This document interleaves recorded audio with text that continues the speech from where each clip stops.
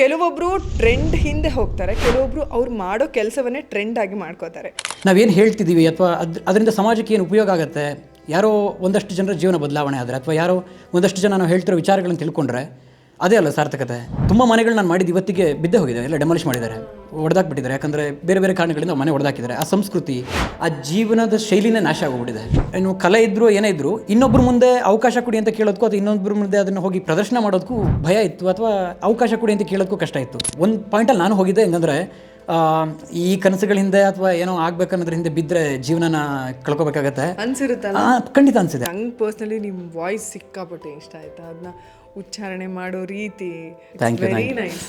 ಅಂದರೆ ಅದೇ ನನಗೆ ಎಲ್ಲೋ ಒಂದು ಕಡೆ ನನ್ನ ಅಕ್ಷರಗಳು, ನನ್ನ ಧ್ವನಿ, ಅದೇ ನನ್ನನ್ನು ಅಥವಾ ನಾನು ಆಯ್ಕೆ ಮಾಡೋ ವಿಚಾರಗಳೇ ಇಲ್ಲಿವರೆಗೂ ಕರ್ಕೊಬಂತು ಅಂತ ಅನ್ಸುತ್ತೆ. ಒಂದು ಜಾಗವನ್ನು ಜನರ ಮುಂದೆ 2 ನಿಮಿಷದ ಕತೆ ಹೇಳೋದು ಎಷ್ಟು ಕಷ್ಟನೋ ಅದರ 10 ಪಟ್ಟು ಕಷ್ಟ ಅದರ ಹಿಂದಿನ ಕೆಲಸ. ಪರ್ಮಿಷನ್. ಇಷ್ಟು ದಿನದ ಬದುಕಲ್ಲಿ ನನಗೆ ಅನ್ಸುತ್ತೆ ಸುಮಾರು ಸರಿ ಅಂತ, ನನಗೆ ಈ ಜಾಗಕ್ಕೆ ನಾನು ಈ ಹಿಂದೆ ಬಂದಿದ್ದೀನಿ, ನಂಗೆ ಗೊತ್ತು ನಾನು ಇಲ್ಲಿಗೆ ಹೋಗಿದ್ದೀನಿ, ಇಲ್ಲಿ ಹತ್ತಿದ್ದೀನಿ ಅಂತ ಎಷ್ಟು ಕ್ಲಿಯರಾಗಿ ಅನ್ಸುತ್ತೆ ಅಂದರೆ ಒಂದೊಂದ್ಸಲಿ ಮೈಕೈಲ ಜುಮ್ ಅಂತ ಅನ್ಸ್ಬಿಟ್ಟು ನನಗೆ ಇವಾಗಲೂ ಅನಿಸ್ತಿದೆ ಹೇಳ್ತಿರೋದ. ಮಲೆನಾಡಿನ ಬಗ್ಗೆ ಒಂದು ವಿಡಿಯೋ ಮಾಡಿದೆ, ನಮ್ಮ ಮಲೆನಾಡು ಹೇಗೆ ಏನು ಅಂತ. ತುಂಬ ಮಲೆನಾಡು ಇರೋರಿಗೆ ಕನೆಕ್ಟ್ ಆಯಿತು. ಅಲ್ಲಿಯ ಮನೆಗಳನ್ನು ಹುಡುಕ್ತಾ ಹೋದೆ. ನನ್ನ ಅಕ್ಕಪಕ್ಕದಲ್ಲಿ ಒಂದಷ್ಟು ಮನೆಗಳಿದ್ದು, ತುಂಬ ಒಂದು 100-200 ಜನ ಚಂದ, ಮನೆ ಚಂದ, ಅಲ್ಲಿ ಪರಿಸರ ಚಂದ. ಈ ಇನ್ಸ್ಟಾಗ್ರಾಮ್ಗಳಲ್ಲಿ, ಈ ಸೋಷಿಯಲ್ ಮೀಡಿಯಾದಲ್ಲಿ ತುಂಬ ಪ್ರಭಾವ ಬೀರೋದು ಯಾವುದು ಅಂದರೆ ಕೆಟ್ಟ ವಿಚಾರಗಳು. ಯಾರೋ ಒಬ್ಬ ಕೆಟ್ಟದಾಗ ಮಾತಾಡ್ತಾನೆ, ಅದು ಬೇಗ ಪ್ರಭಾವ ಬೀರುತ್ತೆ. ಒಳ್ಳೆ ವಿಚಾರಗಳು ಸಿಕ್ಕಾಪಟ್ಟೆ ಕಡಿಮೆ. ನಿಮ್ಮ ಲೈಫಲ್ಲಿ ಕೆಲವೊಂದು ಕಾಡೋ ವಿಷಯಗಳಿರುತ್ತೆ, ಖುಷಿ ವಿಷಯಗಳು ಅಥವಾ ದುಃಖದ ವಿಷಯಗಳು ಅಥವಾ ಭಯಪಡಿಸಿರುವಂಥ ವಿಷಯಗಳು, ಯಾವುದಾದ್ರೂ ನಮ್ಮೊಟ್ಟಿಗೆ ಶೇರ್ ಮಾಡಬಹುದು ಅನ್ನೋದಾದರೆ? ರಿಯಲಾಗಿ ನಾನು ಎನರ್ಜಿ ಫೀಲ್ ಮಾಡಿದ್ದು ಅಥವಾ ಏನೋ ನೆಗೆಟಿವ್ ಅಥವಾ ಏನೋ ಒಂದಲ್ಲೇನೋ ನಡೆದಿದೆ ಅನ್ನೋದ್ರಲ್ಲಿ ನೆಗೆಟಿವ್ ಎನರ್ಜಿ ಇರುತ್ತೆ, ಅಥವಾ ಪಾಸಿಟಿವ್ ಇರೋದು ಆ ಮನೇಲಿ ನಾನು ಫೀಲ್ ಮಾಡಿದೆ. ಹೇಗಂದರೆ, ಆ ಮನೆ ನಾನು ಮೊದಲು ಹೆಜ್ಜೆ ಇಟ್ಟ ತಕ್ಷಣ ಇರೋದೊಂದು ಲೈಫ್ ನಾನೊಂದು ಒಂದು ಕವನ ಬರೆದಿದ್ದೇನು, ಸಂಪಾದಿಸು ಹಣದ ಜೊತೆಗೆ ನೆನಪುಗಳನ್ನು, ಹಾಗೆ ಸುತ್ತಾಡು ನೆನಪುಗಳ ಜೊತೆಗೆ ನೆಮ್ಮದಿ ಕೊಡೋ ಜಾಗಗಳನ್ನು. ಯಾಕಂದರೆ ಇರೋದು ಒಂದೇ ಜನ್ಮ, ಒಂದೇ ಜೀವನ, ನಾಳೆಯ ಚಿಂತೆಗಳಲ್ಲಿ ಬದುಕುತ್ತಾ ಕಳೆದುಕೊಳ್ಳಬೇಡ ಇಂದಿನ ನಿನ್ನ ಅಮೂಲ್ಯವಾದ ಕ್ಷಣಗಳನ್ನು ಅಂತ ಬರೆದಿದೆ. ಅದರ ಸಾರಾಂಶನೇ ಇರೋದೊಂದು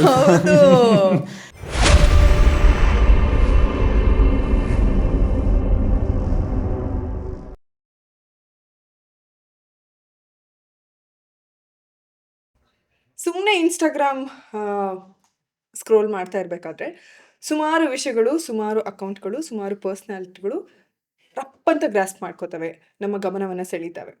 ಅದರಲ್ಲೂ ನನ್ನ ವಿಷಯದಲ್ಲಿ ಬರೋದಾದರೆ, ನನಗೆ ಯಾವುದಾದ್ರೂ ವಿಭಿನ್ನವಾದ ಅಥವಾ ಯಾವುದಾದ್ರೂ ಒಂದು ವಿಷಯದ ಬಗ್ಗೆ ಸಿಕ್ಕಾಪಟ್ಟೆ ಆಳವಾದಂಥ ಇನ್ಫಾರ್ಮೇಷನ್ ಕೊಡ್ತಾ ಇದ್ದರೆ ನಂಗೆ ಸಿಕ್ಕಾಪಟ್ಟೆ ಖುಷಿ ಆಗುತ್ತೆ. ಯಾಕಂದರೆ ಈಗಿನ ಯುಗದಲ್ಲಿ ಕಾಂಟೆಂಟ್ ಕ್ರಿಯೇಷನ್ ಅನ್ನುವಂಥ ಹೆಸರಲ್ಲಿ ಸಿಕ್ಕಾಪಟ್ಟೆ ನೆಗೆಟಿವಿಟಿನೇ ತುಂಬಿಸ್ತಾ ಇರುವಂಥ ಒಂದು ಕಾಲಮಾನದಲ್ಲಿ ಯಾರೋ ಒಬ್ಬರು ಒಂದು ಕ್ರಿಯೇಟಿವ್ ಆಗಿ ಟ್ರೆಂಡಿಗೆ ಆಪೋಸಿಟ್ ಆಗಿ ಹೋಗುವಂಥ ಕೆಲಸವನ್ನು ಮಾಡ್ತಾರೆ ಅಂದರೆ ಅದಕ್ಕಿಂತ ಸಂತೋಷ ಇನ್ನೇನು ಅಲ್ವಾ? ಎಸ್, ಮಿಲೆಕ್ಸ್ ಅವರು ಹೆಮ್ಮೆಯಿಂದ ಅರ್ಪಿಸ್ತಿರುವಂತಹ ಇರೋದೊಂದು ಲೈಫ್ ಕಾರ್ಯಕ್ರಮಕ್ಕೆ ನಿಮ್ಮೆಲ್ಲರಿಗೂ ಸ್ವಾಗತಿಸ್ತಾ ಇದ್ದೀನಿ. ನಾನು ನಿಮ್ಮ ಪ್ರೀತಿಯ Aditi Prabhudeva. So yes, content creation ಅಂದ ತಕ್ಷಣ ನನ್ನ ಮುಂದೆ ಹಿಂಗೆ ಅಂತ ಒಂದು ಸ್ವಲ್ಪ ಜನ ಬರ್ತಾರೆ, ಆಯಿತಾ?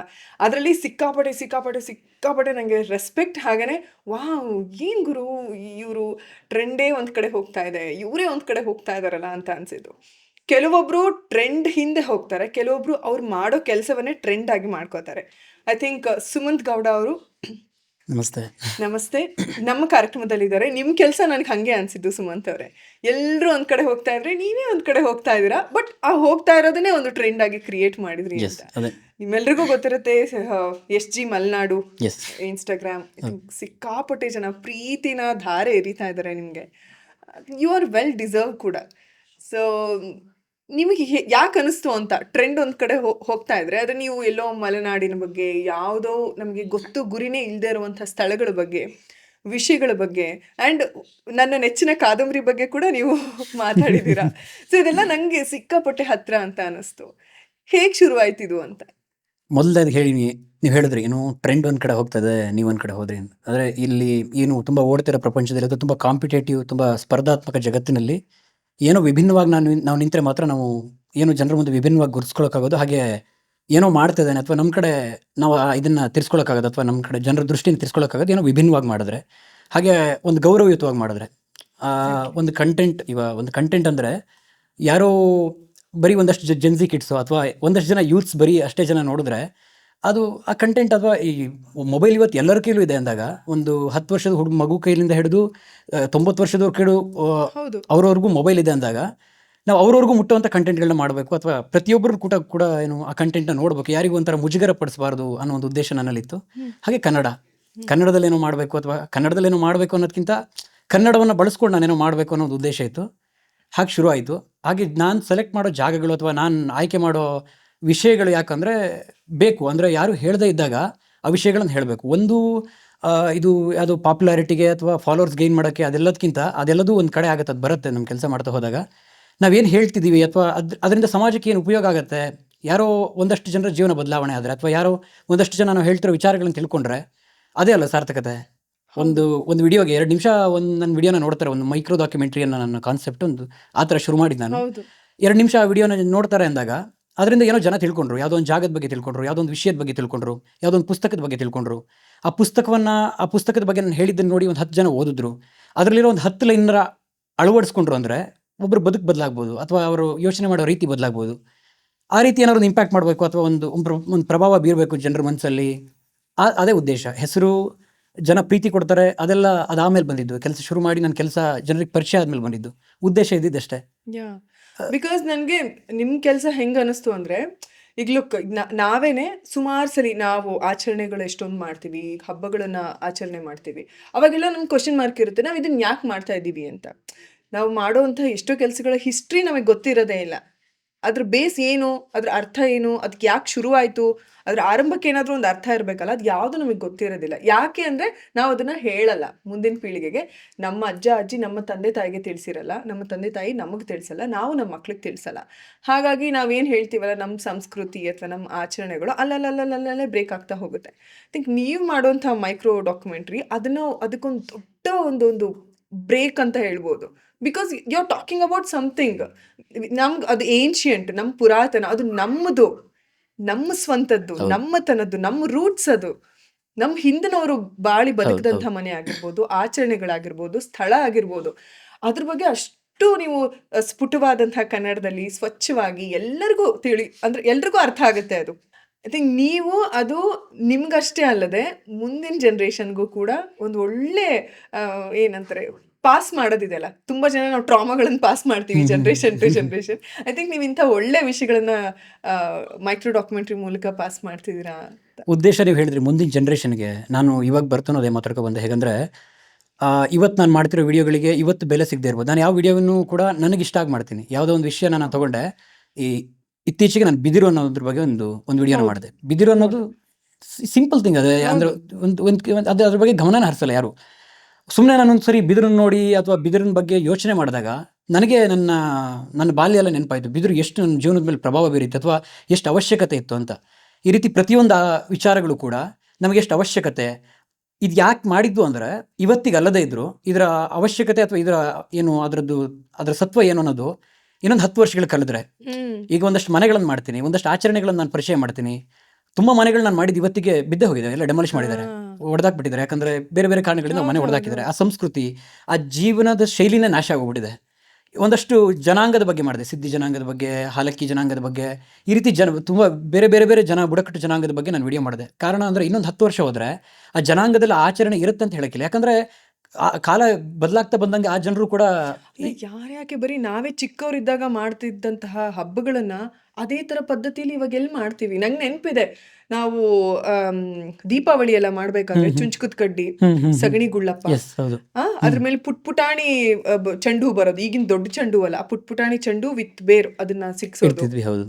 ಆಮೇಲೆ ಗುಳ್ಳಪ್ಪನ್ ಮಾಡಿ ಅದ್ರ ಕೆಳಗಡೆ ನಾವು ಕುಂಕುಮ ಅರಿಶಿನ ಹಚ್ಚಿ ಮದ್ದಕ್ಕಿಟ್ಟು ಅದನ್ನ ಪೂಜೆ ಮಾಡಿ ಅದ್ರ ಮೇಲೆ ಚುಂಚ್ಕುದ್ ಕಡ್ಡಿ ಅದೆಲ್ಲ ಇಟ್ಟು ಪೂಜೆ. ಇವಾಗ ಎಲ್ಲಿ ಹೆಜ್ಜೆನದ್ದು ಅಂದ್ರೆ ಅದು ಹೋಗ್ತಾ ಬರುತ್ತೆ. ಯಾಕೆ ಬಿಕಾಸ್ ಅದ್ ಯಾಕೆ ಮಾಡ್ತಿದ್ವಿ ಅಂತ ನಮ್ಗೆ ಯಾರು ಹೇಳಿಲ್ಲ. ಮುಖ್ಯ ಅದೇ ನೋಡಿ, ಅಂದ್ರೆ ಕಾರಣಗಳು ಗೊತ್ತಿಲ್ಲ. ಪ್ರತಿಯೊಂದು ಆಚರಣೆಗೂ ಕೂಡ ಒಂದು ವೈಜ್ಞಾನಿಕವಾದ ಕಾರಣ ಇರುತ್ತೆ. ಈಗ ನಾವೇನು ಕೆಲವು ಮೂಢನಂಬಿಕೆ ಅಂತೀವಿ ಇತ್ತೀಚೆಗೆ, ಅಥವಾ ನಮ್ಮ ಧರ್ಮದಲ್ಲಿರೋ ಸಂಪ್ರದಾಯಗಳನ್ನು ಮೂಢನಂಬಿಕೆ ಅಂತಿದ್ವಿ. ಯಾರು ಮೂಢನಂಬಿಕೆ ಅಂತಾರೆ ಅದ್ರ ಬಗ್ಗೆ ಅರಿವು ಇಲ್ಲೇ ಇರೋರು. ಕಾರಣ ಪ್ರತಿಯೊಂದು ಆಚರಣೆಯ ಹಿಂದೆನೂ ಕೂಡ ಒಂದು ವೈಜ್ಞಾನಿಕ ಕಾರಣ ಇದ್ದೇ ಅವತ್ತಿನವರು ಅದನ್ನ ಸೃಷ್ಟಿ ಮಾಡಿದ್ರು. ಆ ಕಾರಣ ನಮಗೆ ಗೊತ್ತಿಲ್ಲದೆ ಇದು ಬಿಡು ಇದೇನೋ ಸುಮ್ಮನೆ ಮಾಡ್ತಿದ್ರಣ, ನಾವೇನಂದ್ರೆ ಅದೊಂದು ಪ್ರೋಸೆಸ್. ನಾವೊಂದು ಹಬ್ಬನ ಈ ಥರ ಹಿಂಗೆ ಮಾಡಬೇಕು ಅನ್ನೋ ಥರ ಮಾಡ್ತೀವಿ ಹೊರತು ಅದರ ಕಾರಣ ಏನು? ಈಗ ಮಾವಿಂದ ಹಲಸಿನ ಎಲೆನ ಹಾಕಿ ತೋರಣ ಏನಕ್ಕೆ ಕಟ್ತೀವಿ? ಹೌದು. ಇದು ಯಾವುದು ಗೊತ್ತಿಲ್ಲದೇನೆ ನಾವು ಅದರಿಂದ ದೂರ ಆಗ್ತಿದ್ವಿ. ಅದು ಈಗ ಆಮೇಲೆ ಇನ್ನಂದ್ರೆ ಹಳ್ಳಿಯಿಂದ ಜನ ಕೆಲಸಕ್ಕೆ ಸಿಟಿಗೆ ಜೀವನ ಬರ್ತಾರೆ. ಶೈಲಿನೂ ಹೌದು. ನಾವು ಹೌದು. ಯಾರನ್ನೂ ಇವತ್ತಿಗೆ ದೂರಕ್ಕಾಗಲ್ಲ. ಈ ಜನ ಬದಲಾಗ್ತಿದ್ದಾರೆ ಅಂತ ಬದುಕನ್ನು ಹುಡ್ಕೊಂಡು ನಗರಗಳಿಗೆ ಬರಲೇಬೇಕು. ನಗರಕ್ಕೆ ಬಂದಾಗ ಆ ಹಳ್ಳಿ ಜೀವನ ಶೈಲಿ ಏನಿರುತ್ತೆ, ಆ ಸಂಪ್ರದಾಯಗಳೇನಿರುತ್ತೆ, ಎಷ್ಟೋ ಜನ ಅವರ ಆ ಹಬ್ಬಗಳಲ್ಲಿ ಅದ್ರ ಮನೆಗೆ ಹೋಗಕ್ಕಾಗಲ್ಲ ಅಥವಾ ಆಚರಣೆಗಳು ಮಾಡೋಕ್ಕಾಗಲ್ಲ. ಅದು ಬದಲಾಗ್ತಾ ಬರುತ್ತೆ. ಅಂದರೆ ನಾವಿಲ್ಲಿ ಯಾರನ್ನೂ ದೂರಕ್ಕಾಗಲ್ಲ. ಇದರ ಉದ್ದೇಶ ಅಲ್ಲಿಗೆ ನನ್ನ ಕಂಟೆಂಟ್ ಹೇಗೆ ರಿಲೇಟ್ ಮಾಡ್ತೀನಿ ಅಂದರೆ, ಅದು ಉಳ್ಕೊಳ್ಳಿ. ಒಂದು 10 ವರ್ಷ ಬಿಟ್ಟು ಅಥವಾ ಒಂದು 20 ವರ್ಷ ಬಿಟ್ಟು ಯಾವತ್ತೋ ನನ್ನ ಯೂಟ್ಯೂಬ್ ಡಾಕ್ಯುಮೆಂಟ್ರಿನ ಅಥವಾ ನನ್ನ ಇನ್ಸ್ಟಾಗ್ರಾಮ್ ಡಾಕ್ಯುಮೆಂಟ್ರಿನ ನೋಡಿದ್ರೆ ಈ ಥರದೊಂದು ಆಚರಣೆ ಇತ್ತು ಅನ್ನೋದರಿಗೆ, ಹೆಂಗೆ ಝೂಗಳಲ್ಲಿ ತುಂಬ ಏನು ವಿರಳವಾಗಿರೋ ಪ್ರಾಣಿಗಳನ್ನು ಶೇಖರಿಸಿ ಅಥವಾ ಹೌದು, ಹೌದು. ಇಟ್ಟು ಜನಕ್ಕೆ ಇದು ಇತ್ತು ಅಂತ ತೋರಿಸ್ತಾರಲ್ಲ, ಆ ಪ್ರಯತ್ನ ನಾನು ಮಾಡ್ತಿರೋದು. ಈಗ ಇತ್ತೀಚೆಗೆ ಒಂದು ಅಂಕೋಲಾ ಅಂತ ಒಂದು ಮನೆ ಮಾಡಿದೆ. ಹೌದು. ನಾನು ಮನೇನು ಮಾಡಿ, ನಾನು ತುಂಬ ಅಂದರೆ ತುಂಬ ಟೈಟ್ ಸ್ಕೆಡ್ಯೂಲ್ ಇದ್ದೆ. ಅಲ್ಲಿ ಆ ಮನೆಗೆ ಹೋಗೋ ಚಾನ್ಸಸ್ ಇರಲಿಲ್ಲ ನನಗೆ. ಅಲ್ಲಿಂದ ಹೇಳಿದ್ರು ಒಂದು 3 ದಿನದಲ್ಲಿ ಆ ಮನೇನ ಹೊಡೆದಾಕ್ತಾರೆ ಅಂತ. ಅದ್ಭುತವಾಗಿರೋ ಮನೆ, ಅದ್ಭುತವಾಗಿ ವಾಸ್ತುಶಿಲ್ಪ ಇರೋ ಮನೆ. ಎಷ್ಟು ವಸ್ತುಗಳಿದಾವಲ್ಲ ಹೌದು, ತುಂಬ ಅದ್ರೊಳಗೆ, ವಸ್ತುಗಳಿದ್ದಂಥ ತುಂಬಾ ಮನೆ. ವಸ್ತುಗಳು. ನಾನು ಅದನ್ನ ವಿಡಿಯೋನ ಮಾಡ್ಬಂದು ನಾನು ಪಬ್ಲಿಷ್ ಮಾಡಿ 2 ದಿನಕ್ಕೆ ಮನೆ ಕಂಪ್ಲೀಟ್ ನೆಲಸಮ ಆಯಿತು. ನನಗೊಂದು ಬೇಜಾರನೂ ಆಯಿತು. ಅದಾದಮೇಲೆ ಒಂದು ಖುಷಿ, ಒಂದು ಆತ್ಮತೃಪ್ತಿ ಏನು ಸಿಕ್ತು ಅಂದರೆ, ಓಕೆ, ಕೊನೆ ಬಾರಿ ಇದನ್ನು ದಾಖಲಿಸಿಟ್ನಲ್ಲ, ಇವತ್ತಲ್ಲ ಅಂದರೂ ಅದಾದಮೇಲೆ ಅದ್ರ ಎಷ್ಟೋ ಜನರ ಭಾವನೆ ಕಮೆಂಟ್ಗಳಲ್ಲಿ ಬಂತು. ಈ ಮನೇಲಿ ನಾವು ಓಡಾಡಿದ್ವಿ, ಮನೆ ನೋಡಿದ್ವಿ, ಅಲ್ಲೇನೋ ಅಂಗನವಾಡಿ ಕಲ್ತಿದ್ವಿ, ತುಂಬ ಜನರ ಭಾವನೆ ಕಮೆಂಟಲ್ಲಿ ಬಂತು. ಸಾರ್ಥಕತೆ ಅನಿಸ್ತು ನನಗೆ ಆ ಕೆಲಸ. ಏನಂದರೆ ಮಾಡಿದ ಸಾರ್ಥಕ ಆಯ್ತು. ಇನ್ನೊಂದು 10 ವರ್ಷ ಬಿಟ್ಟರೆ ಇದನ್ನು ನೋಡಿ ಈ ಥರದೊಂದು ಇತ್ತು ಅಂತ ನೋಡ್ತಾರಲ್ಲ, 10 ವರ್ಷ ಅಲ್ಲ ಅದು. ಅಂದರೆ ಈ ಹಿಂದಿನ ಸೆಕೆಂಡ್ ನಡೆದ್ರೆ ನೆಕ್ಸ್ಟ್ ಸೆಕೆಂಡ್ಗೆ ಅದು ನೆನಪಲ್ವಾ? ಅಂದರೆ ಇವಾಗ ಹಿಂದಿನ ನಿಮಿಷದಲ್ಲಿ ನಡೆದಿದ್ರೆ ನೆಕ್ಸ್ಟ್ ನಿಮಿಷಕ್ಕೆ ಅದು ನೆನಪೆ ಅಂದಾಗ ಒಂದಷ್ಟು ವರ್ಷಗಳು ಹೋಗ್ತಾ ಹೋಗ್ತಾ ಅದಕ್ಕೆ ತುಂಬ ಬೆಲೆ ಸಿಗತ್ತೆ. ಈಗಾಗಲೇ ಸಿಕ್ಕಿದೆ, ಜನರು ಅಪಾರವಾದ ಪ್ರೀತಿಯನ್ನು ಕೊಟ್ಟಿದ್ದಾರೆ. ಅದು ಬಿಟ್ಟು ಅದಕ್ಕೆ ಸಿಗಬೇಕಾದ, ಅದಕ್ಕೆ ದಕ್ಕಬೇಕಾದ ಬೆಲೆ ಏನು ಸಿಗುತ್ತೆ ಅನ್ನೋ ಕಾರಣಕ್ಕೆ, ಆ ಉದ್ದೇಶದಿಂದ ಈ ರೀತಿ ಹಳೆ ವಿಚಾರಗಳನ್ನು, ಸ್ವಲ್ಪ ವಿಭಿನ್ನವಾಗಿರೋ ವಿಚಾರಗಳನ್ನು ಅವನು ಹುಡ್ಕೋಗಿರೋದು ನಾನು. Very nice. ನೀವು ಬೇಸಿಕಲಿ ಏನು ಕೆಲಸ ಮಾಡ್ತಿರೋದು ಸುಮಂತ್? ಮೊದಲನೇದಾಗಿ ನಾನು ನಾನೊಬ್ಬ ರೈತನ ಮಗ. ಮಲೆನಾಡು, ನಮ್ಮದು ಕಾಫಿ, ಅಡಿಕೆ ಈ ಥರದ್ದು ಬೆಳೆಗಳನ್ನು ಬೆಳ್ಕೊಂಡಿದ್ದವನು. ಬಾಲ್ಯದಿಂದನೂ ಪ್ರಕೃತಿ ಜೊತೆ ಒಡನಾಟ, ಹಾಗೆ ಕೃಷಿಲೇ ನಾನು ಬಂದವನು. ಎಜುಕೇಷನ್ ಅಷ್ಟೇ. ನೀವು ಕೃಷಿ ಮಾಡ್ತಿದ್ದೀರಾ ಅಥವಾ? ಇವಾಗಲೂ ಕೃಷಿ ಅಂದರೆ, ಹೇಗೆ ಅಂದರೆ, ನಾನು ಮೊದಲು ನನ್ನ ಡಿಗ್ರಿ ಮುಗಿಸಿದಾಗಲೂ ನನಗೆ ಮನಸ್ಸಿದ್ದು, ಓಕೆ, ಎಲ್ಲೂ ಊರನ್ನ ಬಿಟ್ಟೆಲ್ಲೂ ಹೋಗೋದು ಬೇಡ, ಮನೇಲೇ ಇದ್ಬಿಡೋಣ, ಹೆಂಗೋ ಕೃಷಿ ಮಾಡ್ಕೊಂಡಿರೋಣ ಅಂತ. 1 ವರ್ಷದಲ್ಲಿ 1-2 ವರ್ಷದಲ್ಲಿ ನನಗೆ ಗೊತ್ತಾಯ್ತು ಅದು ಕಷ್ಟ ಅಂತ. ಯಾಕಂದರೆ ಕೃಷಿಯಲ್ಲಿ ವರ್ಷಕ್ಕೊಂದ್ಸರಿ ಬದ ಆದಾಯದಲ್ಲಿ ಮನೆ ನಾವು ಬದುಕೋದು ಅಥವಾ ನಮ್ಮ ಕನಸುಗಳಿಗೆ ಇದು ಮಾಡೋದು. ಆವಾಗಲೇ ಕನಸುಗಳು ತುಂಬ ಇತ್ತು. ನಾನು PUC ಅಥವಾ ನನ್ನ 10th, ನನ್ನ SSLC PUC ಮುಗಿಯುವಾಗಲೇ ಕನಸುಗಳು ತುಂಬ ಇತ್ತು. ಆ ಕನಸಲ್ಲಿ ಮೊದಲನೇದಂದರೆ ನಾನು ಅಂದರೆ ಪರಿಚಿತನಾಗಬೇಕು ಅಥವಾ ನನ್ನ ಕೆಲಸ ಪರಿಚಿತನಾಗಬೇಕು ಅನ್ನೋದು ದೊಡ್ಡ ಕನಸಿತ್ತು. ಅದಕ್ಕೆ ಸುಮಾರು ಪ್ರಯತ್ನಗಳು ಮಾಡಿದೆ. ಬೇರೆ ಬೇರೆ ವೇದಿಕೆಗಳಲ್ಲಿ ಅಥವಾ ಬೇರೆ ಇದರಲ್ಲಿ ನಾನು ಕ್ಷೇತ್ರಗಳಲ್ಲಿ ಪ್ರಯತ್ನ ಮಾಡಿದೆ ಅನ್ನೋದಕ್ಕಿಂತ ನಾನು ಹೋಮ್ವರ್ಕ್ ಮಾಡ್ಕೋತಿದ್ದೆ. ಬಟ್ ಎಲ್ಲೂ ನಾನು ಇದು ಮಾಡಲಿಲ್ಲ. ನನಗೇನು ಯೋಚನೆ ಇತ್ತು ಅಂದರೆ, ನನಗಲ್ಲಿ ಏನು ಕಲೆ ಇದ್ದರೂ ಏನೇ ಇದ್ದರೂ ಇನ್ನೊಬ್ಬರ ಮುಂದೆ ಅವಕಾಶ ಕೊಡಿ ಅಂತ ಕೇಳೋದಕ್ಕೂ ಅಥವಾ ಇನ್ನೊಬ್ಬರ ಮುಂದೆ ಅದನ್ನು ಹೋಗಿ ಪ್ರದರ್ಶನ ಮಾಡೋದಕ್ಕೂ ಭಯ ಇತ್ತು, ಅಥವಾ ಅವಕಾಶ ಕೊಡಿ ಅಂತ ಕೇಳೋದಕ್ಕೂ ಕಷ್ಟ ಇತ್ತು. ಏನು ಮಾಡ್ಬೋದು ಅಂದಾಗ ಮೊದಲಿಗೆ ಬರ್ತೀನಿ ಅಂದರೆ, ಡಿಗ್ರಿ ಮುಗಿಸಿ ನಾನು ಬೆಂಗಳೂರಿಗೆ ಬಂದೆ.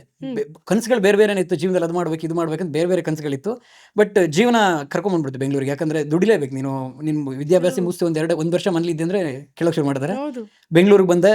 1-1.5 ವರ್ಷವರೆಗೂ ನಾನು ಒಂದು ಫಿನಾನ್ಸಲ್ಲಿ ವರ್ಕ್ ಮಾಡಿದೆ. ತುಂಬ ಕಡಿಮೆ ಸಂಬಳದ ಒಂದು ಫಿನಾನ್ಸಲ್ಲಿ ವರ್ಕ್ ಮಾಡಿದೆ. ತುಂಬ ಕಷ್ಟ ಅನಿಸ್ತು ಬೆಂಗಳೂರು ಜೀವನ ಬಂದಾಗಲೇ. ಆದರೆ 1 ವರ್ಷದ ಬೆಂಗಳೂರು ಜೀವನ ನನಗೆ ಖಂಡಿತವಾಗ್ಲೂ ಬದುಕನ್ನು ಕಲಿಸ್ತು. ಸುಮಾರು ಪಾಠಗಳನ್ನು ಕಲಿಸ್ತು. ಆದರೆ ನನಗೆ ಕಷ್ಟ ಆಗ್ತಿತ್ತು. ಹೆಂಗಂದರೆ, ಬೆಂಗಳೂರಲ್ಲಿ ಬೆಳಗ್ಗೆ ಎದ್ದ ತಕ್ಷಣ ನಾನು ಬಿಲ್ಡಿಂಗ್ಗಳನ್ನು, ವೆಹಿಕಲ್ಗಳನ್ನು, ವಾಹನಗಳನ್ನು ನೋಡ್ಕೊಂಡಿರೋದು ನನಗೆ ಭಾರಿ ಕಷ್ಟ ಆಗ್ತಿತ್ತು. ಹಿಂಗೆ ನನಗೊಂದು ವೈಬ್ರೇಷನ್ ಒಂದು ಇದಾಯಿತು ಅಂದರೆ, ನಾನು ಪ್ರತಿ ಸರಿ ನಾನು ಮತ್ತಿಕೆರೆ ಅನ್ನೋ ಒಂದು ಜಾಗಕ್ಕೆ ನಾನು ಕೆಲಸಕ್ಕೆ ಹೋಗ್ತಿದ್ದೆ. ಯಶವಂತಪುರದವರೆಗೂ ನಾನೊಂದು 3-4 ಕಿಲೋಮೀಟರ್ BMTC ಬಸ್ಸಲ್ಲಿ ಹೋಗ್ತಿದ್ದೆ. ನಾನು ಕಂಪ್ಲೀಟ್ ಒಂಥರ ಯಾವುದೋ ಲೋಕದಲ್ಲಿ ಮುಳುಗಿ ಹೋಗ್ತಿದ್ದೆ. ಅಲ್ಲೊಂದು ಯೂನಿವರ್ಸಿಟಿ ಹೆಸರು ಅಥವಾ ಅದರದ್ದು ಆ ಜಾಗದ ಹೆಸರು ನನಗೆ ನೆನಪಿಲ್ಲ. ಒಂದು ಕಾಡು ಬಂದ್ಬಿಡೋದು, 3 ಕಿಲೋಮೀಟ್ರು ಪಕ್ಕದಲ್ಲಿ ಕಂಪ್ಲೀಟ್ ಕಾಡು. ಆ ಬೆಳೆಸಿರೋ ಕಾಡು ಅನ್ಸುತ್ತೆ. ಅದು ಸ್ವಾಭಾವಿಕವಾದ ಕಾಡು ಬರ್ತಿತ್ತು. ಆ ಕಾಡು ಮುಗಿಯೋವರೆಗೂ ನನಗೆ ಒಂಥರ ಮರುಜನ್ಮ ಸಿಕ್ಕಂಗೆ ಆಗ್ಬಿಡೋದು. ಕಾಡನ್ನು ನೋಡ್ಕೊಂಡು ಅಲ್ಲಿ ತನಕ ಪಾಸ್ ಆಗೋದು. ಖಂಡಿತ, ಹೌದೌದು, ಖಂಡಿತ ನಮ್ಮ ಮೂಲಕ್ಕೆ ಹೋದಂಗೆ ಅನಿಸ್ತಿತ್ತು. ಅದು ಎಲ್ಲೋ ಒಂದು ಕಡೆ ನನಗೆ ಇದು ಮಾಡ್ತಿತ್ತು, ಇದು ನಿನ್ನ ಜಾಗ ಅಲ್ಲ ಅನ್ನೋ ಥರನೇ ಹೇಳ್ತಿತ್ತು. ಬಟ್ ಆದರೆ ವಿಧಿ ಇರಲಿಲ್ಲ. ಅಂದರೆ ದುಡಿಲೇಬೇಕಿತ್ತು. ಬೆಂಗಳೂರು ಅವಕಾಶ, ಯಾಕಂದರೆ ಚಿಕ್ಕಮಗಳೂರು, ನಾನು ಹುಟ್ಟಿ ಬೆಳೆದು ಚಿಕ್ಕಮಗಳೂರಲ್ಲಿ ಅವಕಾಶಗಳು ತುಂಬ ಕಡಿಮೆ. ನೀನು ಒಂದು ಸೌದ್ಯಮ ಮಾಡ್ತೀಯ ಅಂದರೆ ಅಲ್ಲಿ ಅವಕಾಶ ಇದೆ, ಅದಕ್ಕೆ ಹಣ ಬೇಕು, ನೀನು ಇನ್ವೆಸ್ಟ್ ಮಾಡಬೇಕು, ಇಲ್ಲ ಕೃಷಿ ಮಾಡಬೇಕು. ಕೃಷಿಗೆ ಹೇಗಂದರೆ ಎಕರೆಗಟ್ಟಲೆ ಇರಬೇಕು, ತುಂಬ ಜಾಸ್ತಿ. 1 ವರ್ಷ ಬಂತು, 1 ವರ್ಷ ಹೋಯ್ತು. ಬೆಳೆಗಳನ್ನು ನಂಬಕ್ಕಾಗಲ್ಲ, ಕೃಷಿನ ನಂಬಕ್ಕಾಗಲ್ಲ. ಆಮೇಲೆ ಎಕರೆಗಳಷ್ಟಿದ್ರೆ ಅಲ್ಲಿ ನಾವು ಬದುಕ್ಬೋದು, ಅಥವಾ ಏನೋ ಒಂದು ಕನಸು ಮಾಡೋದಕ್ಕೆ. ಇದು ಕನಸು ಕಂಡು ಬಂದವರಿಗೆ ಇದು ದೊಡ್ಡ ಸಾಗರ, ಅವಕಾಶಗಳಿಗೇನು ಇಲ್ಲಿ ಕಡಿಮೆ ಇಲ್ಲ ಅಂತ ಬಂದೆ. ಆದರೆ ಅರ್ಥ ಆಯಿತು 1.5 ವರ್ಷದಲ್ಲಿ ಬೆಂಗಳೂರಿನ ಜೀವನ ನನಗೆ ಹೊಂದಲ್ಲ ಅಂತ.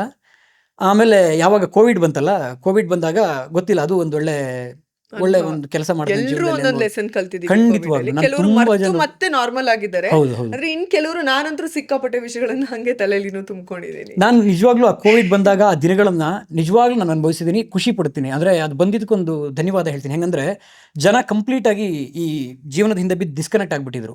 ಎಷ್ಟೋ ಜನ ಅವ್ರವ್ರ ಮನೆಗಳಿಗೆ ಹೋದ್ರು, ಅವ್ರವ್ರದ್ದು ಕೃಷಿ ಭೂಮಿಗಳಿಗೆ ಹೋದ್ರು, ಅಪ್ಪ ಅಮ್ಮನೆಲ್ಲ ಬಿಟ್ಟು ಬಂದವರು ಎಷ್ಟೋ ವರ್ಷಗಳ disputesಗಳು ಕಾಲ ಸಾಲ್ವ್ ಎಸ್ ಆಗಿದ್ದಾವೆ ಆ ತಿಂಗಳುಗಳ ಟೈಮಲ್ಲಿ. ಕಾಲ ಹೋಗಿ ಒಟ್ಟಿಗೆ ಬೆರೆತರು. ವಿಧಿ ಇಲ್ಲದೆ ಯಾವಾಗ್ಲೂ ಮನೆಯಿಂದ ಹೊರಗೆ ಕೆಲಸದಲ್ಲಿ ಇಷ್ಟ ಇಲ್ದಿದ್ರು ಆ ಮುಳುಗಿರ್ತಿದ್ದವರು ಮುಖಗಳನ್ನ ಆ ಮುಖಗಳನ್ನು ನೋಡ್ಕೊಂಡು ಒಳಗೆ ಇದ್ರು. ಅವಾಗ ಎಷ್ಟೋ ಜನರದು ಬದುಕು ಬದಲಾಗಿರ್ಬೋದು. ಆ ಸಮಯದಲ್ಲಿ ನನಗೂ ಕೂಡ ಅನಿಸಿ ನಾನು ವಾಪಸ್ ಹೋದೆ.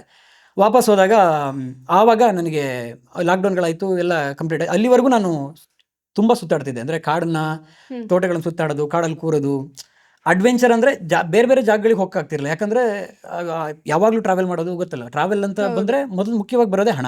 ಸಮಯಕ್ಕಿಂತನೂ ಸಮಯ ಇತ್ತು ಮಾತ್ರ ಅವಾಗ. ಮುಖ್ಯವಾಗಿ ನನ್ನ ಓದುವ ಟೈಮಲ್ಲೂ ಕೂಡ ಅಷ್ಟೇ, ಯಾವುದೇ ಚಿಕ್ಕ ಪುಟ್ಟ ಗುಡ್ಡ ಬೆಟ್ಟಗಳನ್ನು ಹತ್ತಿ ಇಳಿಯೋದು, ಈ ಥರದ್ದು ತುಂಬ ಆಸಕ್ತಿ. ಆಮೇಲೆ ಡಾಕ್ಯುಮೆಂಟ್ರಿಗಳು, ಈಗ ಏನು ತುಂಬ ಡಾಕ್ಯುಮೆಂಟ್ರಿಗಳು ನೋಡ್ತಿದ್ದೆ. ಈ ದ ಅನ್ಸಂಗ್ ಅಂತಿದೆ, ವೈಲ್ಡ್ ಕರ್ನಾಟಕ, ಇವೆಲ್ಲ ಅಂದರೆ ಒಂಥರ ಮನಸ್ಸಿಗೆ ತುಂಬ ನೆಮ್ಮದಿ ಕೊಡೋ ಡಾಕ್ಯುಮೆಂಟ್ರಿಗಳು. ಈ ಥರ ತುಂಬ ಡಾಕ್ಯುಮೆಂಟ್ರಿಗಳು ನೋಡಿದ್ದೀನಿ ಬೇರೆ ಬೇರೆ ಭಾಷೆಗಳಲ್ಲಿ, ನೆಟ್ಫ್ಲಿಕ್ಸಲ್ಲಿ. ಅಬಾಂಡೆಡ್ ಪ್ಲೇಸ್ಗಳು ಅಂತ, ಪಾಳು ಬಿದ್ದ ಜಾಗಗಳ ಡಾಕ್ಯುಮೆಂಟ್ರಿಗಳು.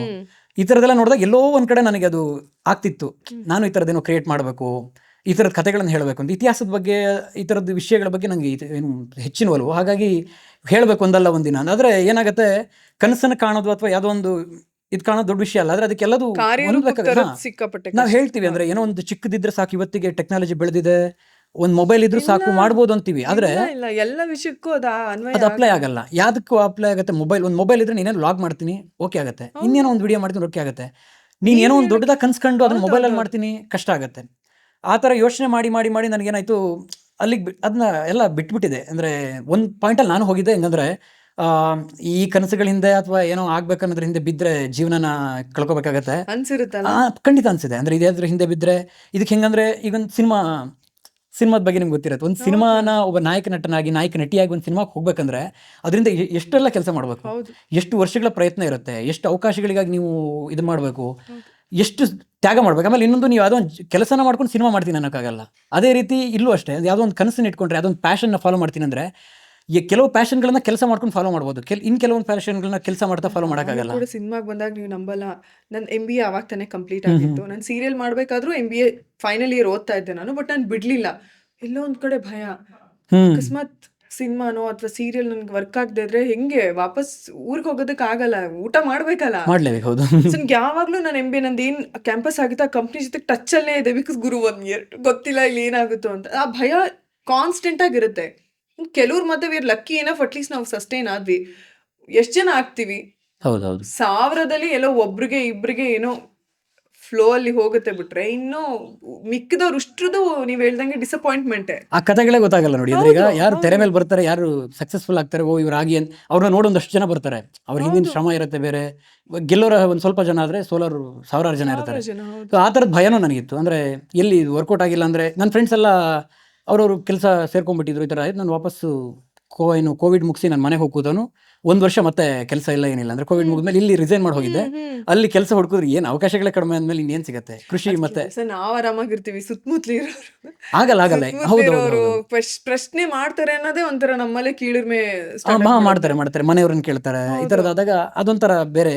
ಮತ್ತೆ ಕೃಷಿಲಿ ತೊಡ್ಕೊಂಡೆ ನಾನು. ಅಂದ್ರೆ ಆ 1 ವರ್ಷನ ನಾನು ಏನು ಹಾಳು ಮಾಡಲಿಲ್ಲ, ಏನು ಮಾಡೋಣ ಅಂತೇಳಿ. ಮತ್ತೆ ಮೊದಲಿಂದನೂ ಕೃಷಿಲಿ ಅಪ್ಪ ತಂದೆ ತಾಯಿ ಜೊತೆ ನಾನು ಅವಾಗಿಂದನೂ ಬೆಂಬಲವಾಗಿ ನಿಂತ್ಕೊಂಡು ಬಂದವರು. ಅಥವಾ ಅವರೆಲ್ಲದನ್ನೂ ಕಲಿಸಿದ್ರು ನಮಗೆ. ಕೃಷಿಯ ಪ್ರತಿ ಕೆಲಸಗಳನ್ನು ಕೂಡ, ಇವನ್ ಕಾಫಿ, ಭತ್ತ, ಅಡಿಕೆ, ಮೆಣಸನ್ನ ಬೆಳೆಯೋಕೆ ಏನೇನು ಕೆಲಸಗಳು ಬೇಕೋ ಎಲ್ಲ ಕೆಲಸಗಳು ಮಾಡಿದ್ವಿ. ಪ್ರತಿಯೊಂದು ಕೆಲಸಗಳು ಗೊತ್ತು ನಮಗೆ.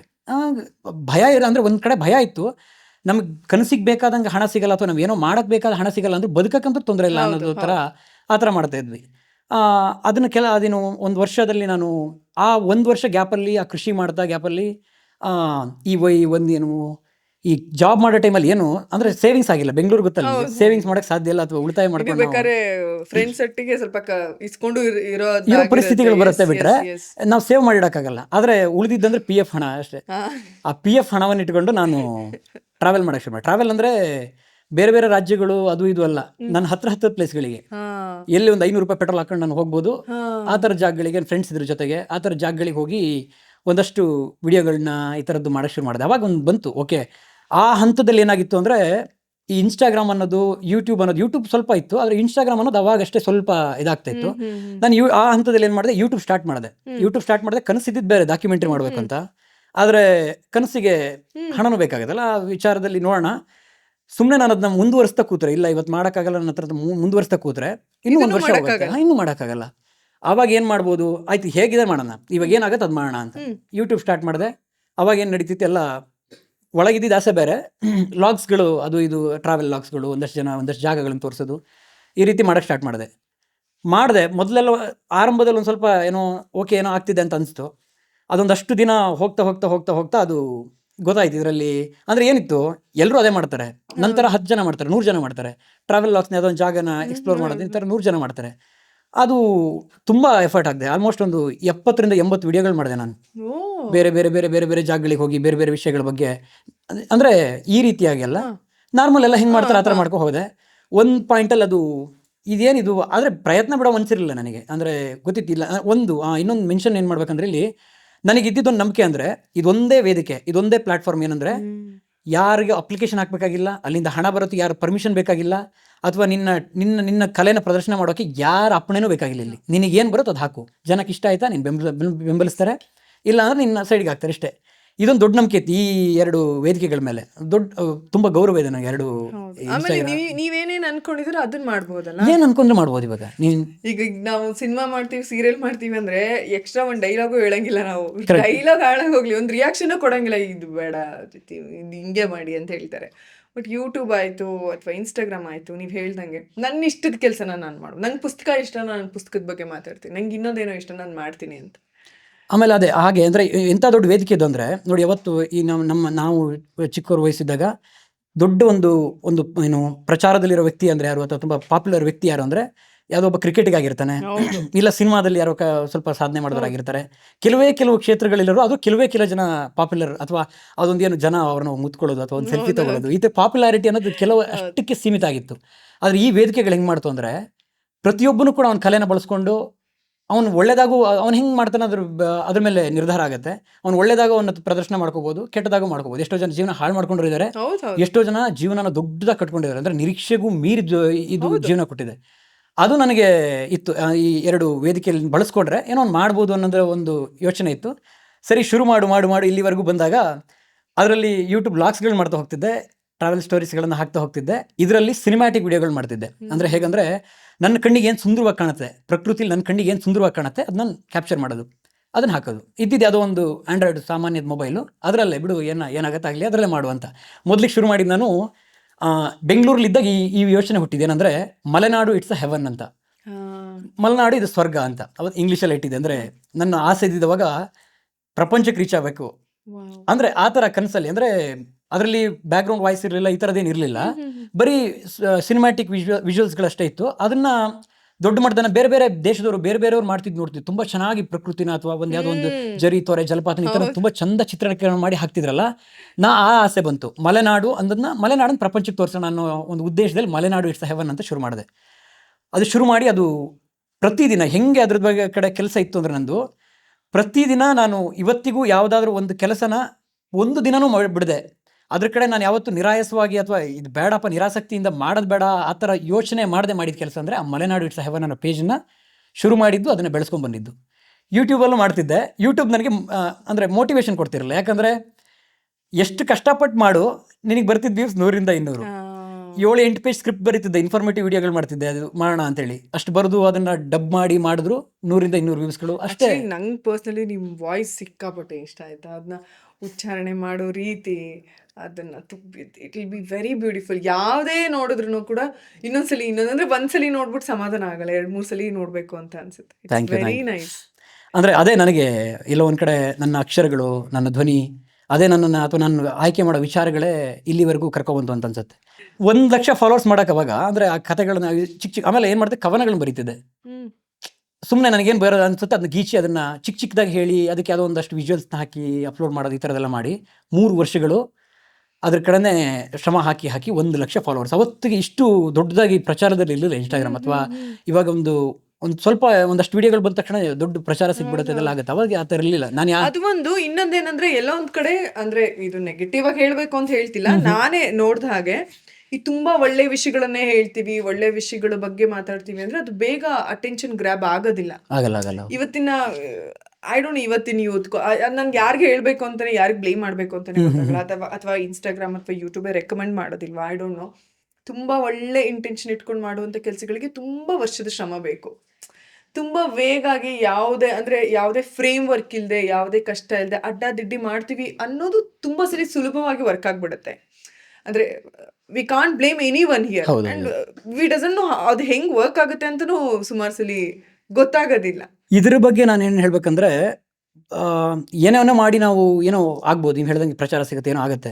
ಆದರೆ ಎಷ್ಟೇ ದೊಡ್ಡ ಬಿಲ್ಡಿಂಗ್ ಕಟ್ತೀನಿ ಅಂದರೂ ಅಡಿಪಾಯ ತುಂಬ ಗಟ್ಟಿ ಇರಬೇಕು.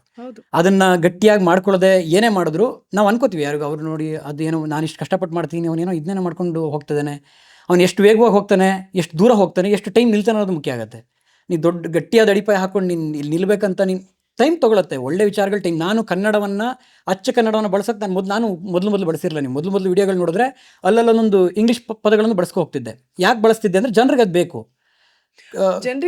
ಹಾಗೆ ನಾವು ಸಾಮಾನ್ಯವಾಗಿ ದಿನನಿತ್ಯ ಜೀವನದಲ್ಲಿ ಅದನ್ನ ರೂಢಿ ಇರುತ್ತೆ. ತುಂಬಾ ಪದಗಳು ಗೊತ್ತಿಲ್ಲ, ಸಹಜ ಅಂತ ಅನ್ಸುತ್ತೆ. ಇದ್ರಲ್ಲಿ ನಾವೇನೋ ಹೊಸದಾಗಿ ಏನೋ ತಂದು ತೋರಿಸ್ತಾ ಇದೀವಿ ಅಂತ ಅನ್ಸೋದೇ ಇಲ್ಲ. ಇದು ಸಹಜವಾಗಿನೇ ನಾವ್ ಹೀಗೆ ಅಲ್ವಾ ಮಾತಾಡೋದು. ಹೌದು. ಅಂದ್ರೆ ಬಳಸಲೇಬೇಕು. ಹೆಂಗಂದ್ರೆ ನಾನೇ ಅಚ್ಚ ಕನ್ನಡದಲ್ಲಿ ನಾನು ಸ್ಕ್ರಿಪ್ಟ್ ಬರಿತೀನಿ ಅಂದ್ರು ಮಾತಾಡುವಾಗ ನನ್ನ ಮಧ್ಯದಲ್ಲಿ ಒಂದೊಂದು ಇಂಗ್ಲೀಷ್ ಪದಗಳು ಬಂದೇ ಬರುತ್ತೆ. ಯಾಕಂದ್ರೆ ಅದು ಅಭ್ಯಾಸ. ನಾನು ಹುಟ್ಟದಲ್ಲಿಂದ ನಾನು ಅಚ್ಚ ಕನ್ನಡನೇ ಮಾತಾಡ್ಕೊಂಡು ಬಂದವನು ಅಥವಾ ಈ ಥರ ಸಾಹಿತ್ಯ ಓದ್ಕೊಂಡು ಬಂದವನಲ್ಲ. ನಾನು ಅದಾದ್ಮೇಲೆ ಅದನ್ನ ಕಲ್ತ್ಕೊಂಡಿದ್ದ ಅದಾದ್ಮೇಲೆ ಪ್ರಭಾವ ಬೀರಿದಂತೂ ಸತ್ಯ. ಆದರೆ ಮೊದಲಿಂದನೂ ಆ ಥರ ಅಲ್ಲ, ಪ್ರಭಾವ ಆ ಥರ ಇರುತ್ತೆ. ಆದರೆ ನಾನು ಕನ್ನಡನ ನನ್ನ ಸ್ಕ್ರಿಪ್ಟ್ಗಳಲ್ಲಿ, ನಾನು ವಿಡಿಯೋಗಳಲ್ಲಿ ಕನ್ನಡನ ಒಂದೇ ಸರಿ ಹಾಕಲಿಲ್ಲ. ಅದನ್ನು ಹೇಳ್ತಾರೆ ಇಂಜೆಕ್ಟ್ ಮಾಡಿದ್ದು ನಿಧಾನವಾಗಿ ಮಾಡ್ತಾ ಬಂದೆ. ಯಾಕಂದರೆ ಮೊದಲಿಗೆ ಹಂಗೆ ಹಾಕ್ಬಿಟ್ರೆ, ಅಚ್ಚ ಕನ್ನಡದ ಹಾಕ್ಬಿಟ್ರೆ ಕನ್ನಡ ಮೇಷ್ಟ್ರ ಥರ ಇದಾನಪ್ಪ ಇವನು ಏನು ನೋಡೋದು ಅಂತೇಳಿ ಎಲ್ಲೋ ಜನ ಇದು ಮಾಡಿಬಿಡ್ತಾರೋ ಅನ್ನೋ ಅದೊಂದು ಯೋಚನೆ ಇತ್ತು ನನಗೆ. ಅದೊಂದು ಆ ಥರ ಇದೆ. ಒಂದು ಇವಾಗಲೂ ಒಂದು ಕೀಳರಿಮೆ ಇದೆ. ಅಚ್ಚ ಕನ್ನಡವಾಗಿ ಆ ಥರದ್ದೇನೋ ಮಾಡಿದ್ರೆ ನಾವು ಒಪ್ಪಲ್ಲ. ಅದನ್ನಾದರೆ ತುಂಬ ಅಷ್ಟು ಇದು ಸಿಗಲ್ಲ ನಿಮಗೆ. ಇಂಗ್ಲೀಷ್ ಮಾತಾಡಿದ ಒಬ್ಬ ವ್ಯಕ್ತಿ, ನಿಮ್ಗೆ ಗೊತ್ತಿಲ್ಲ, ಒಬ್ಬ ವ್ಯಕ್ತಿ ಫ್ಲೂಯೆಂಟಾಗಿ ಇಂಗ್ಲೀಷ್ ಮಾತಾಡೋದನ್ನೇ ಸಿಗೋ ಬೆಲೆ ಒಬ್ಬ ವ್ಯಕ್ತಿ ಸ್ಪಷ್ಟವಾಗಿ ಕನ್ನಡ ಮಾತಾಡೋದು ಸಿಗಲ್ಲ. ಅದು ಇವಾಗ ಸಿಗ್ತಿದೆ, ಜನಕ್ಕೆ ಅರ್ಥ ಆಗ್ತಾ ಬರ್ತಾ ಇದೆ ಹಂತವಾಗಿ. ಆ ಥರ ಸಿಗಲ್ಲ. ಅದು ಭಯ ಆಯ್ತು ನನಗೆ. ಎಲ್ಲಿ ಸ್ಪಷ್ಟ ಕನ್ನಡವನ್ನು ಎಲ್ಲಿ ಬಳಸ್ಬಿಟ್ರೆ ಜನ ಹೋಗ್ತಾ ಎಲ್ಲೋ ಇದು ಮಾಡಿಬಿಡ್ತಾರೋ ಅಂತ. ಆದರೆ ಎಲ್ಲೋ ಒಂದು ಕಡೆ ನಮ್ಮ ಮನ್ಸುಗಳು ಒಪ್ಪಲ್ಲ. ಅಂದರೆ ನಮ್ಮ ಒರಿಜಿನಾಲಿಟಿ, ಅಂದರೆ ನಮ್ಮ ಮೂಲ ಏನೋ ಒಂದು ಇರುತ್ತಲ್ಲ, ಅದನ್ನ ಬಿಟ್ಟು ಬಹಳ ವರ್ಷ ಬದುಕೋದಕ್ಕೆ ಆಗಲ್ಲ. ಅದನ್ನ ಹೌದು, ಭಾಷೆ ಆಗಿರ್ಬೋದು, ಬದುಕಾಗಿರ್ಬೋದು, ಆಲೋಚನೆ ಆಗಿರ್ಬೋದು, ಬಹಳ ವರ್ಷ ಅದರಿಂದ ದೂರ ಇರೋದಕ್ಕಾಗಲ್ಲ. ಮತ್ತು ಅದಕ್ಕೆ ಅಲ್ವಾ ನಾವು ನಮ್ಮ ಬೇರುಗಳು ಅನ್ನೋದೇ ಅದಕ್ಕೆ. ಹೌದು. ಅದು ಅಂದರೆ ನಮ್ಮ ಮೂಲ ತುಂಬ ಮುಖ್ಯ ಆಗುತ್ತೆ. ಎಲ್ಲಿ ನಾವು ನಾಳೆ ಏನೇ ಆಗಿ ನಾನೇನೋ ಮಾತಾಡ್ತೀನಿ ಅಥವಾ ನಾನೇನೋ ಮಾಡ್ತೀನಿ ಅಂದಾಗ ನನ್ನ ಮೂಲ ಯಾವುದು? ಅಥವಾ ನನಗೆ ಇವತ್ತಿಗೆ ಅದೇ ಹೇಳೋದು, ಬದುಕು ಕೊಟ್ಟ ಭಾಷೆ ನನ್ನ ಕನ್ನಡ. ನನಗೆ ಅದಂದರೆ ಭಾಷೆ ಅಂದರೆ ಎಲ್ಲವೂ. ಅಂದರೆ ಭಾಷೆ ಎಷ್ಟು ಮುಖ್ಯ ಅಂದರೆ, ಒಬ್ಬ ಮಗು ಹುಟ್ಟಿ ಅಮ್ಮ ಅನ್ನೋಕ್ಕೂ ಭಾಷೆ ಬೇಕು. ಅಥವಾ ನಾವು ಈಗ ನನಗೆ ಇಂಗ್ಲೀಷ್ ಬರಲ್ಲ, ಆದರೆ ನನ್ನ ಸುತ್ತ ಇರೋರು ಇಂಗ್ಲೀಷ್ ಬರಲ್ಲ ಅಂದ್ಕೊಳ್ಳಿ. ಆ ಭಾಷೆ ಕನ್ನಡ ಅನ್ನೋದು ಅದು ಎಷ್ಟು ಅಂದರೆ, ಏನೋ ಒಂದು ಹೇಳ್ತೀನಿ, ನಿನ್ಗೆ ಏನೋ ಒಂದು ವ್ಯಕ್ತಪಡಿಸ್ಬೇಕಂದ್ರೆ ಭಾಷೆನೇ ತಾಯಿ ಅನ್ಸ್ಬಿಡೋದು ನಮಗೆ. ಅಂದರೆ ಅದಿಲ್ಲದೆ ಜೀವನನೇ ಇಲ್ಲ. ಅಂದರೆ ಕಲಿತೋರಿಗೆ 100 ಭಾಷೆ ಇರೋದು, ಕಲಿದೇ ಇದ್ದವರಿಗೆ ಆ ಕನ್ನಡ ಭಾಷೆ ಅನ್ನೋದು ಅಥವಾ ನಮ್ಮ ಮೂಲ ಭಾಷೆ ಮಾತೃಭಾಷೆ ಅನ್ನೋದು ತುಂಬ ನನಗೆ ಭಾಷೆ ಮೇಲೆ ಮಾತೃಭಾಷೆ ತಾಯಿನೇ ಅದು. ಅಂದರೆ ಅದೆಷ್ಟೋ ಜನಕ್ಕೆ ಬದುಕು ಕೊಟ್ಟಿದೆ ಅನ್ನೋದಕ್ಕಿಂತ ಬದುಕೇ ಭಾಷೆ ಅಲ್ವಾ. ಅಂದರೆ ಏನೋ ಒಂದು ಭಾವನೆಗಳನ್ನು ವ್ಯಕ್ತಪಡಿಸ್ಕೋಬೇಕು, ಏನೋ ಒಂದು ವಿಚಾರ ಹೇಳ್ಕೋಬೇಕಂದ್ರೆ ಮೂಲ ಭಾಷೆನೇ ಅಲ್ಲ. ಹಾಗೆ ಅಂದರೆ ಆ ಮೂಲವನ್ನು ಮರಿಬಾರದು ಅಂತ ಆ ಉದ್ದೇಶದಿಂದ ಕನ್ನಡವನ್ನು ಅದರಲ್ಲಿ ಹಂತವಾಗಿ ಬಳಸ್ಕೊಂತ ಬಂದೆ. ನಿಮ್ಗೆ ಟರ್ನಿಂಗ್ ಪಾಯಿಂಟ್ ಅಂತ ಇರುತ್ತೆ ಎಲ್ರಿಗೂ. ಈ ವಿಷಯದ ಬಗ್ಗೆ ಮಾತಾಡಿದಾಗ ನಂಗೊಂದು ಟರ್ನಿಂಗ್ ಪಾಯಿಂಟ್ ಸಿಕ್ತು. ಅಂದ್ರೆ ಮೇಜರ್ ಲೈಕ್ ವಾವ್ ಅಂತ ಒಂದು ಹಿಟ್ ಆಗಿರುತ್ತೆ, ಒಂದು ಕಿಕ್ ತರ. ಯಾವ್ದದು ವಿಷಯ? ಟರ್ನಿಂಗ್ ಪಾಯಿಂಟ್ ಅಂದ್ರೆ ಅದೇ 1 ಲಕ್ಷ ಫಾಲೋವರ್ಸ್ ಆಗೋವರೆಗೂ ನಾನು ಈ ಥರದ್ದು ಸಿನಿಮ್ಯಾಟಿಕ್ ವಿಡಿಯೋಗಳನ್ನ ಅಥವಾ ಒಂದಷ್ಟು ಕವನಗಳನ್ನು ಬರೆದು ಹೇಳ್ತಿದ್ದೆ. ಅವಾಗ ನನ್ನ ಮೇಲೆ ಒಂದಷ್ಟು ಜವಾಬ್ದಾರಿ ಇತ್ತು, ಮನೆ ಅದು ಇದು ಅಂತ. ಒಂದು ಹಂತಕ್ಕೆ ಮುಗಿಸ್ಬಿಟ್ಟೆ. ಅಂದರೆ ಏನೋ ನಾನು ಅದ್ರ ಜೊತೆ ಕೆಲಸನೂ ಮಾಡ್ತಿದ್ದೆ. ಈಗ ಅದಾದ್ಮೇಲೆ ಒಂದು ಕೆಲಸ ಸಿಕ್ತು, ಅದನ್ನು ಮಾಡ್ತಿದ್ದೆ. ಅದರಲ್ಲಿ ಏನೋ ಕಷ್ಟಪಟ್ಟು ನಾನು ಜವಾಬ್ದಾರಿಗಳನ್ನ ಮುಗಿಸ್ಕೊಂಡು ಒಂದ್ಸರಿ ಭಾರ ಕಡಿಮೆ ಆದ್ಮೇಲೆ ಅನಿಸ್ತು, ಏನೋ ಮಾಡ್ಬೋದಲ್ವ ಇವಾಗ, ಸ್ವಲ್ಪ ರಿಸ್ಕ್ ತೊಗೋಬೋದಲ್ಲ ಅಂತ ಅನಿಸಿದಾಗ ಈ ಡಾಕ್ಯುಮೆಂಟ್ರಿ ಅನ್ನೋದು ಏನು ಕನ್ಸಿತ್ತಲ್ಲ, ಈ ಡಾಕ್ಯುಮೆಂಟ್ರಿ ಮಾಡೋಕ್ಕೆ ಕ್ಯಾಮ್ರಾಗಳು ಬೇಕು, ಅದು ಬೇಕು, ಇದು ಬೇಕು, ಅಥವಾ ಮಿನಿಮಮ್ ಬೇಕು. ಹೌದು, ಮಿನಿಮಮ್ ಅಂದ್ರೆ ನೀವು ಏನು ಇಲ್ಲ ಅಂದ್ರೆ ಒಂದು ಡಾಕ್ಯುಮೆಂಟ್ರಿ ಮಾಡಕ್ಕೆ ಒಂದು ಐಫೋನ್ ಆದ್ರೂ ಬೇಕು, ಇಲ್ಲ ಒಂದು ಕ್ಯಾಮ್ರಾಮನ್ ಬೇಕು, ಒಂದು ಮೈಕ್ ಬೇಕು. ಆಗಲ್ಲ, ಹೌದು, ಒಂದು ಮೈಕ್ ಬೇಕು, ಈ ಥರದ್ದೆಲ್ಲ ಬೇಕಾಗುತ್ತಲ್ಲ. ಸರಿ, ಇಲ್ಲದೆ ಏನು ಮಾಡ್ಬೋದು ಅಂದರೆ, ಓಕೆ, ಇನ್ಸ್ಟಾಗ್ರಾಮಲ್ಲಿ 2 ನಿಮಿಷ, ಅವಾಗ 1.5 ನಿಮಿಷ ಕಾಲಾವಕಾಶ ಇರ್ತಿತ್ತು ಒಂದು ರೀಲ್ನ ಅಪ್ಲೋಡ್ ಮಾಡೋಕ್ಕೆ. 1.5 ನಿಮಿಷದಲ್ಲೇ ಹೇಳ್ಬಿಡೋಣ ಕಥೆನ ಅಂತ, ಯಾವುದೋ ಒಂದು ವಿಷಯನ ಆಯ್ಕೆ ಮಾಡ್ಕೊಳ್ಳೋಣ, 1.5 ನಿಮಿಷದಲ್ಲೇ ಕತೆ ಹೇಳೋಣ ಅಂತ ಯಾವಾಗ ಶುರು ಮಾಡಿದೆ, ಈ ಥರ ಕೆಲವು ಜಾಗಗಳನ್ನ, ಒಂದಷ್ಟು ಜಾಗಗಳನ್ನ ಈ ಥರ 1.5 ನಿಮಿಷದಲ್ಲಿ ಹೇಳ್ತಾ ಬಂದಾಗ ಹಂತ ಹಂತವಾಗಿ ಬೇರೆ ಬೇರೆ ವಿಚಾರಗಳನ್ನ ಕನ್ನಡನ ಮಲೆನಾಡಿನ ಬಗ್ಗೆ ಮಲೆನಾಡಿನ ಬಗ್ಗೆ ಒಂದು ವಿಡಿಯೋ ಮಾಡಿದೆ. ನಮ್ಮ ಮಲೆನಾಡು ಹೇಗೆ ಏನು ಅಂತ ತುಂಬ ಮಲೆನಾಡು ಇರೋರಿಗೆ ಕನೆಕ್ಟ್ ಆಯಿತು. ಅಲ್ಲಿಯ ಮನೆಗಳನ್ನು ಹುಡುಕ್ತಾ ಹೋದೆ. ನನ್ನ ಅಕ್ಕಪಕ್ಕದಲ್ಲಿ ಒಂದಷ್ಟು ಮನೆಗಳಿದ್ವು, ತುಂಬಾ ಒಂದು 100, 200, 300. ಮಲ್ನಾಡ್ ಜನ ಚಂದ, ಮನೆ ಚಂದ, ಅಲ್ಲಿ ಪರಿಸರ ಚಂದ. ಹೌದು ಹೌದು. ಅದು ಯಾವಾಗ ಆ ವಿಡಿಯೋಗಳನ್ನ ಮಾಡ್ತಾ ಯಾವಾಗ ಶುರು ಮಾಡಿದೆ, ಮನೆಗಳ ಕಥೆನ ಅಥವಾ ಜನಜೀವನದ ಕಥೆ ಯಾವಾಗ ಹೇಳ್ತಾ ಬಂದಲ್ಲ, ಅದು ಒಂಥರ ನೀವು ಹೇಳ್ದಂಗೆ ಟರ್ನಿಂಗ್ ಪಾಯಿಂಟ್ ಅಂತ ಅನ್ಬೋದು. ಜನರ ಅಲ್ಲಿವರೆಗೂ ಮಾಡ್ತಿದ್ದು ಒಂಥರ, ಅಲ್ಲಿವರೆಗೂ ನಾನು ಹಾಕ್ತಿದ್ದ ವಿಡಿಯೋಗಳಲ್ಲಿ ನೇಚರ್ನ ಹೊಗಳ್ತಿದ್ರು. ಏನು ಚೆನ್ನಾಗಿದೆ, ಜಲಪಾತ ಏನು ಚೆನ್ನಾಗಿದೆ, ಈ ನದಿ ಏನು ಚೆನ್ನಾಗಿದೆ ಅಂತ. ಅದಾದಮೇಲೆ ನನ್ನ ಪದಗಳನ್ನು, ನನ್ನನ್ನು ಅಥವಾ ನಾನು ಮಾಡೋ ಕೆಲಸವನ್ನು ಹೊಗಳ್ತಾ ಬಂದರು. ನನಗೆ ಅಲ್ಲಿ ಅರ್ಥ ಆಯ್ತು, ಹೌದು ಹೌದು, ಅಂದರೆ ನೀನು ಮಾಡೋ ಕೆಲಸಕ್ಕೆ ಜನ ಬೆಂಬಲಿಸ್ಬೇಕಲ್ಲ. ಅಂದರೆ ಓಕೆ, ಈ ಥರದ ಸಿನಿಮ್ಯಾಟಿಕ್ ವಿಡಿಯೋಗಳನ್ನ ಹಾಕ್ತೀಯಾ, ಜನ ಪ್ರಕೃತಿ ನೋಡಿ ಖುಷಿ ಪಡ್ತಾರೆ. ನಿನ್ನ ಪ್ರಯತ್ನ ಏನಲ್ಲಿ? ಒಂದು ಕ್ಯಾಮರಾ ಹಿಡಿದು ಚೆನ್ನಾಗಿ ಚಿತ್ರೀಕರಣ ಮಾಡೋದಷ್ಟೇ ಪ್ರಯತ್ನ ಆದರೆ ಆಗಲ್ಲ ಅಂತ ಅನಿಸಿ, ನಂದೇನು ಪ್ರಯತ್ನ ಅಂದಾಗ ಈ ಥರ ಯಾವಾಗ ಒಂದಷ್ಟು ಸ್ಕ್ರಿಪ್ಟ್ಗಳನ್ನ ಬರ್ಕೊಂಡು ಒಂದಷ್ಟು ವಿಚಾರಗಳನ್ನು ತೊಗೊಂಡು ಮಾಡ್ತಾ ಬಂದಲ್ಲ, ಹಂತವಾಗಿ ಅದು ಒಂದಾದ್ಮೇಲೆ ಒಂದು ವಿಷಯ ಬೇರೆ ಬೇರೆ ಬೇರೆ ವಿಷಯಗಳನ್ನು ಸೆಲೆಕ್ಟ್ ಮಾಡಿದೆ. ಕುದುರೆಮುಖದ ಕಥೆಯನ್ನು ಹೇಳಿದೆ. ಅದಾದ್ಮೇಲೆ ಬೇರೆ ಬೇರೆ ಕೋಟೆ ಕೊತ್ತಲುಗಳು, ತುಂಬಾ ಕೋಟೆ ಕೊತ್ತಲುಗಳಂದ್ರೆ ನಮಗೆ ಕೊಟ್ಟಿರೋ ಕೋಟೆ. ನಂಗೆ ನಿಮ್ದು ಎಷ್ಟೋ ವಿಡಿಯೋಗಳು ಅದ್ ಎಲ್ಲೋ ಕಾಡಿನ ಮಧ್ಯೆ ಇರುವಂತ ಮನೆ ಆಗಿರ್ಬೋದು, ಕಾಡಿನ ಮಧ್ಯೆ ಅವೆಲ್ಲ ನಮ್ಗೆ ಗೊತ್ತೇ ಇರೋದಿಲ್ಲ. ಆಮೇಲೆ ಅಲ್ಲಿ ಹೋಗಿ ನಮಗ್ ನೋಡೋ ಅಂತ ಅವಕಾಶ ಸಿಗುತ್ತೆ ಅನ್ನೋದೂ ಅನುಮಾನನೇ. ಎಷ್ಟ್ ಜನ ನಾವಲ್ಲಿ ಹೋಗಿ ಅದನ್ನ ಹುಡ್ಕೊಂಡು ಹೋಗಿ ನೋಡೋದಕ್ಕಾಗುತ್ತೆ. ಹಾಗೆ ನೀವ್ ಹೇಳ್ದಾಗೆ ಬರೀ ಜಾಗ ನೋಡೋದಕ್ಕೂ ನಿಮ್ಮ ಭಾವನೆಯಲ್ಲಿ ಬರೀ ಅಷ್ಟೇ ನಿಮಿಷದಲ್ಲಿ, ಅಂದ್ರೆ ತುಂಬಾ ಕಡಿಮೆ ಸಮಯ, ಅಷ್ಟೇ ಸಮಯದಲ್ಲಿ ಅದ್ಭುತವಾಗಿ ಇಡೀ ಚಿತ್ರಣನೇ ಕಣ್ಮುಂದೆ ಕೊಡೋದಿದೆ ಅಲ್ಲ, ಅದು ಆಕ್ಚುಲಿ ತುಂಬಾ ಒಂಥರ ಪರಿಣಾಮಕಾರಿ ಅನ್ಸದೆ ಅದು ನಿಮ್ ವಿಡಿಯೋಸ್ ಅಲ್ಲಿ. ಹೌದು, ಅಂದ್ರೆ ನನಗೆ ಉದ್ದೇಶದಿದ್ದೇನೆಂದ್ರೆ, ನಾನೊಂದು ಜಾಗಕ್ಕೆ ಹೋಗ್ತೀನಿ, ಜನ ಬರೋಕ್ಕಾಗಲ್ಲ, ಜನ ಮೊಬೈಲ್ ನೋಡ್ತಾರೆ, ಜನ ನಾನು ವಿಡಿಯೋ ಮೂಲಕ ಕರ್ಕೊಂಡು ಹೋಗ್ಬೇಕು. ಇದು ನಾನು ಯಾವಾಗ ಪ್ರಯತ್ನ ಪಡ ಸ್ಟಾರ್ಟ್ ಮಾಡಿದೆ, ಈ ಥರದ್ದು ಮಾಡ್ಬೇಕು. ನನ್ನ ವಿಜುವಲ್ಸ್ಗಳು ಕೂಡ ಅಷ್ಟೇ. ಅಂದರೆ ನಾನು ಪಾಸ್ ಆಗ್ತಿದ್ರೆ ಹಿಂದೆ ಏನೋ ಪಾಸ್ ಆಗ್ತಿರುತ್ತೆ, ಮರಗಿಡಗಳು ಪಾಸ್ ಆಗ್ತಿರುತ್ತೆ, ಇನ್ನೇನೋ ಪಾಸ್ ಆಗ್ತಿರುತ್ತೆ. ಯಾಕೆ ಪಾಸ್ ಆಗುತ್ತೆ ಅಂದರೆ, ಅದು ಜನಕ್ಕೊಂದು ಮೈಂಡ್ ಬರುತ್ತೆ, ಓಕೆ ನಾನು ಈ ಜಾಗದಲ್ಲಿ ಇದ್ದೀನಿ ಅಂತ. ನನಗೆ ಬಂದು ತುಂಬ ಕಮೆಂಟ್ಗಳು ಇದೆ, ನೀವು ಮಾಡ್ತಿರೋ ವಿಡಿಯೋಗಳಲ್ಲಿ ನಾವೇ ಹೋದಂಗೆ ಅನ್ಸುತ್ತೆ ಅಂತ. ಇವಾಗ ಓಕೆ, ಇಲ್ಲಿ ಗೆದ್ದೆ, ನಾನು ಕರ್ಕೊಂಡು ಹೋಗ್ತೀನಿ ಜನನ ಅಂತ ಅನಿಸ್ತು ನನಗೆ. ಉದ್ದೇಶ ಇದ್ದಿದ್ದೆ ಒಂದು ಟ್ರಾವೆಲ್ ಲಾಗರ್ ಅಥವಾ ಟ್ರಾವೆಲ್ ಮಾಡಬೇಕು, ಒಬ್ಬ ಟ್ರಾವೆಲ್ನ ಕಂಟೆಂಟ್ ಕ್ರಿಯೇಟ್ ಮಾಡಬೇಕಂದ್ರೆ ಜನನ ನಮ್ಮ ಪ್ರಯಾಣದಲ್ಲಿ ಇನ್ಕ್ಲೂಡ್ ಮಾಡ್ಕೋಬೇಕು. ಅವಾಗ ಈಗ ನೀವು ವ್ಲಾಗ್ಸ್ ಮಾಡ್ತೀರಾ, ನಿಮ್ಮ ಜೀವನದ ಜೊತೆ ಜನನ ಕನೆಕ್ಟ್ ಮಾಡ್ಕೋತೀರಾ, ಅಥವಾ ಜೀವನದ ಜೊತೆ ಕರ್ಕೊಂಡು ಅದನ್ನ ಶೇರ್ ಮಾಡ್ಕೋತಿರ್ತೀರಾ. ಜನ ಯಾವಾಗ ಅದ್ರ ಜೊತೆ ಬೆರಿತಾರಲ್ಲ, ಸುಮ್ಮನೆ ನೋಡಿ ಅದನ್ನ ಸ್ಕಿಪ್ ಮಾಡೋದಕ್ಕಿಂತ ಬೆರಿತಾರಲ್ಲ, ತುಂಬ ಮನಸ್ಸಿಗೆ ಆಳವಾಗಿ ಇಳಿಯುತ್ತೆ. ಅದು ನನಗೆ ಯಾವ ಕಮೆಂಟ್ಸ್ಗಳು ಬರ್ತಾ ಸ್ಟಾರ್ಟ್ ಆಗೋಲ್ಲ, ಈ ಥರ ನಮ್ಮ ಪ್ರಯಾಣ ಅದೇ ಹೋದ, ಒಂದು ಮನೆ ಒಳಗೆ ಹೋದ್ರೆ ಮನೆ ಒಳಗೆ ಹೋದಂಗೆ ಆಗುತ್ತೆ, ಒಂದು ಕಾಡೊಳಗೆ ಹೋದ್ರೆ ಹೋದಂಗೆ ಆಗುತ್ತೆ ಅಂತ. ಅದು ಎಲ್ಲೋ ಒಂದು ಕಡೆ ವರ್ಕ್ ಆಯಿತು, ಅಥವಾ ಆ ವಿಚಾರಗಳು, ಈ ಥರ ಒಂದಷ್ಟು ಪ್ರಯತ್ನಗಳು ಅಲ್ಲಿ ವರ್ಕ್ ಆಯಿತು. ಅಲ್ಲಿ ಟರ್ನಿಂಗ್ ಪಾಯಿಂಟ್ ಅಂತ ಹೇಳ್ಬೋದು. ಆ ಕುದುರೆಮುಖದ ವಿಡಿಯೋಗಳು, ಪುಣೆಯದ ಒಂದು ಲವಾಸ ಅಂತ ಒಂದು ನಗರವನ್ನು ಪರಿಚಯ ಮಾಡಿದ್ದು ಅದು, ಆಮೇಲೆ ಈ ದಾಂಡೇಲಿಯ ಕೆಲವು ಜಾಗಗಳು, ತುಂಬ ಜಾಗಗಳಿದೆ. ಅದು ಇದು ಜಾಗ ಹೆಂಗ್ ಪ್ಲಾನ್ ಮಾಡ್ಕೋತೀರಾ? ಪ್ಲಾನ್ ಹೇಗಂದ್ರೆ, ಮೊದಲು ಹೇಗಿತ್ತು, ಶುರುವಾದಾಗ ಒಂದೇ ಜಾಗ, ಯಾವುದೋ ಒಂದು ಜಾಗ ನೋಡಿದೆ, ಯಾರಿಂದನೋ ಒಂದು ಮಾಹಿತಿ ಸಿಕ್ತು ನನಗೆ ಜಾಗದ ಬಗ್ಗೆ, ಒಂದೇ ಜಾಗ ಹೋಗಿ ಮಾಡ್ಕೊಂಡ್ ಬರ್ತಿದ್ದೆ. ಬರ್ತಾ ಅದೇನಾಯ್ತು, ಮೊಬೈಲಲ್ಲಿ ಶೂಟ್ ಮಾಡ್ತಿದ್ದವನು, ಅದಾದ್ಮೇಲೆ ಅದರಲ್ಲೇ ಏನೋ ಪ್ರಯತ್ನ ಪಟ್ಟು ಇನ್ಯಾವುದೋ ಒಂದು ಆಕ್ಷನ್ ಕ್ಯಾಮರಾ ಅಂತ ಹೇಳೋದು. ಅದಾದ್ಮೇಲೆ ಅನ್ಸುತ್ತದು ನಿನಗೆ ಇದ್ರ ಅವಶ್ಯಕತೆ ಇದೆ ಅಂತ, ಇಷ್ಟರಲ್ಲಿ ಆಗಲ್ಲಪ್ಪ, ಅದರಲ್ಲೇ ಶೂಟ್ ಎಡಿಟ್ ಆಗಲ್ಲ ಅಂತ. ಅದಾದ್ಮೇಲೆ ಇನ್ನೇನೋ ಡ್ರೋನ್ ತಗೋ, ಅದರಲ್ಲಿ ಯಾವುದೋ ಕ್ಯಾಮ್ರಾ ತಗೋ, ಇನ್ನೇನೋ ಮಾಡೋದು ಇದು ಮಾಡಿದಾಗ ಆವಾಗ ಏನಾಯ್ತು, ಜವಾಬ್ದಾರಿ ಬೆಳೆದ್ಬಿಡುತ್ತೆ. ನೀನೊಂದು ಊರಿಗೆ ಹೋಗ್ತೀಯಾ, ಇಷ್ಟು ಜಾಗಗಳನ್ನ ಮಾಡಿ ಬರ್ಬೇಕು, ನೀನು ಅಲ್ಲಿಗೆ ಇಷ್ಟು ಖರ್ಚು ಮಾಡಬೇಕು. ಇಷ್ಟು ಖರ್ಚು ಮಾಡಿದಾಗ ನೀನು ಅದನ್ನ ಅಷ್ಟು ಕಂಟೆಂಟ್ಗಳನ್ನ ಮಾಡಿದ್ರೆ, ಅಷ್ಟು ಜಾಗಗಳನ್ನ ಹುಡುಕಿದ್ರೆ ಮಾತ್ರ ಪ್ರಯೋಜನ. ಆಗ ಒಂದು ಅನುಭವ ಕೂಡ. ಬೇರೆ ಬೇರೆ ಜಾಗಗಳ ಒಂದು ಊರು ಹೋದಾಗ, ಮೊದಲು ಯಾವುದೋ ಒಂದು ಊರಲ್ಲಿ ಯಾವುದೋ ಒಂದು ಜಾಗ ಇತ್ತ, ಈ ಕೇರಳದಲ್ಲಿ ಒಂದು ತೆಯ್ಯಂ ಅಂತ ಒಂದು ಆಚರಣೆ ಇದೆ. ಏನು ಮಾಡಿದೆ, ತೆಯ್ಯಂ ಅಂತ ಆಚರಣೆ ಕಿವಿಗೆ ಬಿದ್ದ ತಕ್ಷಣ ಬೈಕ್ ಎತ್ಕೊಂಡು ತೆಯ್ಯಂ ಹೋಗು, ಅಲ್ಲಿಂದ ಒಂದು 400-500 ಕಿಲೋಮೀಟರ್ ಹೋಗು, ಅದು ₹1000 ಖರ್ಚು, ಒಂದೇ ವಿಡಿಯೋನ ಮಾಡ್ಕೊಂಡು ವಾಪಸ್ ಬಂದ್ಬಿಟ್ಟೆ ತೆಯ್ಯಂನ. ಅದು ವರ್ಕ್ ಆಯ್ತು. ಅಂದರೆ ಮೊದಲು ಹೇಳ್ಬೇಕಾ, ನನ್ನ ಅಭಿರುಚಿ ಮಾಡೋದು ನನ್ನ ವಿಡಿಯೋ ವರ್ಕ್ ಆಗುತ್ತೆ, ಅದು ಬೇರೆ ವಿಷಯ. ಆ ಥರ ಅದೊಂದು ಮೋಟಿವೇಶನ್. ಖಂಡಿತ. ಸುಮಾರು ಸಲ ನಾವು ಮಾಡೋ ಕೆಲ್ಸಗಳು, ಈಗ ನಾನೇ ಇದೇನೊಂದು ಪಾಡ್ಕಾಸ್ಟ್ ಮಾಡ್ತಿದ್ನೋ ಏನೋ ಅಂದ್ರೆ, ಅದು ಈಗ ನಂಗೆ ರೆಗ್ಯುಲರ್ ಆಗಿ ನಾನು ಡೈಲಿ ವ್ಲಾಗ್ಗಳಿಗಿಂತ ನನ್ಗೆ ಇದು ಇಷ್ಟ. ಸೊ ನಂಗೆ ಇದನ್ನ ಜನ ಯಾರಾದ್ರೂ ಗುರ್ತಿಸಿ 4 ಜನಕ್ಕೆ ಒಬ್ರು, ನೀವ್ ಮಾತಾಡೋರು ಯಾರೋ ಒಬ್ರು, ಅವ್ರು ನಂಗೆ ತುಂಬಾ ಇಷ್ಟ ಆಯ್ತು, ಅವ್ರ ಸ್ಫೂರ್ತಿ ಅಂತ ಹೇಳಿದ್ರೆ, ದಟ್ಸ್ ವೇರ್ ಐ ಫೀಲ್ ಹಬ್ಬ ಮಾಡಿದಕ್ಕೆ ಸಾರ್ಥಕ. ನಾವೇನ್ ಇಷ್ಟಪಟ್ಟು ಮಾಡ್ತೀವಲ್ಲ, ಅದನ್ನ ಜನ ಇಷ್ಟಪಟ್ರೆ ಒಂಥರ ಆತ್ಮತೃಪ್ತಿ ಅಂತಾರಲ್ಲ, ಹಾಗೆ. ಎಕ್ಸಾಕ್ಟ್ಲಿ. ವಾಪಸ್ ಬಂದಾಗ ಅನ್ಕೊಂಡೆ, ಏನಿದೆ ಅದು ಹೋದಾಗ ಒಂದಷ್ಟು ಸಮಸ್ಯೆಗಳಾಯ್ತು, ಅದು ನೆಕ್ಸ್ಟ್ ಹೇಳ್ತೀನಿ. ವಾಪಸ್ ಬಂದ್ಮೇಲೆ ಅನ್ಕೊಂಡೆ, ನಾನು ಅಲ್ವಾ ಎಷ್ಟು ದೂರ ಹೋಗಿದ್ದೀನಿ, ಎಷ್ಟು ಕಿಲೋಮೀಟರ್ ಹೋಗಿದ್ದೀನಿ, ಇಷ್ಟು ₹1000 ಖರ್ಚು ಮಾಡಿದ್ದೀನಿ, ಇಷ್ಟು ದಿನಗಳನ್ನ ವ್ಯರ್ಥ ಮಾಡಿದ್ದೀನಿ, ಒಂದೇ ವಿಡಿಯೋನ ಮಾಡ್ಕೊಂಡು ಬಂದ್ಬಿಟ್ನಲ್ಲ. ಅಂದ್ರೆ ಅದು ವರ್ಕೌಟ್ ಆಗಲ್ಲ. ಯಾಕಂದ್ರೆ ನಾನು ಮತ್ತೆ ನಾಳೆ ಇನ್ನೊಂದು ಯಾವುದೋ ಜಾಗಕ್ಕೆ ಹೋಗಿ ಮಾಡ್ಕೊಂಡ್ರೆ ಅವಾಗ ಅನ್ಸುತ್ತೆ. ಅದೇನು ಹೇಳಿದ್ರೆ, ಒಂದು ಪ್ರಯಾಣ ಎಲ್ಲದನ್ನು ಹಂತವಾಗಿ ಕಲ್ಸ್ಕೊಂತ ಈ ಥರ ಮಾಡ್ಬೇಕಂತ ಕಲ್ಸ್ಕೊಂಡು ಹೋಗುತ್ತಲ್ಲ. ಅವಾಗ ಅನ್ಕೊಂಡೆ, ಓಕೆ, ಯಾವುದೋ ಒಂದು ಊರಿಗೆ ಹೋಗ್ತೀನಿ, ಯಾವುದೋ ಒಂದು ಜಾಗಕ್ಕೆ ಹೋಗ್ತೀನಿ, ದೂರದೂರಿಗೆ ಅಂದರೆ ಅದ್ರ ಅಕ್ಕಪಕ್ಕ ರಿಸರ್ಚ್ ಮಾಡಬೇಕು, ಬೇರೆ ಏನಿದೆ, ಬೇರೆ ಮಾಹಿತಿ ತಗೊಂಡು ರಿಸರ್ಚ್ ಮಾಡಬೇಕು. ಒಂದಷ್ಟು ಜಾಗಗಳನ್ನು, ಒಂದು 4 ರಿಂದ 5 ಜಾಗಗಳನ್ನು ಮಾಡ್ಕೊಂಡು ಹೋದರೆ ನನಗೊಂದು 2-3 ದಿನ ಕೆಲಸ ಇದೆಲ್ಲ ಆಗುತ್ತೆ. ನೀವೇ ಮಾಡ್ತೀರಾ ಸುಮಂತ್ ಅವ್ರೆ? ಎಲ್ಲ ಕೆಲಸಗಳನ್ನು ಇತ್ತೀಚಿನ ದಿನಗಳವರೆಗೂ ಪ್ರತಿಯೊಂದು ಕೆಲಸಗಳನ್ನು, video shooting, script writing, editing, ಜಾಗಗಳ ರಿಸರ್ಚ್ ಮಾಡೋದು, ಪ್ರತಿಯೊಂದು ಕೆಲಸನೂ ಒಬ್ಬನೇ ಮಾಡಿದ್ದು. ವಾವ್. ಕೆಲವು ಅಂದರೆ ಕ್ಯಾಮ್ರಾ ಹಿಂದೆ ಯಾರೋ ಒಬ್ರು ಬೇಕೇ ಬೇಕು, ಯಾರು ಸಿಗ್ತಾರೆ ಅವ್ರಿಗೆ ನಾನು ಕರ್ಕೊಂಡು ಹೋಗ್ತಿದ್ದೆ. ಯಾರು ಅಂದರೆ ಇವರೇ ಕ್ಯಾಮ್ರಾಮನ್ ಆ ಥರ ಇಲ್ಲ. ಈಗ ಕಾಲೇಜೆಲ್ಲ ಹೋಗ್ತಿರೋ ಹುಡುಗರು ಯಾರೋ ನನ್ನ ಫ್ರೆಂಡ್ಸ್ ಇನ್ಯಾರೋ ಪರಿಚಯ ಇರ್ತಾರೆ, ಅವತ್ತಿನ ದಿನ ಫ್ರೀ ಇರ್ತಾರಲ್ಲ, ಹಾಗೆ. ಆದರೆ ನನ್ನ ಕ್ಯಾಮ್ರಾಮನ್ ಅನ್ನೋದು ಇನ್ನೊಂದು ಹೇಳಬೇಕು, ನನಗೆ ಅವ್ರಿಗೊಂದು ಮೊಬೈಲ್, ಒಂದು ಕ್ಯಾಮ್ರಾನ ಹಿಡ್ಕೊಳಕ್ಕೆ ಬಂದರೆ ಸಾಕಷ್ಟೇ ನನಗೆ. ಆ ಥರ ನಾನು ಆಲ್ಮೋಸ್ಟ್ ಒಂದು ಚಿಕ್ಕ ಹುಡುಗರಿಂದ ಹಿಡಿದು ಒಂದು 70 ವರ್ಷದ ಅಜ್ಜನವರೆಗೂ ನಾನು ವಿಡಿಯೋ ಶೂಟ್ ಮಾಡಿಸಿದ್ದೀನಿ. ಒಂದು ಮನೆಗೆ ಹೋಗ್ಬಿಟ್ಟಿದ್ದೆ, ಒಂದು ಧಾರಾವಾಹಿ ಶೂಟ್ ಆದ ಮನೆಗೆ ಹೋಗ್ಬಿಟ್ಟಿದ್ದೆ. 360 ಯೂಸ್ ಮಾಡಿದ್ದೆ ಕ್ಯಾಮ್ರಾಗಳನ್ನು. ಆ ಕ್ಯಾಮ್ರನ್ನ ಬಿಟ್ಟು ಹೋಗ್ಬಿಟ್ಟಿದ್ದೆ, ಬರೀ ಫೋನ್ ಮಾತ್ರ ತೊಗೊಂಡೋಗ್ಬಿಟ್ಟಿದ್ದೀನಿ. ಇನ್ನು ಹಿಂಗೆ ಶೂಟ್ ಮಾಡೋದು? ಒಂದು 2-3-4 ಶಾರ್ಟ್ಗಳೆಲ್ಲ ನಾನಿರೋದು ಬೇಕು. ನಾನು ಇಲ್ದಿರೋ ವಿಡಿಯೋಗಳನ್ನು ಇವಾಗಲೂ ನಾನೇ ತೆಗಿತೀನಿ. ಪ್ರತಿಯೊಂದು ವಿಡಿಯೋಗಳನ್ನು ನಾನೇ ಶೂಟ್ ಮಾಡ್ತೀನಿ. ನಾನು ಬೇರೆ ವಿಡಿಯೋಗಳನ್ನು, ನಾನಿರೋ ವಿಡಿಯೋಗಳನ್ನ ಶೂಟ್ ಮಾಡಬೇಕಲ್ಲ. ಅಜ್ಜನ ಕರೆದು ಬನ್ನಿ ಹಿಡ್ಕೊಳ್ಳಿ ಫೋನ್ನ, ಸ್ವಲ್ಪ ಹಿಂಗೆ ಹಿಡ್ಕೊಂಡು ನಿಂತ್ಕೊಳ್ಳಿ ಅಂತ. ಅವ್ರಿಗೆ ಏನು ಗೊತ್ತಾಗ್ತಿರಲಿಲ್ಲ. ಅವ್ರು ಹಿಂಗೆ ಜಸ್ಟ್ ಹಿಂಗೆ ಸ್ಟಡಿ ಹಿಡ್ಕೊಳ್ಳಿ, ನಾನು ನಡ್ಕೊ ಬರ್ತೀನಿ ಅಂತ ಅದು ಫೀಲ್ ಕೊಡಿಸ್ಬೇಕಲ್ಲ, ಆ ಥರನೂ ಶೂಟ್ ಮಾಡಿದ್ದೀನಿ. ನನಗೊಬ್ಬ ಕ್ಯಾಮ್ರಾಮನ್ ಅಥವಾ ಒಂದು ಮೊಬೈಲ್ ಹಿಡಿಯೋನು ಅಥವಾ ಒಂದು ಕ್ಯಾಮ್ರಾನ ಹಿಡಿಯೋನು ಇದ್ದರೆ ಸಾಕು. ಆ ಥರ ಹಂಗೆ ಬಂದೆ. ಅದಾದಮೇಲೆ ಹಂತವಾಗಿ ಅದು ಬೆಳ್ಕೊತ ಬಂತು.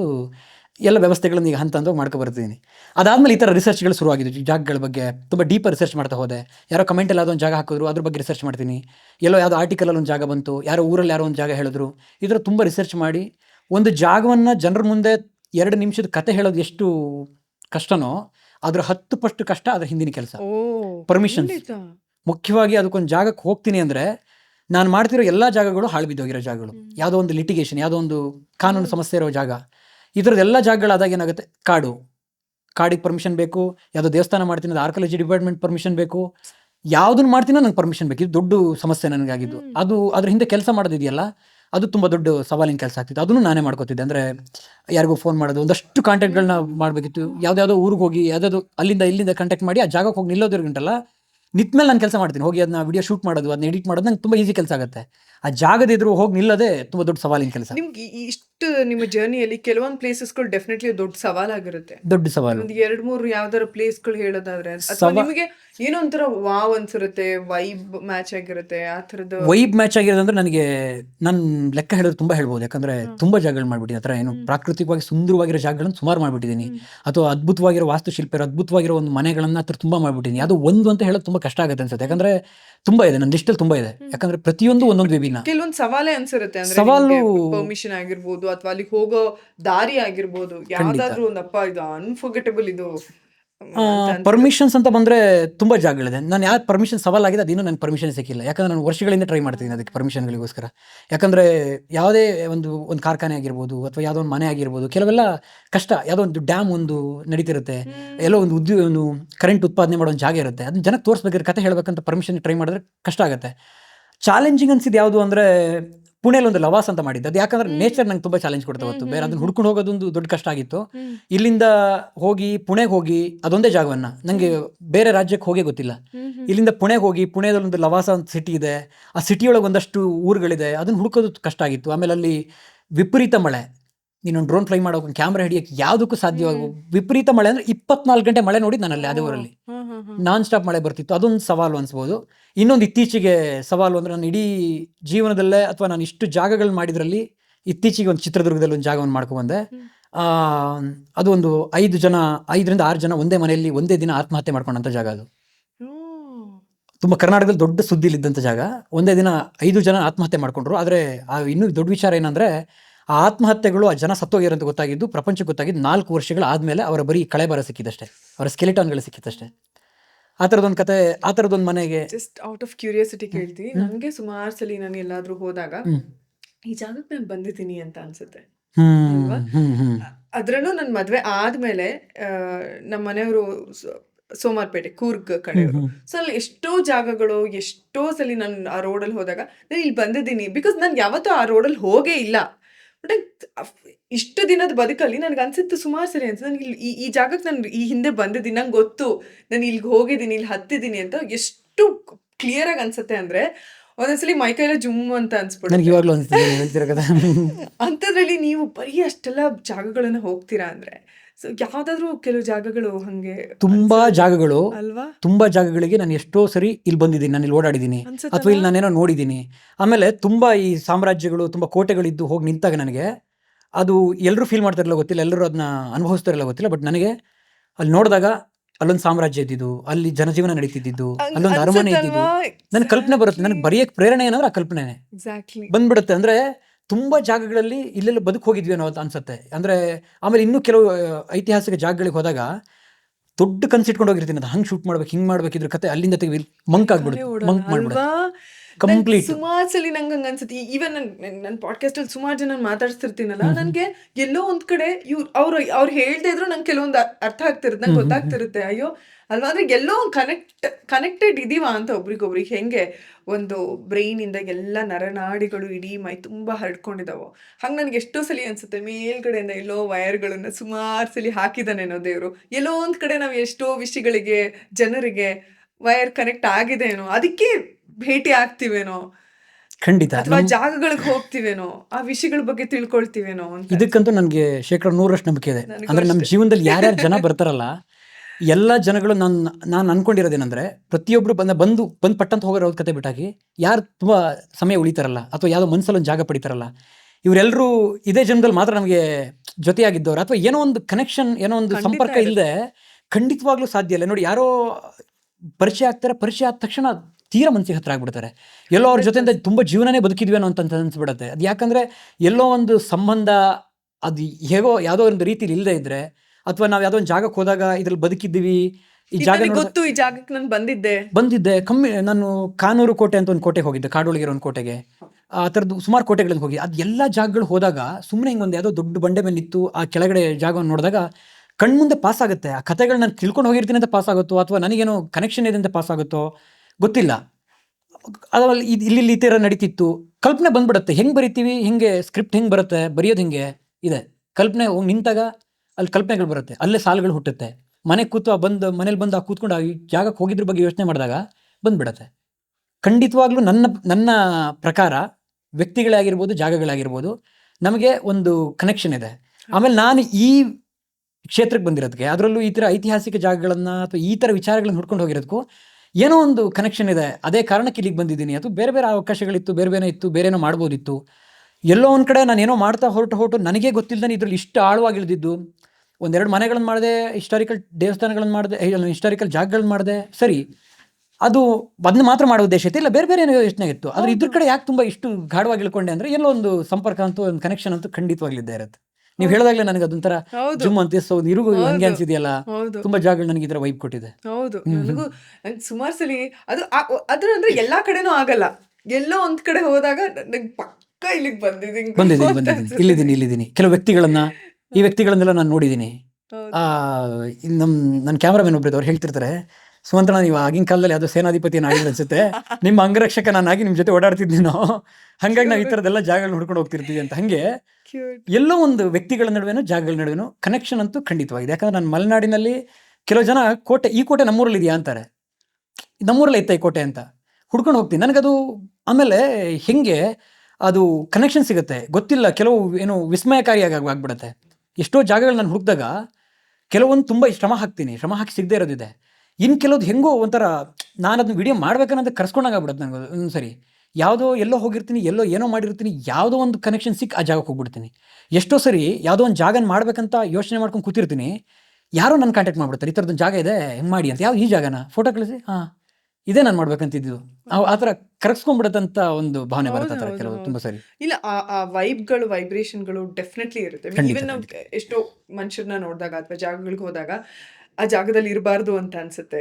ಮನುಷ್ಯರ ಜೊತೆಗೆ ಸಾಕು ಇಷ್ಟ ಮಾತಾಡೋದಕ್ಕೆ ಆಗ್ತಾ ಇಲ್ಲ ಅಂತ ಅನ್ಸುತ್ತೆ. ಇದೆಲ್ಲ ಅಂದ್ರೆ ಬಹುಶಃ ನಾವು ನಮ್ಮನ್ನ ಅಷ್ಟು ಆಳವಾಗಿ ನಮ್ಮೊಳಗ್ ನಾವ್ ಇರ್ಬೇಕು.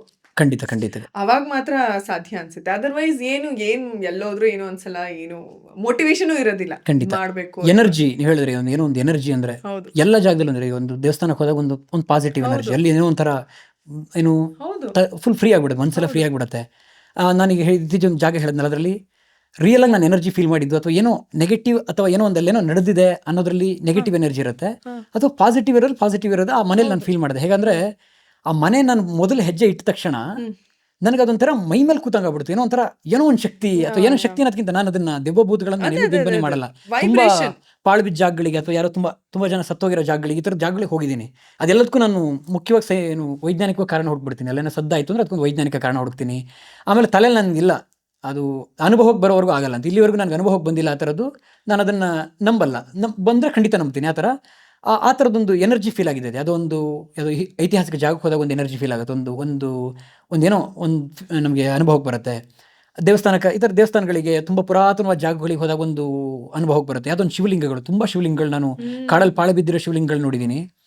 ಏನೋ ಒಂಥರ ಅಲ್ಲಿ ಹೋಗಿ ನಿಂತರೆ, ಇತ್ತೀಚೆಗೆ ಅದೊಂದು ಊರು ಮರ್ತೋಗಿದೆ ನನಗೊಂದು ಒಂದು ಶಿವಲಿಂಗ, ನಾನು ತುಂಬ ಕಂಪ್ಲೀಟ್ ಆಗೋದು ಜನನೂ ನೋಡಿಲ್ಲ ಅನ್ಸುತ್ತೆ, ದೇವಸ್ಥಾನ ಪಾಳೆ ಬಿದ್ದಿರೋದು. ಆ ಶಿವಲಿಂಗ ಮುಂದೆ ಹಿಂಗೋಗಿ ನಿಂತರೆ ಆ ದೇವಸ್ಥಾನನೇ ಒಡೆದೋಗಿ ಒಂದು ಸೂರ್ಯನ ಕಿರಣ ಬಂದು ಆ ಶಿವಲಿಂಗದ ಮೇಲೆ ಸೋಗ್ತಾ ಇದೆ. ಆ ಪ್ರಾಕೃತಿಕವಾಗಿ ಆಗಿರೋದು, ದೇವಸ್ಥಾನ ಕಟ್ಟಿದ್ದಾರೆ, ಅದು ಒಡೆದೋಗಿ ಬಂದು ಹೋಗ್ತಾ ಇದೆ. ಎದುರುಗಡೆ ನಿಂತರೆ ಏನೋ ಒಂಥರ ಒಂದು ಎನರ್ಜಿ ಫೀಲ್ ಆಗುತ್ತೆ. ಒಂದು ಶಕ್ತಿ ಇದೆ, ಏನೋ ಒಂದಿದೆ ಇಲ್ಲಿ, ಆ ಥರ ಫೀಲ್ ಆಗುತ್ತೆ. ಆ ಥರ ಇದರ ನೆಗೆಟಿವಿಟಿ ಅಥವಾ ಈ ಥರ ಶಕ್ತಿಗಳಿರೋ ಜಾಗದಲ್ಲಿ ಹೋದಾಗ ಖಂಡಿತ ಫೀಲ್ ಆಗುತ್ತೆ.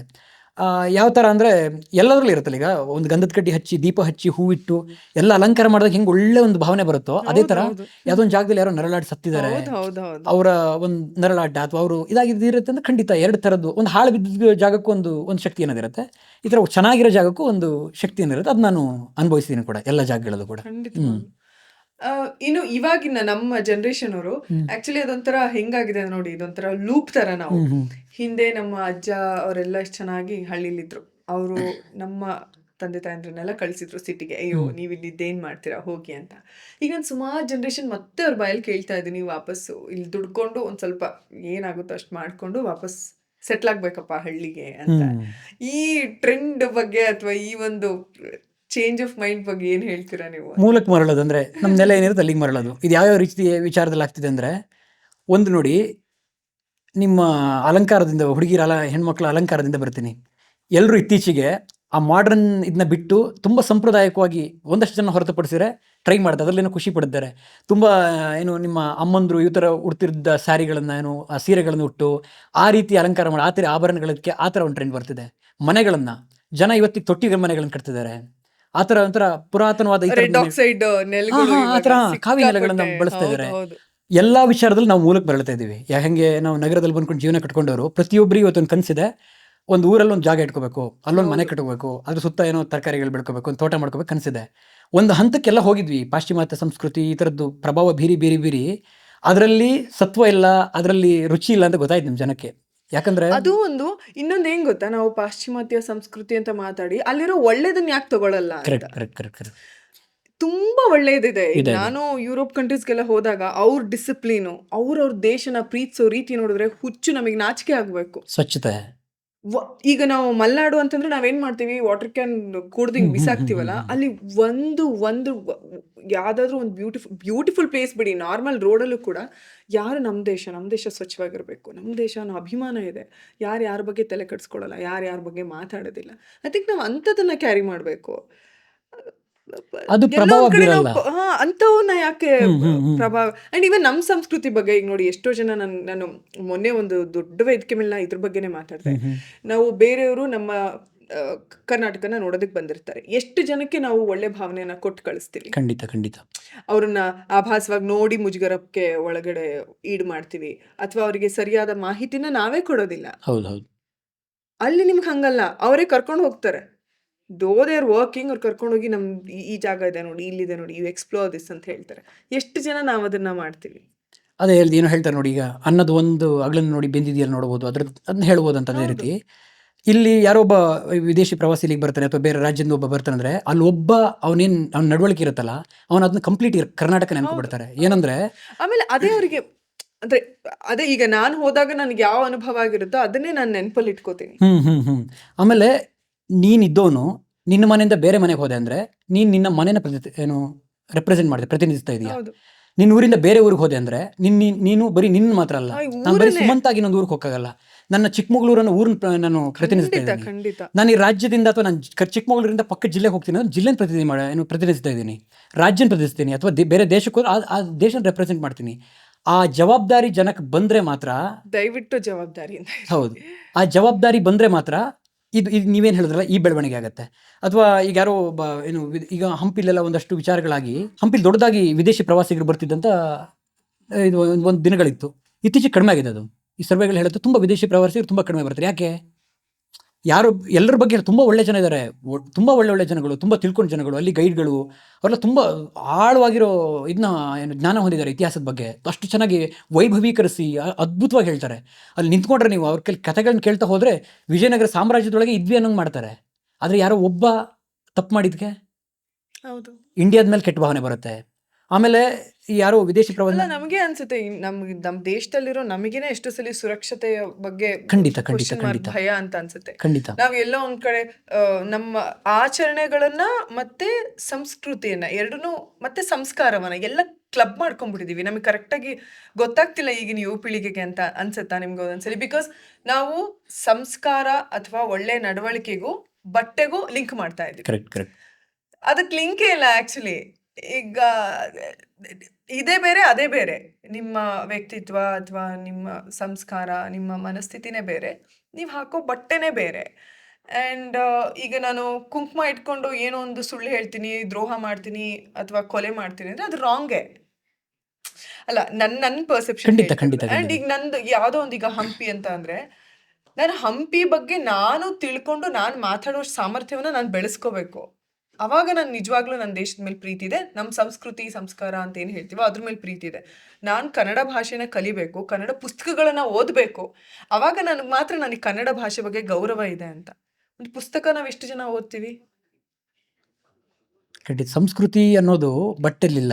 ಹೌದು. ಆಮೇಲೆ ನೀವು ಎಷ್ಟು ಒಳ್ಳೊಳ್ಳೆ ಏನು ವಿಷಯಗಳ ಬಗ್ಗೆ ಮಾತಾಡ್ತೀರಾ, ಸ್ಥಳಗಳ ಬಗ್ಗೆ ಮಾತಾಡ್ತೀರಾ, ಎಷ್ಟು ಜನಕ್ಕೆ ಅದು ನಮ್ಗೆ ಗೊತ್ತಿಲ್ಲ. ಒಬ್ಬ ದೇಶ ಪ್ರೇಮಿ ಆಗೋದು ಅಥವಾ ಒಬ್ಬ ಸಂಸ್ಕೃತಿ ಇರೋಂಥ ಒಬ್ಬ ವ್ಯಕ್ತಿ ಆಗೋದು ಯಾವಾಗ ಅಂದರೆ ಅವನ ಬಟ್ಟೆಗಳಿಂದ ಮಾತ್ರ ಅಲ್ಲ. ಅವನ ಬಟ್ಟೆಗಳಿಂದ ಅವನು ಜಡ್ಜ್ ಮಾಡೋಕ್ಕಾಗಲ್ಲ. ಯಾವುದೇ ವ್ಯಕ್ತಿನ ಕೂಡ ನೀವು ಅವನ ಬಟ್ಟೆಯಿಂದ ನೋಡಿ, ಸೀರೆ ಇಟ್ಟಿರೋ ಹೆಣ್ಮಗಳು ಸಂಸ್ಕಾರವಂತೆ, ಜೀನ್ಸ್ ಹಾಕಿರೋ ಹೆಣ್ಮಗಳು ಸಂಸ್ಕಾರವಂತೆ ಅಲ್ಲ, ಹಿಂಗೆ ಹೇಳೋಕ್ಕಾಗತ್ತೆ. ಅವಳು ತುಂಬ ಜ್ಞಾನ ಹೊಂದಿರ್ಬೋದು, ತುಂಬ ಪುಸ್ತಕಗಳು ಓದಿರ್ತಾಳೆ ಅವಳು, ಅಥವಾ ಅವಳು ಆ ಜ್ಞಾನ ಪಡ್ಕೊಂಡಿರೋದೇ ಅವಳಿಗೊಂದು ಆ ಫ್ರೀಡಮ್ ಕೊಟ್ಟಿರ್ಬೋದು. ನಿನ್ನ ಇಷ್ಟದಂಗೆ ನಿಂಗೆ ಬದುಕು, ಅಥವಾ ನಿನಗೆ ಹೆಂಗೆ ಕಂಫರ್ಟ್ ಅನ್ಸುತ್ತೆ, ನಿನಗೆ ಹೆಂಗೆ ಇರ್ಬೇಕನ್ಸುತ್ತೆ ಹಂಗೆ ಬದುಕು ಅಂತ ಆ ಜ್ಞಾನ ಕೊಟ್ಟಿರ್ಬೋದು. ಅವಳು ಜ್ಞಾನಿ ಆಗಿರ್ಬೋದು. ಯಾವುದೋ ಸೀರೆ ಉಟ್ಟು ಸಿಂಧೂರ ಇಟ್ಟವರು ಮಾತ್ರ ಒಳ್ಳೆಯವರು ಆ ಥರ.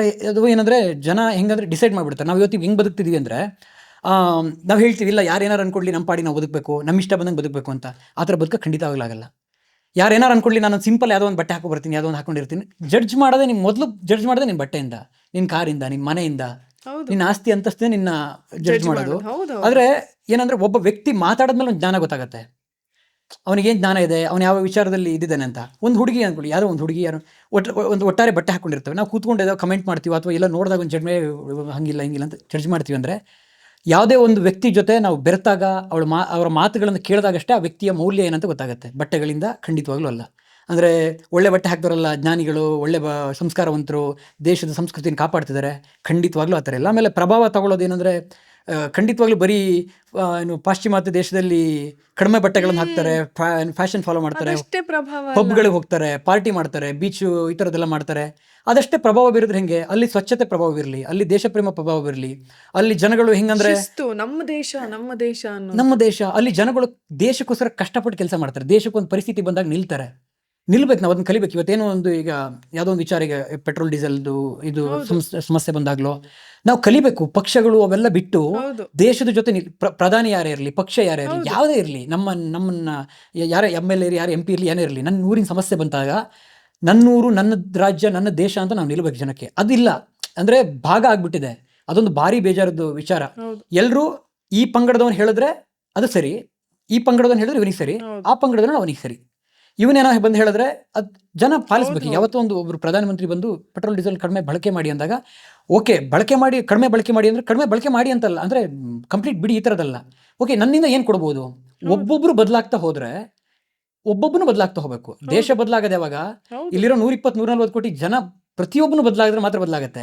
ಅಂದರೆ ಒಂದು ಮನೆ ಬದಲಾಗದೆ ಯಾರೋ ಒಬ್ಬ ಬದಲಾಯಿಸ್ಬೋದು, ಪ್ರಭಾವ ಬೀರ್ಬೋದು, ಅಷ್ಟೇ ಬಿಟ್ಟರೆ ಪ್ರತಿಯೊಬ್ಬರು ಬದಲಾಗೋ ಮನಸ್ಸಿರಬೇಕು. ಜವಾಬ್ದಾರಿ ಅನ್ನೋದು ಬರಬೇಕು. ಜವಾಬ್ದಾರಿ ಅನ್ನೋದು ಬರೀ ನಮ್ಮ ಜೀವನದ ಬಗ್ಗೆ, ಮನೆ ಬಗ್ಗೆ ಅಂತ ಬರದೆ, ದೇಶದ ಬಗ್ಗೆ, ಪ್ರತಿಯೊಂದರ ಬಗ್ಗೆ ಜವಾಬ್ದಾರಿ ಇದ್ದರೆ ಖಂಡಿತ ಬದಲಾಯಿಸ್ಬೋದು. ಯಾವುದೋ ದೇಶ ಆ ಪ್ರಭಾವ ತಗೊಳ್ಳಿ, ಅಂದರೆ ಈ ಬೇರೆ ಪಾಶ್ಚಿಮಾತ್ಯ ದೇಶಗಳಲ್ಲಿ ಆ ರೀತಿ ಪ್ರಭಾವಗಳನ್ನು ತಗೊಳ್ಳಿ. ಅಲ್ಲಿ ಜನ ಕಷ್ಟಪಟ್ಟು ಕೆಲಸ ಮಾಡ್ತಾರೆ, ಅವ್ರ ಊರುಗಳನ್ನಷ್ಟು ಸ್ವಚ್ಛವಾಗಿ ಇಟ್ಕೊಂಡಿರ್ತಾರೆ. ಈ ಎಲ್ಲ ಪ್ರತಿಯೊಬ್ಬರು ವಿದ್ಯಾಭ್ಯಾಸ ಪಡಿತಾರೆ ಅಲ್ಲಿ. ಈ ರೀತಿಗಳ ಪ್ರಭಾವಗಳನ್ನ ತಗೋಬೇಕು. ಯಾವುದೋ ಪ್ರಭಾವ ಅಂದರೆ ನಾವೆಲ್ಲರಿಂದ ಅದೇ ಥರ ಆಗ್ತೀವಿ. ನೀವು ತುಂಬ ಹೇಳ್ತೀನಿ ಕೇಳಿ, ಈ ಇನ್ಸ್ಟಾಗ್ರಾಮ್ಗಳಲ್ಲಿ, ಈ ಸೋಷಿಯಲ್ ಮೀಡಿಯಾದಲ್ಲಿ ತುಂಬ ಪ್ರಭಾವ ಬೀರೋದು ಯಾವುದು ಅಂದರೆ ಕೆಟ್ಟ ವಿಚಾರಗಳು. ಯಾರೋ ಒಬ್ಬ ಕೆಟ್ಟದಾಗ ಮಾತಾಡ್ತಾನೆ, ಅದು ಬೇಗ ಪ್ರಭಾವ ಬೀರುತ್ತೆ. ಒಳ್ಳೆ ವಿಚಾರಗಳು ಸಿಕ್ಕಾಪಟ್ಟೆ ಕಡಿಮೆ. ನಾ ಪುಸ್ತಕ ಓದಿ ಅಂತ ಪ್ರಭಾವ ಬೀರಿಸೋದು ಅಥವಾ ಅದನ್ನ ತುಂಬ ಕಷ್ಟ. ಅದು ತುಂಬ ಪ್ರಯತ್ನ ಪಟ್ಟಿದ್ದೀನಿ. ನನ್ನೊಂದು ಉದ್ದೇಶ ಕೂಡ ಅದು. ಅಂದರೆ ಜನರನ್ನ, ನಾನು ತುಂಬ ಪುಸ್ತಕಗಳನ್ನ ಓದಿಲ್ಲ, ತುಂಬ ಓದಿಲ್ಲ, ಒಂದಷ್ಟು ಪುಸ್ತಕಗಳನ್ನ ಓದಿನಿ. ಅಂದರೆ ನನಗೆ ಎಷ್ಟು ಬೇಕು, ಇತ್ತೀಚೆಗೆ ತುಂಬ ಕಷ್ಟ ಆಗಿದೆ. ಅವಾಗೆಲ್ಲ ವಾರಕ್ಕೊಂದು ಪುಸ್ತಕಗಳಂತೂ ಅದೆಷ್ಟು ದೊಡ್ಡ ಕಾದಂಬರಿ ಖಂಡಿತವಾಗ್ಲೂ ಬೇಕು.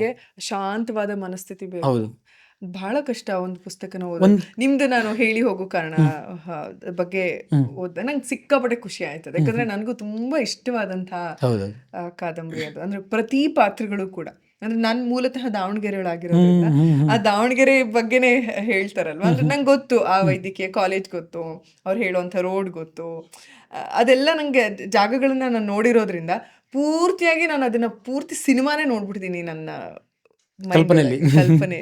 ಹಾಗಾಗಿ ಬಹಳ ಇಷ್ಟವಾದಂತ ನಿಮ್ಮ ಧ್ವನಿಯಲ್ಲಿ ಅದು ತುಂಬಾ ಮುದ್ದು ಮುದ್ದಾಗಿ ಹೌದು. ಅಂದ್ರೆ ಒಂಥರ ತುಂಬಾ ಆಳವಾಗಿ ಇಳಿಸಿದ ಪುಸ್ತಕ ಅದು. ಅಂದ್ರೆ ಓದಿದ್ಮೇಲೆ ಆಚೆ ಬರಕ್ಕೆ ಒಂದು ಕೆಲ ದಿನಗಳನ್ನು ತಗೊಂಡು, ಅದು ನಾನೇನು ಬರ್ದೇನು, ಈ ಪುಸ್ತಕ ಓದಿದ್ಮೇಲೆ ಕೆಲ ದಿನಗಳೇ ತಗೊಂಡು ನಾವು ವಾಪಸ್ ಬರುವಾಗ ಅಂತ ಆ ಪಾತ್ರಗಳು ಯಾರು ತಪ್ಪು ಯಾರು ಸರಿ ಅನ್ನೋ ಪ್ರಶ್ನೆ ಬರುತ್ತೆ. ಅಲ್ಲಿ ಪ್ರಾರ್ಥನಾ ತಪ್ಪಿತ್ತ. ಆಕ್ಚುಲಿ ಹೌದು, ಒಂದ್ಸಲಿ ನಾವು ಈ ತರ ಆ ಬುಕ್ ಓದಿರೋರ್ ಜೊತೆಗೆ ಒಂದು ಡಿಸ್ಕಷನ್ ಮಾಡ್ಬೇಕು ಅಂತ. ಬಿಕಾಸ್ ನಾನು ನಮ್ಮಮ್ಮ ಈ ಬುಕ್ ಬಗ್ಗೆ ಒಂದ್ 2 ದಿನ ವಾದಿಸಿದೀವಿ. ಅಮ್ಮ ಒಂದ್ ಹೇಳಿದರೆ, ನಾನೊಂದ್ ಹೇಳಿದೀನಿ.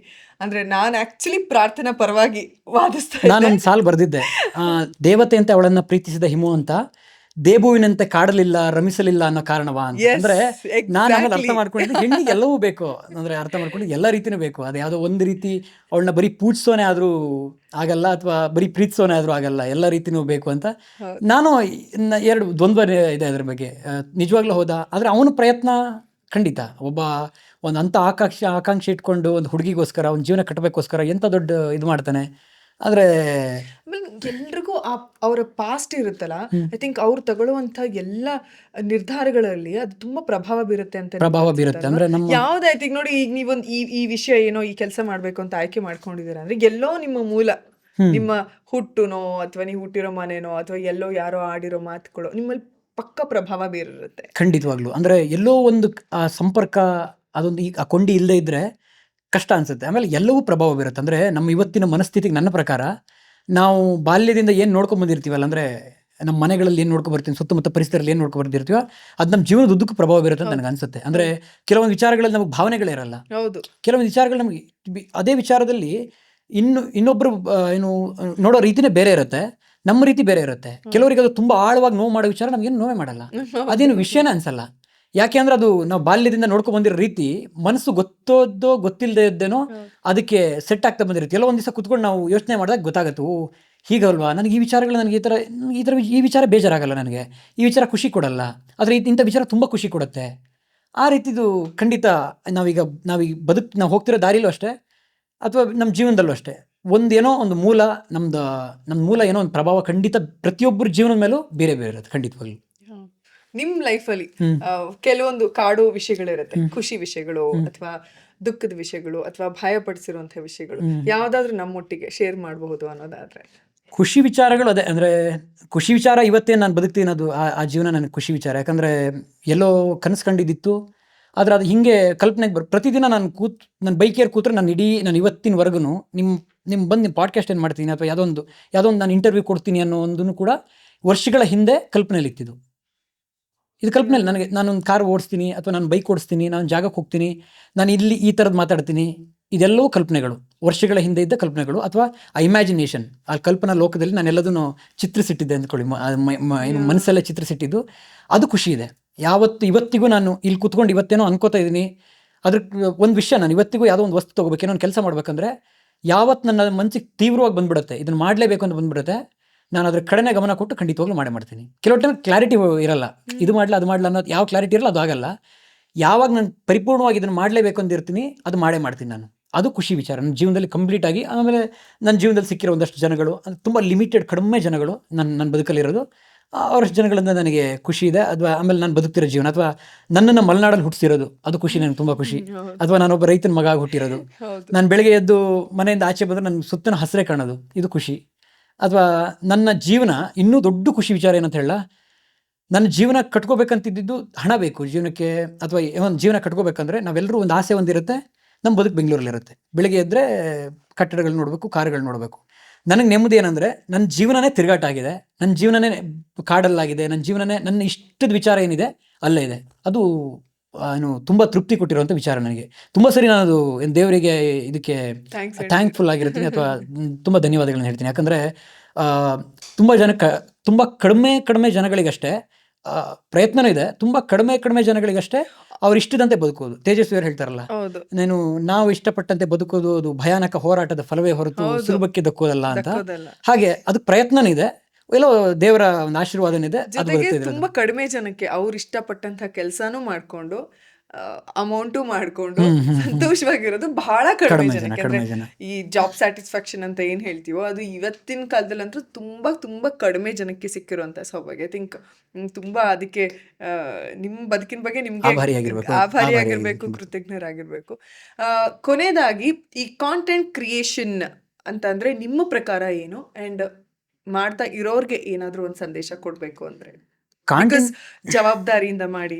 ಜವಾಬ್ದಾರಿನೇ ಇದು. Yes. ಇದು ಅಂದರೆ ಪ್ರತಿಯೊಬ್ಬರು ಜವಾಬ್ದಾರಿ ಕೂಡ. ಒಂದು ಮಾಧ್ಯಮ ಇದೆ, ನಮಗೆ ಒಂದು ಮೊಬೈಲ್ ಇದೆ, ಹಿಂಗೆ ಹಿಡ್ಕೊಂಡು ಏನೋ ಹೇಳ್ತೀನಿ ಅಂದರೆ ಸುಮ್ಮನೆ ಏನಾದರೂ ನಾನು ಹೇಳ್ತೀನಿ ಅಂತಲ್ಲ, ಅದನ್ನ ಒಂದು ಮಗು ನೋಡ್ತಿರುತ್ತೋ ಅಥವಾ ಯಾವ ವಯಸ್ಸವ್ರು ನೋಡ್ತಿರುತ್ತೋ ಅದ್ರ ಮೇಲೆ ಏನು ಪ್ರಭಾವ ಬೀರುತ್ತೆ. ನಾನೇನೋ ಮಾಡಿ ತೋರಿಸ್ತಾರೆ, ಅವ್ರು ಏನು ಮಾಡ್ತಾರೆ. ಕಂಟೆಂಟ್ ಕ್ರಿಯೇಷನ್ ಜವಾಬ್ದಾರಿ. ಆ ಜವಾಬ್ದಾರಿ ಇಲ್ಲದೆ, ಒಂದು ಸಿದ್ಧಾಂತ ಇಲ್ಲದೆ ಮಾಡಿ daily logs, lifestyle logs ಎಲ್ಲವೂ ಒಳ್ಳೆ ಕಂಟೆಂಟ್ಗಳೇ. ಇಲ್ಲಿ ಕೆಟ್ಟದ್ದು ಒಳ್ಳೆಯದು ಅಥವಾ ಇದಕ್ಕೆ ಬೆಲೆ ಇದೆ ಅಂತಲ್ಲ. ಯಾವುದೋ ಒಂದು ಏನು ತತ್ವ ಸಿದ್ಧಾಂತ ಹೇಳ್ತೀನಿ, ಯಾವುದೋ ನಾನು ಜಾಗಗಳನ್ನ ತೋರಿಸ್ತೀನಿ, ಬುಕ್ಸ್ ಬಗ್ಗೆ ಹೇಳ್ತೀನಿ, ಅದು ಮಾತ್ರ ಒಳ್ಳೆಯದು, ಅಥವಾ ಇನ್ಯಾರೋ ಇದು ಮಾಡ್ತಾರೆ. ಇಲ್ಲ, ಯಾವ ಕಂಟೆಂಟು ಕೆಟ್ಟದ್ದು ಒಳ್ಳೇದಂತಿಲ್ಲ. ಅದನ್ನು ನೀವು ಜನಕ್ಕೆ ಹೆಂಗೆ ತಲುಪಿಸ್ತೀರಾ, ಜನಕ್ಕೆ ಏನು ಪ್ರಭಾವ ಬೀರ್ತಿದೆ ಅನ್ನೋದು ಮುಖ್ಯ ಆಗುತ್ತೆ. ನನಗೆ ತುಂಬ ಜನ ಈ ಏನು ಯುವಕರು ಯುವತಿಯರು ಸಿಕ್ಕಿ ಮಾತಾಡೋದಕ್ಕಿಂತ ಹೆಚ್ಚಾಗಿ ವಯಸ್ಕರು, 70-80 ವರ್ಷ ಸಿಕ್ಕಿದವ್ರು ನನಗೆ ಕಂಡು ಮಾತಾಡಿಸಿದಾಗ, ಅಥವಾ ಅವರ ನನ್ನ ಕಂಟೆಂಟ್ಗಳ ಬಗ್ಗೆ ವಿಚಾರ ಹೇಳಿದಾಗ, ಯಾವುದೋ ದೊಡ್ಡ ಹುದ್ದೆಯಲ್ಲಿದ್ದವರು ಕೂತ್ಕೊಂಡು ನೋಡಿದಾಗ ಏನು ಸಾರ್ಥಕ ಅನ್ಸುತ್ತೆ ನನಗೆ. ಹೌದು, ಖಂಡಿತ. ಅಂದರೆ ಇಂಥವ್ರಿಗೂ ನಾನು ಮುಟ್ತಿದೆಯಲ್ಲ ವಿಚಾರ ಅನ್ನೋದು ಸಾರ್ಥಕ ಅನ್ಸುತ್ತೆ. ಅದು ಖುಷಿ. ಅಂದರೆ ಆ ಜವಾಬ್ದಾರಿಯನ್ನು ಇಟ್ಕೊಂಡು ಪ್ರತಿಯೊಬ್ಬರು ಕೂಡ ಈ ವಿಷಯ ಒಂದು ಆಚೆ ಹಾಕ್ತಿದ್ದೀನಿ ಅಂದರೆ ಎಲ್ಲರೂ ನೋಡ್ತಾರೆ, ಏನು ಕಮೆಂಟ್ಗಳು ಬರುತ್ತೆ, ಅದೆಲ್ಲವನ್ನೂ ಮನಸ್ಸಲ್ಲಿ ಇಟ್ಕೊಂಡು ಮಾಡಿದ್ರಷ್ಟೇ ಕೂಡ ಏನು ಅದನ್ನು ಕಂಟೆಂಟ್. ಒಂದು ವೇದಿಕೆ ಸಿಕ್ತು ಅಂತ ಏನಲ್ಲ ಹೇಳ, ಮೈಕ್ ಸಿಕ್ತು ಅಂತ ಏನೋ ಮಾತಾಡೋಕ್ಕಾಗಲ್ವಲ್ಲ. ಅಂದರೆ ಜನ ಜಡ್ಜ್ ಮಾಡ್ತಾರೆ. ನೀವು ಆಚೆ ಕಡೆ ಒಂದು ಏನೋ ಹಾಕ್ತಿದ್ರೆ ಕಮೆಂಟ್ 1000 ಜನ ಇರ್ತಾರೆ ನಿಮ್ಮನ್ನು ಜಡ್ಜ್ ಮಾಡೋಕ್ಕೆ, ಅದನ್ನು ನಿನ್ನೊಂದು ಪಟ್ಟಿಗೆ ಸೇರಿಸೋ ತುಂಬ ಜನ ಇರ್ತಾರೆ. ಆ ಜವಾಬ್ದಾರಿಯನ್ನು ಅರಿತುಕೊಂಡು ನಿಮ್ಮ ಜೀವನಕ್ಕೂ ಮಾಡ್ಕೊಳ್ಳಿ. ಖಂಡಿತ ಕಂಟೆಂಟ್ ಕ್ರಿಯೇಷನ್ ಅಂತ ಪ್ಯಾಷನ್ ಅಂತ ಫಾಲೋ ಮಾಡ್ಕೊಂಡು ಹೋದರೆ ಖಂಡಿತ ಬದುಕು ನಡೆಯಲ್ಲ. ಪ್ಯಾಷನ್ ಜೊತೆಗೂ ನಿಮ್ಮ ಜವಾಬ್ದಾರಿ ಏನಿದೆ ಅದನ್ನು ಪಾಲಿಸಲೇಬೇಕು.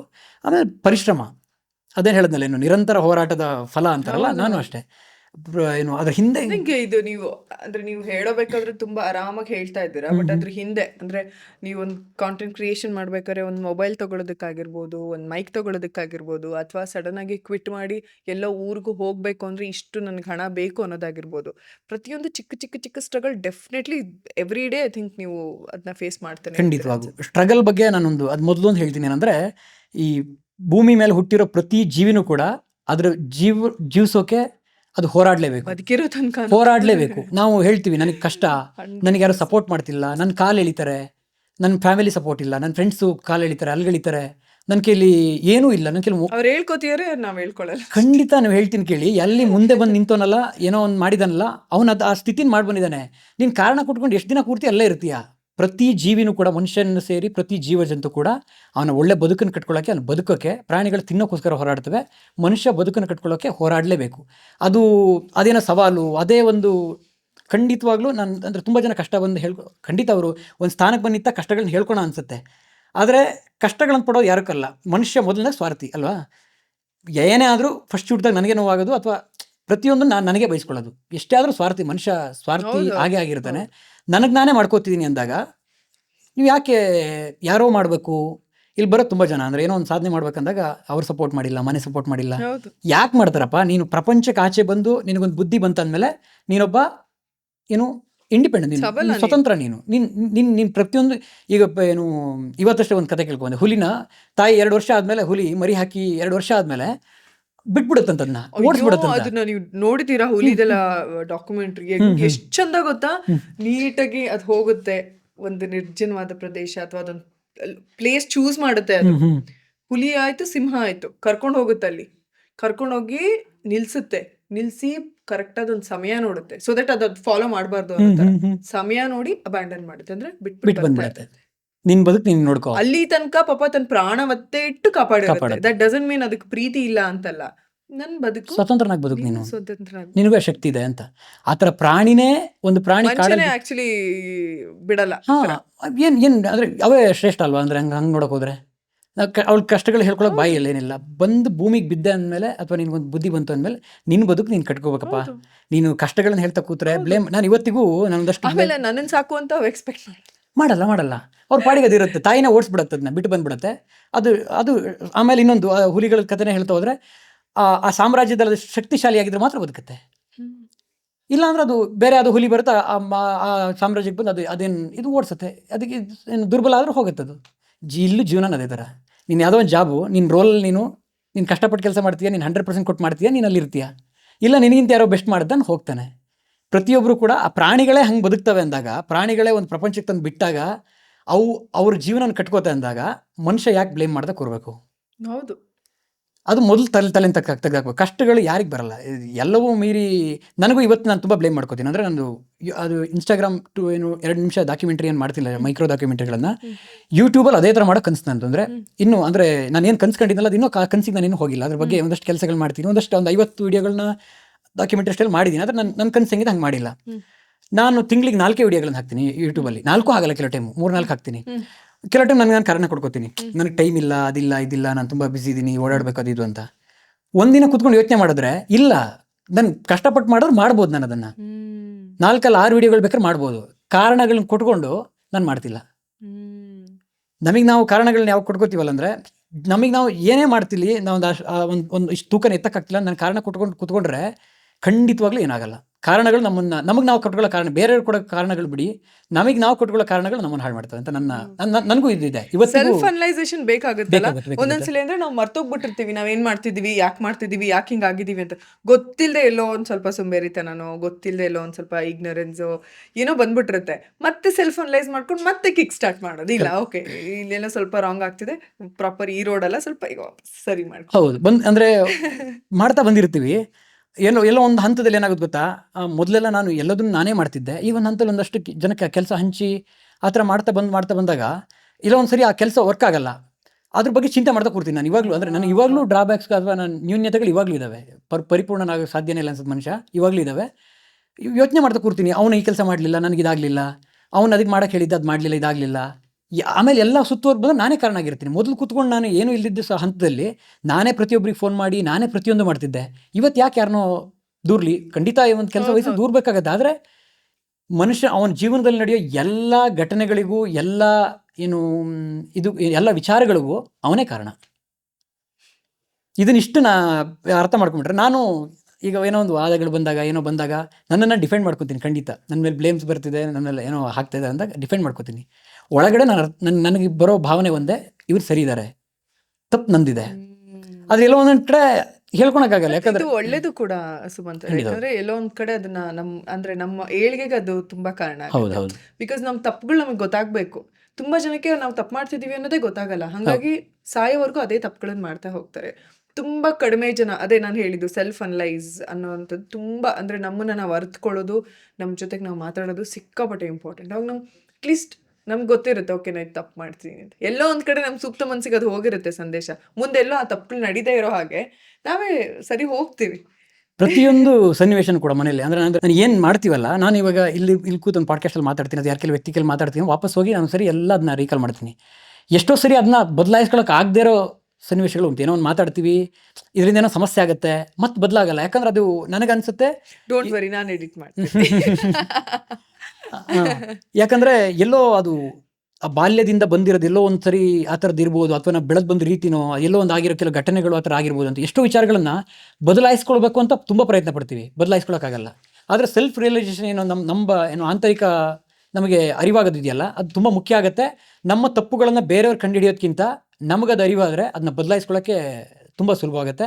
ಆಮೇಲೆ ಉನ್ನತ ಹಂತಕ್ಕೆ ತಗೊಂಡು ಹೋಗ್ಬೋದು ಜೀವನ. ಇವತ್ತೇನೋ ತಪ್ಪು ಮಾಡಿದೆ, ಇವತ್ತಿಲ್ಲಿ ಒಂದು ಕೂತೇನೋ ಮಾತಾಡೋದು ಏನೋ ಒಂದು ಹೆಚ್ಚು ಕಡಿಮೆ ಮಾತಾಡಿದೆ, ನಾನು ನೆಕ್ಸ್ಟ್ ಇದರಿಂದ ಏನು ಮಾಡ್ಬೋದು ಅನ್ನೋದಕ್ಕೆ ಸೆಲ್ಫ್ ರಿಯಲೈಸೇಷನ್ ಇದೆಯಲ್ಲ, ಅದು ತುಂಬ ಮುಖ್ಯ ಆಗುತ್ತೆ ನನ್ನ ಪ್ರಕಾರ.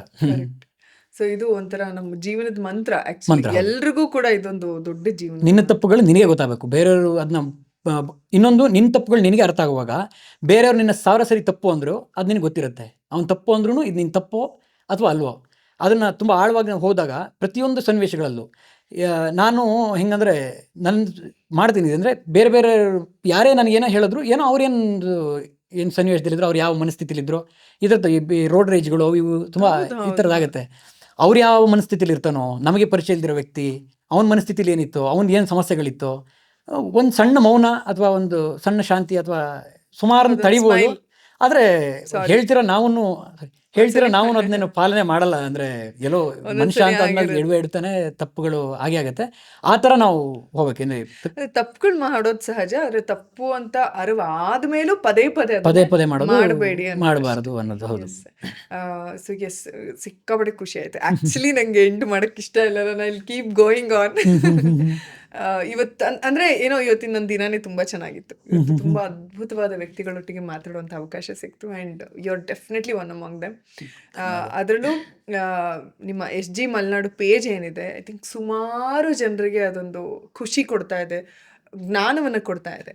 ಸುಮಾರು ಅಂದರೆ ನಮ್ಮ ಹಿಂದಿನವ್ರು ಮಾಡಬೇಕಾದಂಥ ಎಷ್ಟೋ ಕೆಲಸಗಳು, ಎಷ್ಟೋ ತಿಳುವಳಿಕೆಗಳು, ನಮ್ಮ ಪುರಾತನ ವಸ್ತುಗಳ ಬಗ್ಗೆ ಆಯಿತು, ವಿಷಯಗಳ ಬಗ್ಗೆ ಆಯಿತು, ಅಥವಾ ಯಾವ್ದಾರ ಜಾಗಗಳ ಬಗ್ಗೆ ಆಯಿತು, ಅವರು ತಿಳಿಸ್ಕೊಡ್ಬೇಕಾಗಿರೋದನ್ನು ನೀವು ಅದ್ಭುತವಾಗಿ ಆ ಕರ್ತವ್ಯವನ್ನು ನಿಭಾಯಿಸ್ತಾ ಇದ್ದೀರಾ. ಆ್ಯಂಡ್ ಐ ಥಿಂಕ್ ನೀವೇ ಹೇಳ್ದಂಗೆ ನಿಮಗೆ ಬರೀ ಒಂದು ಜೆನ್ಜಿ ಆ ಥರದ್ದೊಂದು ಅಷ್ಟೇ ಅಲ್ಲ ಫಾಲೋವರ್ಸ್, ನಿಮಗೆ ಸಿಕ್ಕಾಪಟ್ಟೆ ನಾಲೆಡ್ಜಬಲ್ ಬದುಕನ್ನು ಅನುಭವಿಸಿದಂತಹ ಹಿರಿಯ ಜೀವಗಳಿಂದ ಹಿಡಿದು ಈಗ ಪುಟಾಣಿ ಮಕ್ಕಳವರೆಗೂ ಕೂಡ ತುಂಬ ಖುಷಿಯಿಂದ ನೋಡಿ ತಿಳ್ಕೊಳ್ಳುವಾದಂಥ ಚಾನಲ್ ನಿಮ್ಮದು. ಸೊ ನಿಮಗೆ ಸಿಕ್ಕಾಪಟ್ಟೆ ಒಳ್ಳೇದಾಗಲಿ, ಇನ್ನೂ ಹೆಚ್ಚೆಚ್ಚು ಒಳ್ಳೆ ಕೆಲಸಗಳು ನಿಮ್ಮಿಂದ ಆಗಲಿ. And thank you so much ನಮ್ಮ ಕಾರ್ಯಕ್ರಮಕ್ಕೆ ಬಂದಿದ್ದಕ್ಕೆ. ಕಾರ್ಯಕ್ರಮಕ್ಕೆ ಬಂದು ನಿಮ್ಗೆ ಹೇಗೆ ಅನ್ನಿಸ್ತು ಸುಮಂತ್ ಅವ್ರೆ? ಇದು ನಾನು ಶೇರ್ ಮಾಡ್ಕೊಳ್ಬೇಕಂದ್ರೆ ಈ ಪಾಡ್ಕಾಸ್ಟ್ಗಳು ಒಂದು ಪ್ರಯಾಣ ಮಾಡ್ಕೊಬಂದೆ. ಒಂದಷ್ಟು ನಿಮ್ಗೆ ಗೊತ್ತಿರುತ್ತೆ, ಅಂದರೆ ಏನೋ ವಿಚಾರ ಮಾಡಿದ್ರೆ ಮಾತಾಡೋಣ, ಅದ್ರ ಬಗ್ಗೆ ಮಾತಾಡೋಣ, ಒಂದಷ್ಟು ಬರುತ್ತೆ ಈ ಥರದ ಪಾಡ್ಕಾಸ್ಟ್ಗಳು, ಆಫರ್ಗಳು ಅಥವಾ ಬೇರೆ ಬೇರೆ ಚಾನಲ್ಗಳಿಂದ ಈ ಥರದ್ದೆಲ್ಲ ಬರುತ್ತೆ. ನನಗೆ ಎಲ್ಲೂ ಯಾವತ್ತೂ ನನ್ನ ಕಥೆಗಳನ್ನು ಹೇಳಿಸ್ಕೋಬೇಕು ಅಥವಾ ನೋಡೋಣ, ಇನ್ನೂ ತುಂಬ ಪ್ರಯಾಣ ಮಾಡಿರೋದನ್ನು ಅಂದರೆ ಇನ್ನೂ ಹೇಳ್ಬೇಕಂದ್ರೆ ನಾನು ಇದು ಮಾಡಿದ್ದೇನೋ ಸ್ವಲ್ಪ ಅಂದರೆ ನನ್ನ ತಲೆಯಲ್ಲಿರೋದು, ನನ್ನ ಆಲೋಚನೆಗಳು ತುಂಬ ದೊಡ್ಡದಿದೆ, ಇನ್ನೂ ಏನೋ ಮಾಡಬೇಕು. You will do. ಖಂಡಿತ 100% ನೀವು ಖಂಡಿತವಾಗ್ಲೂ ಮಾಡ್ತೀರಾ. ಥ್ಯಾಂಕ್ ಯು, ನಿಮಗೆ ಅಷ್ಟು ನಂಬಿಕೆ ಇದೆ. ಅಂದರೆ ಆ ಥರ ಮಾಡ್ಬೇಕು. ಇವಾಗ ಏನು ಕೂತು ಮಾತಾಡಲಿ, ಈ ಥರ ಸುಮಾರು ಪ್ರಶ್ನೆಗಳು ಬಂದು ಸುಮಾರು ಸರಿ ಹೇಳಿದವರಿಗೂ ಎಲ್ರಿಗೂ ಇಲ್ಲ ನೋಡೋಣ ಈ ಥರದ್ದು ಬಂದಿದ್ದಿತ್ತು. ಆಮೇಲೆ ಯಾವಾಗ ನಿಮ್ಮ ಕಡೆಯಿಂದ ಬಂದಾಗ ನನಗೆ ಪುಸ್ತಕವನ್ನು ಯಾರು ಪ್ರೀತಿಸ್ತಾರೆ ಅವ್ರು ನನಗೆ ಇಷ್ಟ ಆಗ್ತಾರೆ. ಅಂದರೆ ಯಾಕಂದರೆ ಒಂದು ಕೂತು ಮಾತಾಡುವಾಗ ಅದನ್ನ ಹೇಳಿದ್ರಲ್ಲ, ವೈಬ್ ಮ್ಯಾಚ್ ಆಗಬೇಕು, ಅದು ಇದು ಮ್ಯಾಚ್ ಆಗಬೇಕು ಅಂದಾಗ ಪುಸ್ತಕಗಳನ್ನ ಯಾರು ಪ್ರೀತಿಸ್ತಾರೆ ಅವರು ಸಮಾನ ಮನಸ್ಥಿತಿಯನ್ನು ಹೊಂದಿರ್ತಾರೆ. ಯಾಕಂದರೆ ಪುಸ್ತಕಗಳು ಅದನ್ನ ಮಾಡಿರುತ್ತೆ, ಜೀವನ ಕಲಿಸ್ಬಿಟ್ಟಿರುತ್ತೆ. ಈಗ ಭೈರಪ್ಪನವ್ರ ಪುಸ್ತಕ, ಕುವೆಂಪುರವ್ರ ಪುಸ್ತಕ, ತೇಜಸ್ವಿಯವ್ರ ಪುಸ್ತಕ ಎಲ್ಲ ಅದನ್ನೇ ತಿಳ್ಕೊಂಡಿರ್ತಾರೆ. ಅಲ್ಲಿರೋ ವಿಚಾರ ಅದೇ ಅಂದಾಗ ನೀವು ಓದಿದ್ರು ಅದನ್ನೇ ತಿಳ್ಕೊಂಡಿರ್ತೀರ. ಎಲ್ಲೋ ಒಂದು ಆಯಾಮಗಳು ಬೇರೆ ಇರ್ಬೋದು, ಅದು ತಿಳ್ಕೊಂಡಿರೋದು ಅದೇ ಅಂದಾಗ ಓಕೆ, ನಾನು ಕೆಲವು ಬುಕ್ಸ್ಗಳು ನೀವು ನನ್ನ ಪ್ರೀತಿಯ ಪುಸ್ತಕಗಳ ಬಗ್ಗೆ ಅಂತ ಈ ಥರದ್ದೆಲ್ಲ ನಾನು ನೋಡಿದ್ದೆ.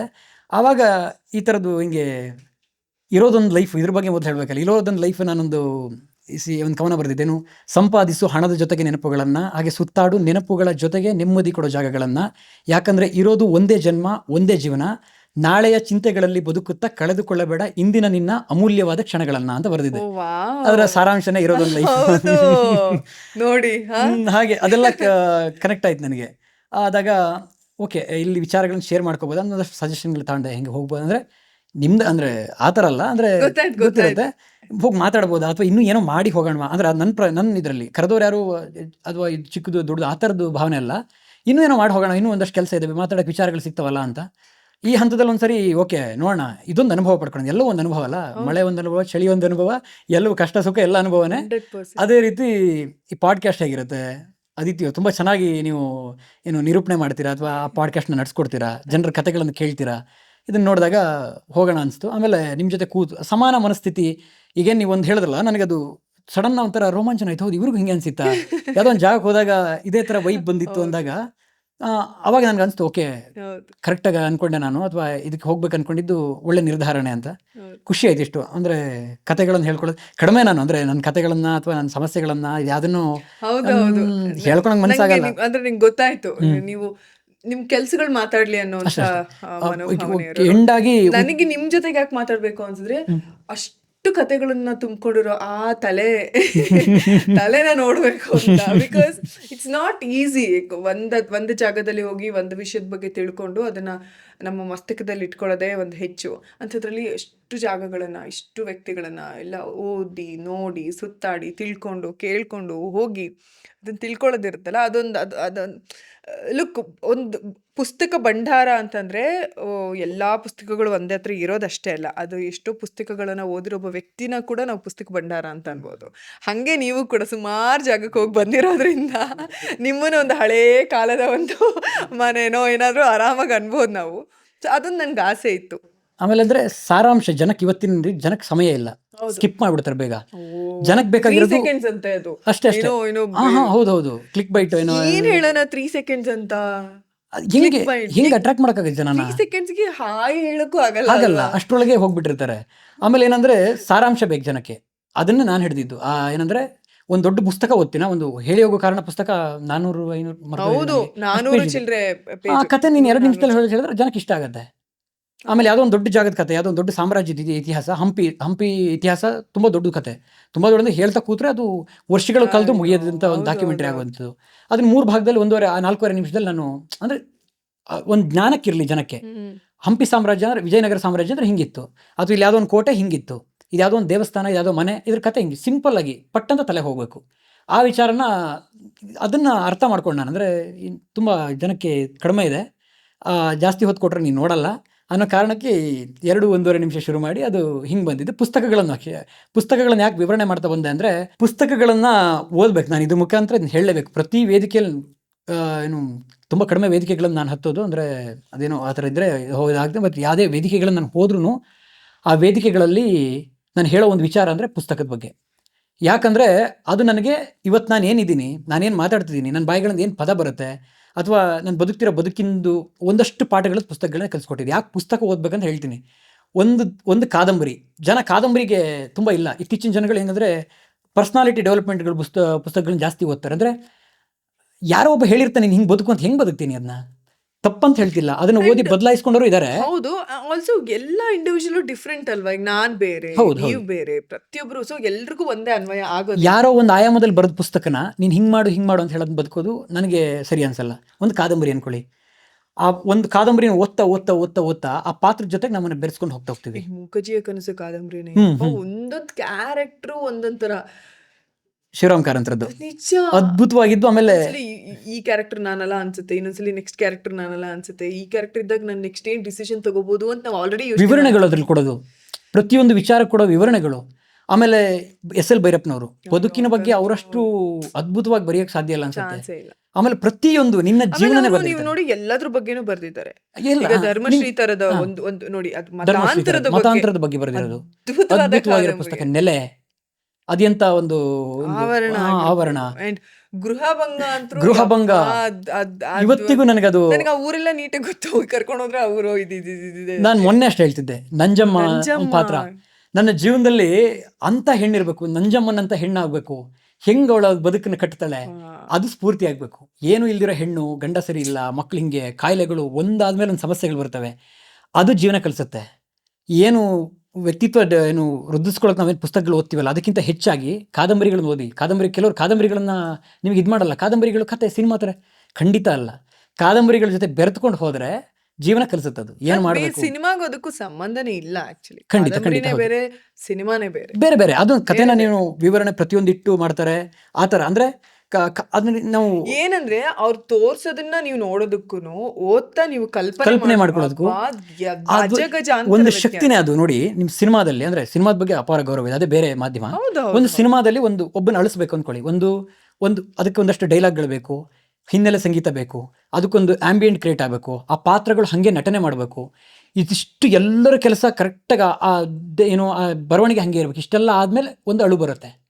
ಪುಸ್ತಕಗಳು ಅಕ್ಷರ ನೀವು ಎರಡೇ ಇರ್ತೀರ, ಸುಮ್ಮನೆ ನೋಡ್ತಾ ಕೂತಿರ್ತೀರ. ಹೇಳಿ ಹೋಗೋ ಕಾರಣ ಎಂಥ ಗಟ್ಟಿ ಮನಸ್ಸನ್ನು ಗಳಿಸಿಲ್ಲ. ನನ್ಗೆ 2ನೇ ಸಲ ಓದಿದ್ದು ಆ್ಯಕ್ಚುಲಿ, ತುಂಬ ಇತ್ತೀಚೆಗೆ ಓದಿದ್ದು. ನೀವು ನಂಬಲ್ಲ ಸುಮಂತ್, ಐ ಥಿಂಕ್ ನಾನೊಂದು 2 ಅವರ್ ಸುಮ್ಮನೆ ಹತ್ತಿದ್ದೀನಿ. ನಂಗೆ ರೀಸನ್ ಇಲ್ಲ, ನನಗೆ ನನ್ನ ಲೈಫಲ್ಲಿ ಯಾರು ಹಿಮವಂತನೂ ಇಲ್ಲ, ನಾನು ಪ್ರಾರ್ಥನಾಳು ಅಲ್ಲ, ಊರ್ವಶಿ ಅಂತೂ ಗೊತ್ತೇ ಇಲ್ಲ ನನಗೆ. ಆದ್ರೂ ಸುಮ್ಮನೆ ಯಾಕೆ ಯಾಕೆ ಯಾಕೆ ಅಲ್ಲೊಂದು ಎಲ್ಲೋ ಒಂದ್ ಕಡೆ ಪ್ರಾರ್ಥನಾಳಲ್ಲಿರೋ ಎಲ್ಲೋ ಒಳಮನ್ಸು, ಎಲ್ಲೋ ನನ್ನ ಕಡೆ ಎಲ್ಲೋ ನಮಗಾಗಿರುವಂಥ ಯಾವುದೋ ವಿಷಯದ ಡಿಸಪಾಯಿಂಟ್ಮೆಂಟ್ನ ನಾನು ಅನುಭವಿಸ್ತಿರ್ತೀನಿ. ಕರೆಕ್ಟ್. ಇಲ್ಲಿ ಒಂದು ಪಾತ್ರ ಊರ್ವಶಿ ಅಂದ್ರಲ್ಲ ನೀವು ಹೇಳಿದ್ರಿ ಏನು ಸಂಸ್ಕೃತಿ ಸಂಸ್ಕಾರ ಅಂತ ಬಟ್ಟೆಯಲ್ಲಿ ಅಳಿತಾರೆ ಅಂದಾಗ, ಊರ್ವಶಿ ಯಾವ ಥರದ್ದು ಪಾತ್ರ? ಆಕ್ಚುಲಿ ಅವಳು ಎಣ್ಣೆ ಅವಳ ಮನಸ್ಸಿನಲ್ಲಿ ಎಲ್ಲ ಹೊಡಿತಾ ಇರ್ತಾಳೆ ಅವಳು. ಅವಳು ಕೊನೆಗೆ ಹೆಂಗಿರ್ತಾಳೆ ಅವಳು? ಆಕ್ಚುಲಿ ಅವಳ ಮನ್ಸಲ್ಲಿ ಇರೋದೇ ಬೇರೆ, ಎಂಟೈರ್ಲಿ ಡಿಫ್ರೆಂಟ್. ಕಂಪ್ಲೀಟ್ ನೋಡಿ, ಅದೇ ಜೀವನ ಕಲಿಸುತ್ತೆ ಪುಸ್ತಕ. ಒಂದು ಹೆಣ್ಣನ್ನ ಅವಳ ಬಟ್ಟೆಯಿಂದ ಅವಳ ಇದರಿಂದ ಜಡ್ಜ್ ಮಾಡಿ ಅಳಿಬೇಡಿ. ಅಲ್ಲಿ ಜೀವನ ಕಲಿಸ್ತು. ನಂಜಮ್ಮ ಕಷ್ಟಪಟ್ಟು ಜೀವನ ಮಾಡ್ತಾಳೆ, ಗಂಡ ಅಂತವನಿದ್ರು ಮಕ್ಕಳನ್ನ ಒಂದು ಇದಕ್ಕೆ ಕಳಿಸ್ತಾಳೆ, ಅಷ್ಟ ಕಷ್ಟ ಬಂದ್ರು ಒಂದು ಮನೆ ಕಟ್ತಾಳೆ ಅವಳು. ಅದು ಎಷ್ಟು ಕಷ್ಟಪಟ್ಟು ಕಟ್ತಾಳೆ, ಅದು ಯಾರೋ ಒಂದು ಅದಕ್ಕೆ ಇದು ಮಾಡ್ಕೋಬೋದು, ಜೀವನ ಕಟ್ಕೋಬೋದು. ಅದು ತೇಜಸ್ವಿ ಅವರು ಕಾಡಿನ ಕಥೆಗಳು ಹೇಳ್ತಾರೆ, ನಿಸರ್ಗದ ಜೊತೆ ಹೆಂಗಿರ್ಬೇಕು ಅಂತ ಹೇಳ್ತಾರೆ. ಕರ್ವಾಲೋ ಬ್ಯೂಟಿಫುಲ್. ಆ ಪ್ರಯಾಣ ಹೆಂಗಿರುತ್ತೆ. ಅವ್ರ ಪುಸ್ತಕ ಓದಿ ಕಾಡಿಗೆ ಹೋದ್ರೆ ನಮಗೂ ಅನ್ಸುತ್ತೆ, ನಂಗೆ ಅವ್ರ ಪುಸ್ತಕ ನನಗೂ ಹಾರೋ ಅಲ್ಲಿ ನೋಡ್ಬೇಕು ಅನ್ಸುತ್ತೆ. ಆಮೇಲೆ ಆ ಥರ ವಿಚಾರಗಳನ್ನ ಗಮನಿಸ್ಕೊತಾ ಹೋಗ್ಬೇಕು ಅನ್ಸುತ್ತೆ. ಕಾಡು ಹೋದ್ರೆ ಕಾಡು ಅಂದ್ರೆ ನಮ್ದು ಇದೊಂದು ಕಾನ್ಸೆಪ್ಟ್ ಹೇಳಲೇಬೇಕು, ಟ್ರಾವೆಲಿಂಗ್.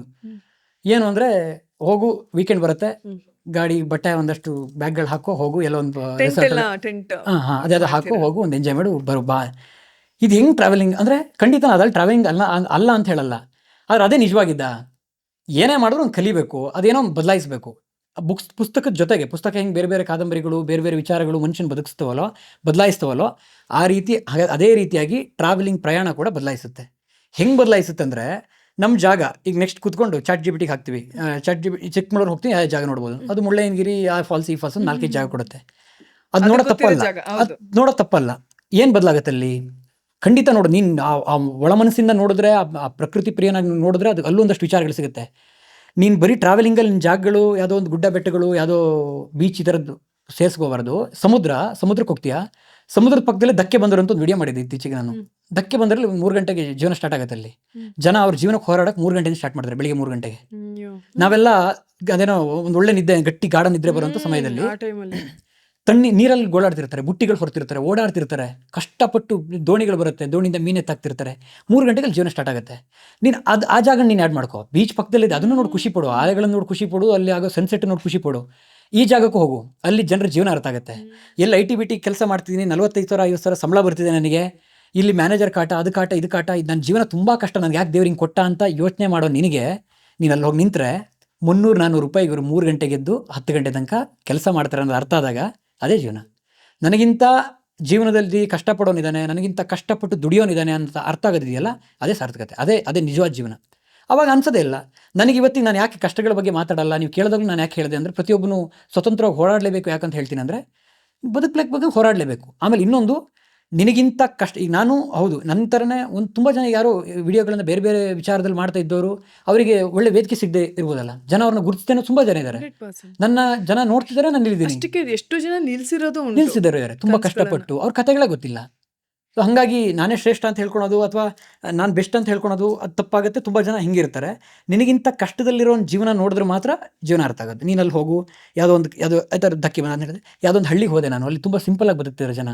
ಉತ್ತರ ಕನ್ನಡ ನನಗೆ ತುಂಬ ಇಷ್ಟವಾಗಂಥ ಒಂದು ಜಿಲ್ಲೆ. ಅಂದರೆ ಎಲ್ಲ ಜಿಲ್ಲೆಗಳು ಇಷ್ಟೇ, ಆದರೆ ಅದಕ್ಕೊಂದು ಬೇರೆ ಒಂದು ಪ್ರೀತಿ ಇದೆ ನನಗೆ. ಯಾಕಂದರೆ ಅಲ್ಲಿ ಸಿದ್ಧಿ ಬುಡಕಟ್ಟು ಜನಾಂಗ ಇದೆ, ಆಮೇಲೆ ಗೌಳಿ ಜನಾಂಗ ಇದೆ, ಆಮೇಲೆ ಕುಡುಬಿ ಜನಾಂಗ ಇದೆ, ಆಮೇಲೆ ಇದು ಹಾಲಕ್ಕಿ ಜನಾಂಗ ಇದೆ. ಬೇರೆ ಬೇರೆ ಜನಾಂಗ, ಅವ್ರದ್ದು ಆಚರಣೆ ಬೇರೆ, ಅವ್ರದ್ದು ಮನೆಗಳ ರೀತಿ ಬೇರೆ, ಅವ್ರದ್ದು ಆಹಾರ ಪದ್ಧತಿ ಬೇರೆ.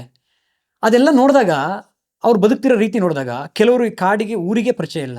ಕರೆಂಟ್ ಹೋದರೆ 45-50 ದಿನಗಳ ಕಾಲ ಬರಲ್ಲ. ಮಳೆಗಾಲದಲ್ಲಿ ಕರೆಂಟ್ ಹೋದರೆ ಟೆಕ್ನಾಲಜಿನೇ ಇಲ್ಲ ಅವ್ರ ಹತ್ರ, ನೆಟ್ವರ್ಕ್ ಇಲ್ಲ. ನಾನೊಂದು ಊರಿಗೆ ಹೋಗಿದ್ದೆ, ನೆಮ್ಮದಿಯಿಂದ ಇರ್ತಾರೆ ಬಿಡಿ ಹೋಗಿ. ಆ ಊರಲ್ಲಿ ಅವ್ರದ್ದು ಅದು ಸಮಸ್ಯೆಗಳಂತ ಹೇಳಿದಾಗ ಇನ್ನು ಹೇಳಬೇಕಿತ್ತು, ಬಟ್ ಒಂದಷ್ಟು ಕಾನೂನಾತ್ಮಕ ಸಮಸ್ಯೆಗಳಾದವು. ನಾ ಊರಿಗೆ ಹೋದ್ಮೇಲೆ ತುಂಬ ಸಮಸ್ಯೆಗಳಾದವು ಕಾನೂನಾತ್ಮಕ. ತುಂಬ ಇವತ್ತಿಗೂ ಅದನ್ನು ನಾನು ನಿಭಾಯಿಸ್ತಾ ಇದ್ದೀನಿ. ಅದನ್ನು ಆ ರೀತಿ ಸಮಸ್ಯೆಗಳು, ದೊಡ್ಡ ದೊಡ್ಡ ಸಮಸ್ಯೆಗಳು ಆಗ್ತಾರೆ. ನೀವೇನು ವಿಡಿಯೋಗಳನ್ನ ನೋಡ್ತೀರಾ, ಅದು ಯಾವುದೋ ಒಂದು ಜಾಗ ಸುಮ್ಮನೆ ಬರಲ್ಲ. ಕೇಸ್ಗಳು ಅವು ಇವು ಈ ಥರದ್ದೆಲ್ಲ ನೋಡಿದ್ದಿದೆ. ಅವು ತುಂಬಾ ಜನಕ್ಕೆ ಅದು ಗೊತ್ತಿಲ್ಲ. ಯಾಕಂದ್ರೆ ಈಗ ಖಂಡಿತವಾಗ್ಲೂ ಗೊತ್ತಿಲ್ಲ. ನಾನು ಸಿನಿಮಾ ಫೀಲ್ಡ್ ಅಲ್ಲಿ ಇರೋದ್ರಿಂದ ನನಗ್ ಗೊತ್ತು. ನಾವ್ ಒಂದ್ ಚಿಕ್ಕ ಶೂಟ್ ಮಾಡ್ಬೇಕಂದ್ರು ಅಲ್ಲಿದೆಲ್ಲ ಅಲ್ಲಿ MLA ಇಂದ ಹಿಡ್ದು ಇನ್ಸ್ಪೆಕ್ಟರ್ಸ್ ಇಂದ ಹಿಡ್ದು ಎಲ್ಲರದು ನಾವು ಪರ್ಮಿಷನ್ ತಗೋಬೇಕು. ಆ ಕೆಲವೊಂದು ಇಲಾಖೆಗಳಿರುತ್ತೆ, ಅದ್ರ ಪರ್ಮಿಷನ್ ತಗೋಬೇಕು ಅಂತ. ಬಿಕಾಸ್ ನಮ್ಗೆ ಅಂದ್ರೆ ಶೂಟ್ ಅಲ್ಲೆಲ್ಲ ನಾವೊಂದು ದೇವಸ್ಥಾನದಲ್ಲಿ ಶೂಟ್ ಮಾಡ್ಬೇಕಂದ್ರು ಅದಕ್ಕೆ ಒಂದು 15 ದಿನ 20 ದಿನ ಮುಂಚೆ ಎಲ್ಲ ಲೆಟರ್ ಹಾಕಿರ್ತಾರೆ ಅದೆಲ್ಲ. ಸೊ ಅದಕ್ಕೆ ನಾನು ನಿಮ್ಮನ್ನ ಕೇಳಿದ್ದು. ತುಂಬಾ ಜನ ಅನ್ಕೊಂಡಿರ್ತಾರೆ ಹೋಗ್ತಾರೆ, ವಿಡಿಯೋ ಶೂಟ್ ಮಾಡ್ತಾರೆ, ಬರ್ತಾರೆ ಅಂತ. No, it's not like that. ಅದು ಹಂಗೆ ವರ್ಕ್ ಆಗೋದಿಲ್ಲ. ಈಗ ಅವ್ರೊಂದು ದೇವಸ್ಥಾನ ಇದು ಮಾಡಿದ್ರು ಅಂದ್ರೆ ಅದಕ್ಕೆ ಜೀರ್ಣೋದ್ಧಾರ ಮಾಡೋದಂಥ ಕೆಲವೊಂದು ಸಂಸ್ಥೆಗಳಿರುತ್ತೆ. ಅದು ಇದು ಏನೇನೋ ಇರುತ್ತೆ ಅಲ್ವಾ, ಅದ್ರದ್ದು ಪ್ರತಿಯೊಂದ್ರದ್ದು ನಾವೇ ತಗೋಬೇಕು. ಅದು ಅಂದರೆ ಜನ ಅನ್ಕೋತಾರೆ, ನಿನಗೆ ಹಿಂಗೆ ಇಲ್ಲೇ ಜಾಗಕ್ಕೆ ಹೋಗ್ಬಿಡ್ತೀರ, ಇದ್ರಲ್ಲೆಲ್ಲ ಹೋಗ್ಬಿಡ್ತೀರಾ. ನನಗೆ ಕಷ್ಟ ಅನ್ಸೋದು ಅದಲ್ಲ. ಅಲ್ಲೆಲ್ಲ ದೆವ್ವ ಭೂತ ಇರುತ್ತೆ, ಇನ್ನೇನೋ ಪ್ರಾಣಿ ಇರುತ್ತೆ ಅನ್ನೋ ಭಯ. ಆ ಕಷ್ಟ ಅಲ್ಲ ನನಗೆ. ಆ ಜಾಗಕ್ಕೆ ಹೋಗಿ ಅದ್ರ ಎದುರುಗಡೆ ನಿಲ್ಲೋದಿದೆಯಲ್ಲ, ಅದು ದೊಡ್ಡ ಕಷ್ಟದ ಕೆಲಸ. ಅಂದರೆ ಬೇರೆ ಬೇರೆ ಇಲಾಖೆಗಳನ್ನು ಕೆಲವೆಲ್ಲ ತಿಳಿದಿರೋ ಮಾಡಿರೋ ಮಿಸ್ಟೇಕ್ಗಳಿಂದ, ತಪ್ಪುಗಳಿಂದ ಎಷ್ಟೋ ಸಮಸ್ಯೆಗಳನ್ನ ಎದುರಿಸಬೇಕಾಗತ್ತೆ. ಆ ಥರದ್ದು ಇದಕ್ಕೆ ಇನ್ನೊಂದು ಮುಖನೂ ಇದೆ. ಕಂಟೆಂಟ್ ಕ್ರಿಯೇಷನ್ ನೀವೇನು ನೋಡ್ತಿದ್ದೀರಾ, ಫಾಲೋವರ್ಸ್ ಏನು ನೋಡ್ತಿದ್ದೀರಾ, ವ್ಯೂಸ್ ಏನು ನೋಡ್ತಿದ್ದೀರಾ, ಖಂಡಿತ ಅದು ಬೇರೆ. ಆದರೆ ಅದ್ರ ಹಿಂದಿನ ಕೆಲಸಗಳು, ನಾನು ಅದನ್ನ ಕಷ್ಟ ಅಂತ ಹೇಳಲ್ಲ ಅಥವಾ ಬೇರೆ ಅಂತ ಹೇಳಲ್ಲ. ನನಗೆ ಅದ್ರ ಬಗ್ಗೆ ಹುಚ್ಚಿದೆ, ಆಸಕ್ತಿ ಇದೆ, ನನಗೇನೋ ಮಾಡ್ಬೇಕನ್ನೋ ಆಸಕ್ತಿ ಇದೆ, ಅದು ನಾನು ನಿಭಾಯಿಸ್ತಿದ್ದೆ. ನನ್ನ ಕೆಲಸ, ನನ್ನ ಕಾಯಕ, ನನ್ನ ಕರ್ಮ ನಾನು ಮಾಡ್ತಿದ್ದೀನಿ ಅಷ್ಟೇ. ಶ್ರಮ ಇದೆ, ಅಷ್ಟೇ ಶ್ರಮ. ಖಂಡಿತ ಖಂಡಿತ ಹಿಂದೆ ಶ್ರಮ ಅಂತೂ ಖಂಡಿತ ಇದೆ. ಹಾರ್ಡ್ ವರ್ಕ್ ಇದೆ. ಖಂಡಿತ. ಆ ರೀತಿ ಆ ಹಳ್ಳಿಗೆ ಹೋದಾಗ, ಆ ಹಳ್ಳಿಲಿ ಒಂದು 14 ಮನೆ ಇರೋದು. ಆ ಹಳ್ಳಿ ಯಾರು ಫೋನ್ ಮಾಡ್ಬೇಕಂದ್ರೆ 2 ಕಿಲೋಮೀಟರ್ ಒಂದು ಗುಡ್ಡ ಹತ್ತಬೇಕು. ಇದಕ್ಕೆ ನೆಟ್ವರ್ಕಿಗೆ ಹೌದು. 2 ಕಿಲೋಮೀಟರ್ ಗುಡ್ಡ ಹತ್ತಿ ಮೇಲೆ ಕೂತ್ಕೊಂಡು ಒಂದೂವರೆ ಕಿಲೋಮೀಟರ್ ಅಂತ 1.5 ಕಿಲೋಮೀಟರ್ ಗುಡ್ಡ ಹತ್ತಿ ಮೇಲೆ ಕೂತ್ಕೊಂಡ್ರೆ ನೆಟ್ವರ್ಕ್ ಸಿಗುತ್ತೆ. ಯಾರಿಗಾರು ಏನಾರು ಫೋನ್ ಮಾಡಿ ವಿಚಾರ ಹೇಳಬೇಕು, ಕೆಳಗಿಳಿ ಬರಬೇಕು. ಆ ಜೀವನ ಏನು ತೋರಿಸುತ್ತಂದ್ರೆ, ಓಕೆ ಇಲ್ಲಿ ಬೆಂಗಳೂರಲ್ಲಿ ಕೂತು ಸ್ವೈಪ್ ಮಾಡಿದ ತಕ್ಷಣ ನಿಮ್ಮ ಮನೆ ಎಲ್ಲ ಬಂದ್ಬಿಡತ್ತೆ. ಈ ಜೀವನನೂ ಕಷ್ಟ ಅನ್ಕೋತೀವಿ. ಯಾರೋ ಊಟ ಆರ್ಡರ್ ಮಾಡಿ ಡೆಲಿವರಿ ಬಾಯ್ ಬರೋದು 5 ನಿಮಿಷ ಲೇಟರ್ ಬೈದು ಬಿಸಾಕ್ಬಿಡ್ತೀವಿ ನಾವೇನೆ. ಪ್ರತಿಯೊಬ್ಬರು ಮಾಡ್ತೀವಿ ಅದನ್ನೆಲ್ಲರೂ. ಆದರೆ ಅಲ್ಲಿ ನೀನೊಂದು ವಸ್ತುನ ತಗೊಳಕ್ಕೆ ನೀನು ಗಂಟೆಗಟ್ಟಲೆ ಪ್ರಯಾಣ ಮಾಡಬೇಕು. ಒಂದು ಆಸ್ಪತ್ರೆಗೆ ಇದು ಅವಕಾಶ ಇರಲ್ಲ. ನಮಗಿಂತ ಕೆಳಗಿರೋದು ನೋಡಿ ಅದೇ ಹೇಳ್ತೇನೆ, ನಮಗಿಂತ ಮೇಲಿರೋ ನೋಡಿ ಅಯ್ಯೋ ನನ್ನ ಜೀವನ ಹಿಂಗಿಲ್ವಲ್ಲ ಅನ್ನೋದಕ್ಕಿಂತ ನಮಗಿಂತ ಕೆಳಗೆ ಯಾರಿದ್ದಾನೆ ಅವ್ನು ನೋಡಿ ಇವನಿಗಿಂತ ಬೆಟರ್ ಆಗಿದೀವಲ್ಲ ಅನ್ನೋದು ಅನ್ಕೋಬೇಕು. ಅಂದ್ರೆ ತಾತ್ಸಾರ ಮನೋಭಾವ ಅಲ್ಲ. ಈ ಜೀವನ ಇನ್ನೂ ಎಷ್ಟು ಕೊಟ್ಟಿದ್ದಾನಲ್ಲ ನನಗೆ ಅಂತ, ಇಷ್ಟು ಕೊಟ್ಟಿದ್ದಾನಲ್ಲ ಅಂತ ಗ್ರೇಟ್ಫುಲ್ ಆಗಿರ್ಬೇಕು. ನಾವು ಆಕ್ಚುಲಿ ನೋಡಿ ಇವತ್ತು ಬೆಳಗ್ಗೆನೂ ಒಬ್ರು ಅಂದ್ರೆ ನಾನು ತುಂಬಾ ಜನ ಈಗ ಭೇಟಿ ಆಗ್ತಾ ಇದ್ದೀನಿ. ಅಂದ್ರೆ ವಿಷುವಲಿ ಇಂಪೇರ್ಡ್ ಇರ್ಬೋದು ಅಥವಾ ಹ್ಯಾಂಡಿಕ್ಯಾಪ್ಟ್ ಇರ್ಬೋದು. ಅವರೆಲ್ಲರೂ ಎಷ್ಟು ಚಂದ ಹೇಳ್ತಾರೆ ಅಂದ್ರೆ, ಅಕ್ಸೆಪ್ಟ್ ಮಾಡ್ಕೋಬೇಕು ಲೈಫಲ್ಲಿ ಫಸ್ಟ್ ನಮ್ಮಲ್ಲಿರುವಂಥ ತಪ್ಪುಗಳು ಅಥವಾ ನ್ಯೂನ್ಯತೆಗಳು ಏನೇ ಆಗಿರಲಿ. ಅಂದರೆ ಅದು ನಮ್ಮ ಬುದ್ಧಿಯಲ್ಲಿರೋ ದುರ್ಬಲತೆ ಆಗಿರ್ಬೋದು, ದೇಹದಲ್ಲಿರೋ ದುರ್ಬಲತೆ ಆಗಿರ್ಬೋದು. ಅಕ್ಸೆಪ್ಟ್ ಮಾಡಿಕೊಂಡು ಅದು ಯಾಕೆ ಕೊಟ್ಟೆ ಅಂತ ಕೇಳೋದಕ್ಕಿಂತ ಇದಾಗಿದೆ ಅಲ್ವಾ, ನೆಕ್ಸ್ಟ್ ನಾನು ಏನು ಮಾಡಬೇಕು, ಏನು ಸಾಧ್ಯತೆಗಳಿದೆ ಅಂತ ಯೋಚನೆ ಮಾಡಬೇಕು ಅಂತ. ಆ್ಯಂಡ್ ಅವ್ರು ಯಾರೂ ಕೂಡ ಒಬ್ಬರು ದೇವ್ರನ್ನ ಬೈಲಿಲ್ಲ ಸುಮಂತ್, ನೀವು ನಂಬಲ್ಲ. ಎಲ್ಲರೂ ಕೂಡ ಅಲ್ಲ ಮ್ಯಾಮ್, ನನಗೆ 2 ಕಾಲು ಹೋಗಿದೆ ಅಷ್ಟೇ, ಎಷ್ಟೋ ಜನಕ್ಕೆ ಕೈಯೂ ಇರಲ್ಲ, ಕಣ್ಣೂ ಇರಲ್ಲ ಮ್ಯಾಮ್, ನಂಗೆ ಅಟ್ಲೀಸ್ಟ್ ದೇವ್ರನ್ನ ಬದುಕೋಕೆ ಕೊಟ್ಟಿದ್ದಾನೆ, ನಂಗೆ ಕೆಲಸ ಇದೆ ಮ್ಯಾಮ್, ನಂಗೆ ಗೌರ್ಮೆಂಟ್ ಜಾಬ್ ಮಾಡ್ತೀನಿ ಮ್ಯಾಮ್, ಇಟ್ಸ್ ಗುಡ್ ಅಲ್ವಾ ಅಂತ. ಏನು ಪ್ರಯೋಜನ ನಿಮಗೆ? ದೇವ್ರನ್ನ ಬೈದರೆ ಅವನ ಗುಡಿ ಅಂದರೆ ಅವನ ಅಸ್ತಿತ್ವ ಇದೆ ಬಿಡಿ. ಅಂದರೆ ಯಾವುದೋ ಒಂದು ರೂಪದಲ್ಲಿ ಒಂದು ಇರುತ್ತೆ ಅನ್ಕೊಳ್ಳಿ. ಬೈತಾ ಕೂತ್ ನೀನು ಏನು ಮಾಡ್ತೀಯಾ? ನಿನ್ನ ಸಮಯ ವ್ಯರ್ಥ ಮಾಡ್ಕೋತೀಯ ಅಷ್ಟೇ. ಕ್ವಶನ್ ಕೇಳಿದ್ರು, ಈಗ ನೀವು ಈಗ ಪಾನಿಪುರಿ ತಿನ್ಬೇಕು ಅಂತಂದ್ರೆ ನೀವೇನ್ ಪಾನಿಪುರಿ ದೂರ ಆಯ್ತು, ಈಗ ನನ್ಗೆ ಅಲ್ಲಿ ನೀರ್ ಬೇಕಂದ್ರೆ ನೀವೇನ್ ಮಾಡ್ತೀರಾ? ನೀವ್ ಎದ್ದೋಗ್ತೀರಾ, ಕುಡಿತೀರಾ. ಅವ್ರಿಗೆ ಆ ಚಿಕ್ಕ ಸ್ವಾತಂತ್ರ್ಯನೂ ಇರಲ್ವಲ್ಲ ಸುಮನ್. ಅಲ್ಲಿ ಹೋಗಿ ನೀರ್ ತಗೊಳಕ್ ಆಗಲ್ಲ. ಅವರು ಇಲ್ಲಿ ಚೇರಿಂದ ಅವ್ರು ವೀಲ್ ಚೇರ್ಗೆ ಇಳಿಬೇಕು, ಅದಕ್ಕೆ ಯಾರಾದ್ರೂ ಹೆಲ್ಪ್ ಬೇಕು, ಅದಾದ್ಮೇಲೆ ಅವರು ರೋಲ್ ಮಾಡಬೇಕು. ಅಷ್ಟೊತ್ತಿಗೆ ಬಾಯರ್ಗೆ ಏನಾಗಿರುತ್ತೆ, ಅಲ್ಲಿಗೆ ಹೋಗಿ ಆಮೇಲೆ ನೀರು ತಗೋಬೇಕು, ಮತ್ತೆ ಅದು ಲೋಟನೂ ಕೂಡ ಡಸ್ಟ್ಬಿನ್ಗೆ ಹಾಕ್ಬೇಕಂದ್ರೆ ಮತ್ತೆ ಅವ್ರ ಅದ್ರ ಸಹಾಯ ಮೇಲೆ ಹೋಗ್ಬೇಕು. ಲೈಕ್ ಚಿಕ್ಕ ವಿಷಯ ಅವ್ರಿಗೆ ಎಷ್ಟು ದೊಡ್ಡ ಪ್ರೊಸೀಜರ್ ಗೊತ್ತಾ. ಅಂಥವರೇ ಕಷ್ಟಪಡ್ತಿಲ್ಲ, ಅಂತಾರೆ ಬೈಕೋತಿಲ್ಲ ಜೀವನಕ್ಕೆ. ಅಂದಮೇಲೆ ನಮಗೆ ಕೈ ಕಾಲಿದೆ, ಬುದ್ಧಿ ಇದೆ. ನಾನು ಒಂದು ಹೇಳ್ತೀನಿ, ನಾನು ಈಗೇನು ಟ್ರಾವೆಲ್ ಬಗ್ಗೆ ನಾನು ಹೇಳಿದಾಗ ಅಥವಾ ನಾನು ವಿಡಿಯೋಗಳು ಹಾಕಿದಾಗ ಎಲ್ಲೋ ಕಡಿಮೆ ಕೆಲ ಕಮೆಂಟ್ಗಳು ಬರ್ತವೆ, ನಿಮಗೆ ಸೌಲಭ್ಯ ಇದೆ, ದುಡ್ಡಿದೆ, ಅದಿದೆ, ಹೋಗ್ತೀರಾ, ಎಲ್ಲರೂ ಹಂಗೆ ಹೋಗೋದು ಹೆಂಗೆ? ನಾ ಮತ್ತದೇ ಹೇಳ್ತೀನಿ, ತೇಜಸ್ವಿ ಹೇಳ್ದಂಗೆ, ನೀನು ಮಾಡ್ಕೋಬೇಕು. ನೀನು ಭಯಾನಕ ಹೋರಾಟ ಮಾಡಿ ಪಡ್ಕೋಬೇಕು ನೀನು ಅದನ್ನ. ನಿನ್ನ ಜೀವನಕ್ಕೆ ನೀನೇ ಸೂತ್ರಧಾರ, ಪಾತ್ರಧಾರ, ಎಲ್ಲರೂ ನೀನೇ. ಸುಮಾರು ಜನದ್ದು ಮೆಂಟಾಲಿಟಿ ಆಗೋಗ್ಬಿಡಿದೆ. ಯಾರೋ ಜಿಮ್ ಮಾಡ್ತಿದ್ದಾರೆ ಅಂದ್ರೆ ನೀ ಹತ್ರ ದುಡ್ಡಿದೆ ಹೋಗ್ತಿದ್ಯಾ, ಯಾರೋ ಟ್ರಾವೆಲ್ ಏನೋ ಮಾಡ್ತಿದ್ರೆ ನೀ ಹತ್ರ ಇದಿದೆ ಅದಿದೆ, ಯಾರೋ ಏನೋ ಅವರೆಲ್ಲ ಅವರೇ ಕಷ್ಟಪಟ್ಟು ಏನೋ ಮಾಡ್ಕೊಂಡ್ರು ಅಂದ್ರೆ ಇವ್ರಿದ್ ಅದಂತರ ಅಂದ್ರೆ ಅವ್ರಿಗೆ ಅವರೇ ಸಮಾಧಾನ ಮಾಡ್ಕೊಳ್ಳೋ ರೀತಿ ಅದು. ಅದೇ ಹೇಳಿದ್ನಲ್ಲ, ಕಾರಣಗಳು ಕೊಟ್ಕೊಳ್ಳೋ ರೀತಿ. ನಾನು ಯಾಕೆ ಮಾಡ್ತೀನಿ ಅನ್ನೋದಕ್ಕೆ ಕಾರಣ ಕೊಟ್ಕೋತಾರೆ ಅಷ್ಟೇ. ಕಾರಣ ಯಾರಿಗೆ ಕೊಟ್ಕೋತಿದ್ದೀವಿ? ಈಗ ಆ ಮ್ಯಾನೇಜರಿಗೆ ಕೊಟ್ಟು ಬದುಕ್ಬೋದು, ಅಥವಾ ನಿನ್ನ ಕೆಲಸ ಮಾಡಿದ್ರೆ ಮ್ಯಾನೇಜರಿಗೆ ಕೊಟ್ಟು ಬದುಕ್ಬೋದು, ಅಥವಾ ನಿನ್ನ ಲೀಡಿಗೆ ಯಾರಿಗೂ ಕೊಟ್ಟು ಬದುಕ್ಬೋದು, ಇನ್ಯಾರಿಗೂ ಅಪ್ಪ ಅಮ್ಮಂಗೆ ಕೊಟ್ಟು ಬದುಕ್ಬೋದು. ಲಾಸ್ ಅವನಿಗೆ ಅಲ್ಲಲ್ಲ ಬದುಕ್ಬೋದು. ಲಾಸ್ ಆದರೂ ಅಲ್ಲೇನೋ ಕಾಪಾಡ್ಕೊಳ್ಬೋದೇನೋ. ನಮಗೆ ನಾವೇ ಕಾರಣ ಕೊಟ್ಕೊಂತ ಹೋಗ್ಬಿಟ್ರೆ ನಾನು ಜಿಮ್ ಮಾಡೋಕ್ಕಾಗ್ತಿಲ್ಲ. ಯಾಕಂದರೆ ನನಗೆ ಇವಾಗಲೂ ಕೊಡ್ಕೋತೀನಿ. ನಾನು ಮೊದಲಿಂದಾಗಿ ಇದೆಲ್ಲ ಶುರು ಮಾಡ್ಬೇಕಾದ್ರೆ ಮೊದಲು ನಾನು ಬಂದವನು ಫಿಟ್ನೆಸ್ಸಲ್ಲಿ ನಾವು ಮಾಡ್ಬೇಕಂತಲೇ ಒಂದು ನ್ಯಾಚುರಲ್ ಬಾಡಿ ಬಿಲ್ಡಿಂಗ್ ಮಾಡ್ಬೇಕಂತಲೇ ಒಂದು ತುಂಬ ಆಸಕ್ತಿ ಅಂದರೆ ಅಷ್ಟು ಆಸಕ್ತಿ ಇದ್ದಿದ್ದು ನನಗೆ. ಅದರಲ್ಲೇ ನಾವು ಮಾಡ್ಬೇಕಂತ ವರ್ಷಗಳ ಕಾಲ ಅದರಲ್ಲಿ ಪ್ರಯತ್ನ ಪಟ್ಟಿದ್ದೀನಿ. ಒಂದು ಹಂತ ಮುಟ್ಟಿದ್ದೆ, ಅಂದರೆ ತುಂಬ ದೊಡ್ಡದಾಗಲ್ಲ, ಒಂದು ಹಂತಕ್ಕೆ ಅದಕ್ಕೂ ಹಣದ ಅವಶ್ಯಕತೆ ಇರುತ್ತೆ. ಆ ಥರ ಬಂದವನು ಅದರಲ್ಲೇನೋ ಮಾಡ್ಬೇಕು ಅಂದ್ಕೊಂಡವನು ಮತ್ತೆ ಈ ದಾರಿಗೆ ಬಂದ ಮೇಲೆ ಕಷ್ಟ ಆಯಿತು. ಟ್ರಾವೆಲ್ ಮತ್ತು ಜಿಮ್ ಅನ್ನೋದು ಎರಡು ವಿರುದ್ಧ ಟ್ರಾವೆಲೇ ನಿಮ್ಗೆ ಡಬಲ್ ಜಿಮ್ ಆಗಿರುತ್ತೆ. ಜಿಮ್ ಆಗ್ಬಿಟ್ಟಿರುತ್ತೆ. ಇಲ್ಲಿಂದ 2.5 ಕಿಲೋಮೀಟರ್ ಗುಡ್ಡ ಹತ್ತು ಅಂದ್ರೆ ಹೌದು, ವಿರುದ್ಧ ದಿಕ್ಕದು. ಬಟ್ ನಾನು ಇವಾಗಲೂ ಏನು ಬ್ಲೇಮ್ ಮಾಡ್ಕೋತೀನಿ ಅಂದರೆ, ಎಲ್ಲೋ ಮನೇಲಿ ಇದ್ದ ಟೈಮಲ್ಲಿ ನಾನು ಹೋಗಿ ಮಾಡ್ಬೋದು, ಇವಾಗಲೂ ಮಾಡ್ಬೋದು. ಆದರೆ ಎಲ್ಲೋ ಒಂದು ಕಡೆ ಕಾರಣ ಕೊಟ್ಕೊಂಡು ನಾನು ಓಡಾಡಿ ಬಂದಿದ್ದೀನಿ, ಸುಸ್ತಾಗಿದ್ದೀನಿ, ನಂಗೆ ಮೂಡಿಲ್ಲ, ಆಮೇಲೆ ನಾನು ಡೈಲಿ ಇಲ್ಲಿ ಇರೋಕ್ಕಾಗಲ್ಲ, ನಾನು ಕರೆಕ್ಟಾಗಿ ತಿನ್ನೋಕ್ಕಾಗಲ್ಲ ಅನ್ನೋ ಕಾರಣ ನನಗೆ ನಾನೇ ಇವತ್ತಿಗೂ ಕೊಟ್ಕೋತಿದ್ದೀನಿ. ಕೊಟ್ಕೊಳ್ಳೋ ಕಾರಣದ ರಿಸಲ್ಟ್ ಏನು? ನನ್ನ ಬಾಡಿ ವೆಯ್ಟ್, ನನ್ನ ಬಾಡಿ ಏನು ಅದೇನು ಸ್ಟ್ರಕ್ಚರ್ ಇತ್ತಲ್ಲ, ಫಿಟ್ನೆಸ್ ಇತ್ತಲ್ಲ, ಅದು ಕಡಿಮೆ ಆಗ್ತಾ ಬರ್ತಿದೆ. ಸಿಂಪಲ್.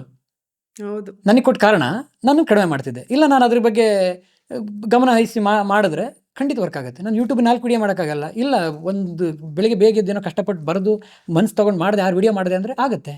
ಕೆಲವು ತಿಂಗಳು ಮಾಡಿದ್ದೀನಿ ಕೂಡ. ಮಾಡದೇ ಇದ್ದಾಗ ಇನ್ನೇನು ಎಂಡ್ ಆಫ್ ದ ಕೊನೆಯದಾಗಿ ಕಾರಣನ ನಮಗೆ ಕೊಟ್ಕೊಂಡು ನಾವು ತಪ್ಪುಗಳು ನಮ್ಮಲ್ಲೂ ಇರ್ತವೆ. ಅಂದರೆ ಇಲ್ಲಿ ಕೂತೇನೋ ಮಾತಾಡ್ತಿದ್ದೀನಿ ಅಂದಾಗ ಎಲ್ಲೋ ಸರಿ ಮಾಡಿದ್ದೀನಿ, ಇನ್ನೇನೋ ಸಾಧಿಸಿದ್ದೀನಿ, ಆ ಭಾವನೆ ನನಗೇನಿಲ್ಲ. ಎಲ್ಲರೂ ನನಗೆ ಸಾಧನೆ ಅನ್ನೋದ್ರ ಬಗ್ಗೆ ಒಂದು ಅದ್ರ ಪರಿಕಲ್ಪನೆ ಬೇರೆ. ಅದಕ್ಕೆ ಹೌದು, ಸಾಧನೆ ಅನ್ನೋದಕ್ಕೆ ಪರಿಕಲ್ಪನೆ. ಸಾಧನೆ ಅನ್ನೋದು ಹೆಂಗೆ ಸಾಧನೆ ಅಂದರೆ, ಎಲ್ಲ ಸಾಧಕರು ಕೂಡ ಮೊದಲು ಏನೋ ಒಂದು ಅವ್ರಿಗೋಸ್ಕರ ಒಂದನ್ನು ಮಾಡ್ಕೊಡ್ತಾರೆ. ಅಂದರೆ ಎಲ್ಲರೂ ಸಮಾಜಕ್ಕೂ ಮಾಡ್ತಾರೆ, ಅವ್ರಿಗೋಸ್ಕರ ಮಾಡ್ತಾರೆ. ಆ ಸಾಧನೆ ಅನ್ನೋದಕ್ಕಿಂತ ಎಲ್ಲರೂ ಅವ್ರವ್ರ ಜೀವನ ಬದುಕ್ತಿದ್ದಾರೆ. ಕೆಲವರು ಉತ್ತಮವಾಗಿ ಬದುಕ್ತಿದ್ದಾರೆ, ಸಮಾಜಕ್ಕೆ ಕೊಡ್ತಿದ್ದಾರೆ, ಸಮಾಜಕ್ಕೆ ಒಳ್ಳೇದು ಮಾಡಿ ಬದುಕ್ತಿದ್ದಾರೆ. ಅದನ್ನು ಸಾಧನೆ ಅಂತೀವಿ ನಾವು. ಅಂದರೆ ಒಳ್ಳೇದು ಮಾಡ್ತಾರೆ, ಸಮಾಜಕ್ಕೆ ಏನೋ ಒಳ್ಳೇದು ಮಾಡ್ತಾರೆ, ಯಾವುದೋ ಒಂದು ಅವರಿಂದ ಅವ್ರ ಆ ಕೆಲಸ ಮಾಡಿದ್ರೆ ಒಂದಷ್ಟು ಜನಕ್ಕೆ ಪ್ರಯೋಜನ ಆಗ್ತಿದೆ, ಒಂದಷ್ಟು ಜನಕ್ಕೆ ಉಪಯೋಗ ಆಗ್ತಿದೆ, ದೇಶಕ್ಕೆ ಸಹಾಯ ಆಗ್ತಿದೆ, ರಾಜ್ಯಕ್ಕೆ ಸಹಾಯ ಆಗ್ತಿದೆ, ಭಾಷೆಗೆ ಸಹಾಯ ಆಗ್ತಿದೆ, ಏನಕ್ಕೋ ಒಂದಕ್ಕೆ ಸಹಾಯ ಆಗ್ತಿದೆ ಅಂದಾಗ ಅದು ನಂಗೆ ಕರಿಬೋದು ಬಿಟ್ಟು ಸಾಧನೆ ಅದು ಇದು ಆ ಥರದ್ದು ಮಾತಲ್ಲ. ಅನುಭವದಲ್ಲಿ ಈ ಥರ ಹೇಳ್ಬೋದು. ಬಟ್ ನಾನು ಪರಿಪೂರ್ಣನಲ್ಲ, ಖಂಡಿತ ನಾನು ಪರಿಪೂರ್ಣನಲ್ಲ. ನಾನು ಇತಿಹಾಸನ ಹೇಳ್ತೀನಿ ಅಂದರೆ ನಾನು ಇತಿಹಾಸ ತಜ್ಞ ಅಲ್ಲ. ಸಂಪೂರ್ಣವಾಗಿ ನಾನು ಯಾವ ಜಾಗಕ್ಕೆ ಎಷ್ಟು ಇತಿಹಾಸ ಬೇಕು ಅಷ್ಟು ತಿಳ್ಕೊತೀನಿ. ಹೊಸದಾಗಿ ಕಲ್ತು ನಾನು ಹೇಳ್ತೀನಿ. ಯಾಕಂದರೆ ನಾನು ಎಲ್ಲ ಈ ಒಂದು ಹಂಪಿ ಇತಿಹಾಸ ಅಂದರೆ ಅದ್ರ ದೊಡ್ಡ ಪುಸ್ತಕ ತಗೊಂಡು ಓದಷ್ಟು ಸಮಯ ನಂಗಿಲ್ಲ. ಯಾಕಂದರೆ ಇವತ್ತು ಹಂಪಿಲಿ ಇರ್ತೀನಿ, ನಾಳೆ ಇನ್ನೊಂದು ಯಾವುದೋ ಊರಲ್ಲಿ ಇರ್ತೀನಿ. ಅದರ ಪುಸ್ತಕ ಓದ್ತೀನಿ ಅಂದರೆ ನಾನು ನನ್ನ ಮನೇಲಿ ಒಂದು 100 ಪುಸ್ತಕಗಳನ್ನ ಇಟ್ಕೊಂಡಿನಿ. ಇಲ್ಲ, ನನಗೆ ಎಷ್ಟಾಗುತ್ತೆ ಅಷ್ಟು ಪುಸ್ತಕ ನಾನು ಓದಿದ್ದೀನಿ. ನಾನು ದೊಡ್ಡ ಸಾಹಿತಿ ಅಂತಲ್ಲ. ಕನ್ನಡ ಪದಗಳನ್ನು ನಾನು ಚೆನ್ನಾಗಿ ಬಳಸ್ತೀನಿ ಅಂದರೆ ಇಲ್ಲ, ನನಗಿಂತ ತುಂಬ ಜನ ಇದ್ದಾರೆ. ಅಂದರೆ ನಮ್ಮದೇ ಸರ್ವಶ್ರೇಷ್ಠ ಅಥವಾ ನಾನೇ ದೊಡ್ಡ, ಖಂಡಿತ ಅಲ್ಲ. ನನಗಿಂತ ತುಂಬ ಜನ ಬಳಸೋ, ಅಷ್ಟು ಸ್ಪಷ್ಟವಾಗಿ ಮಾತಾಡೋರು ತುಂಬ ಜನ ಇದ್ದಾರೆ. ಅಂದರೆ ತೆರೆ ಮುಂದೆ ಬರದೇ ಇದ್ದವರು ತುಂಬ ಜನ ಇದ್ದಾರೆ.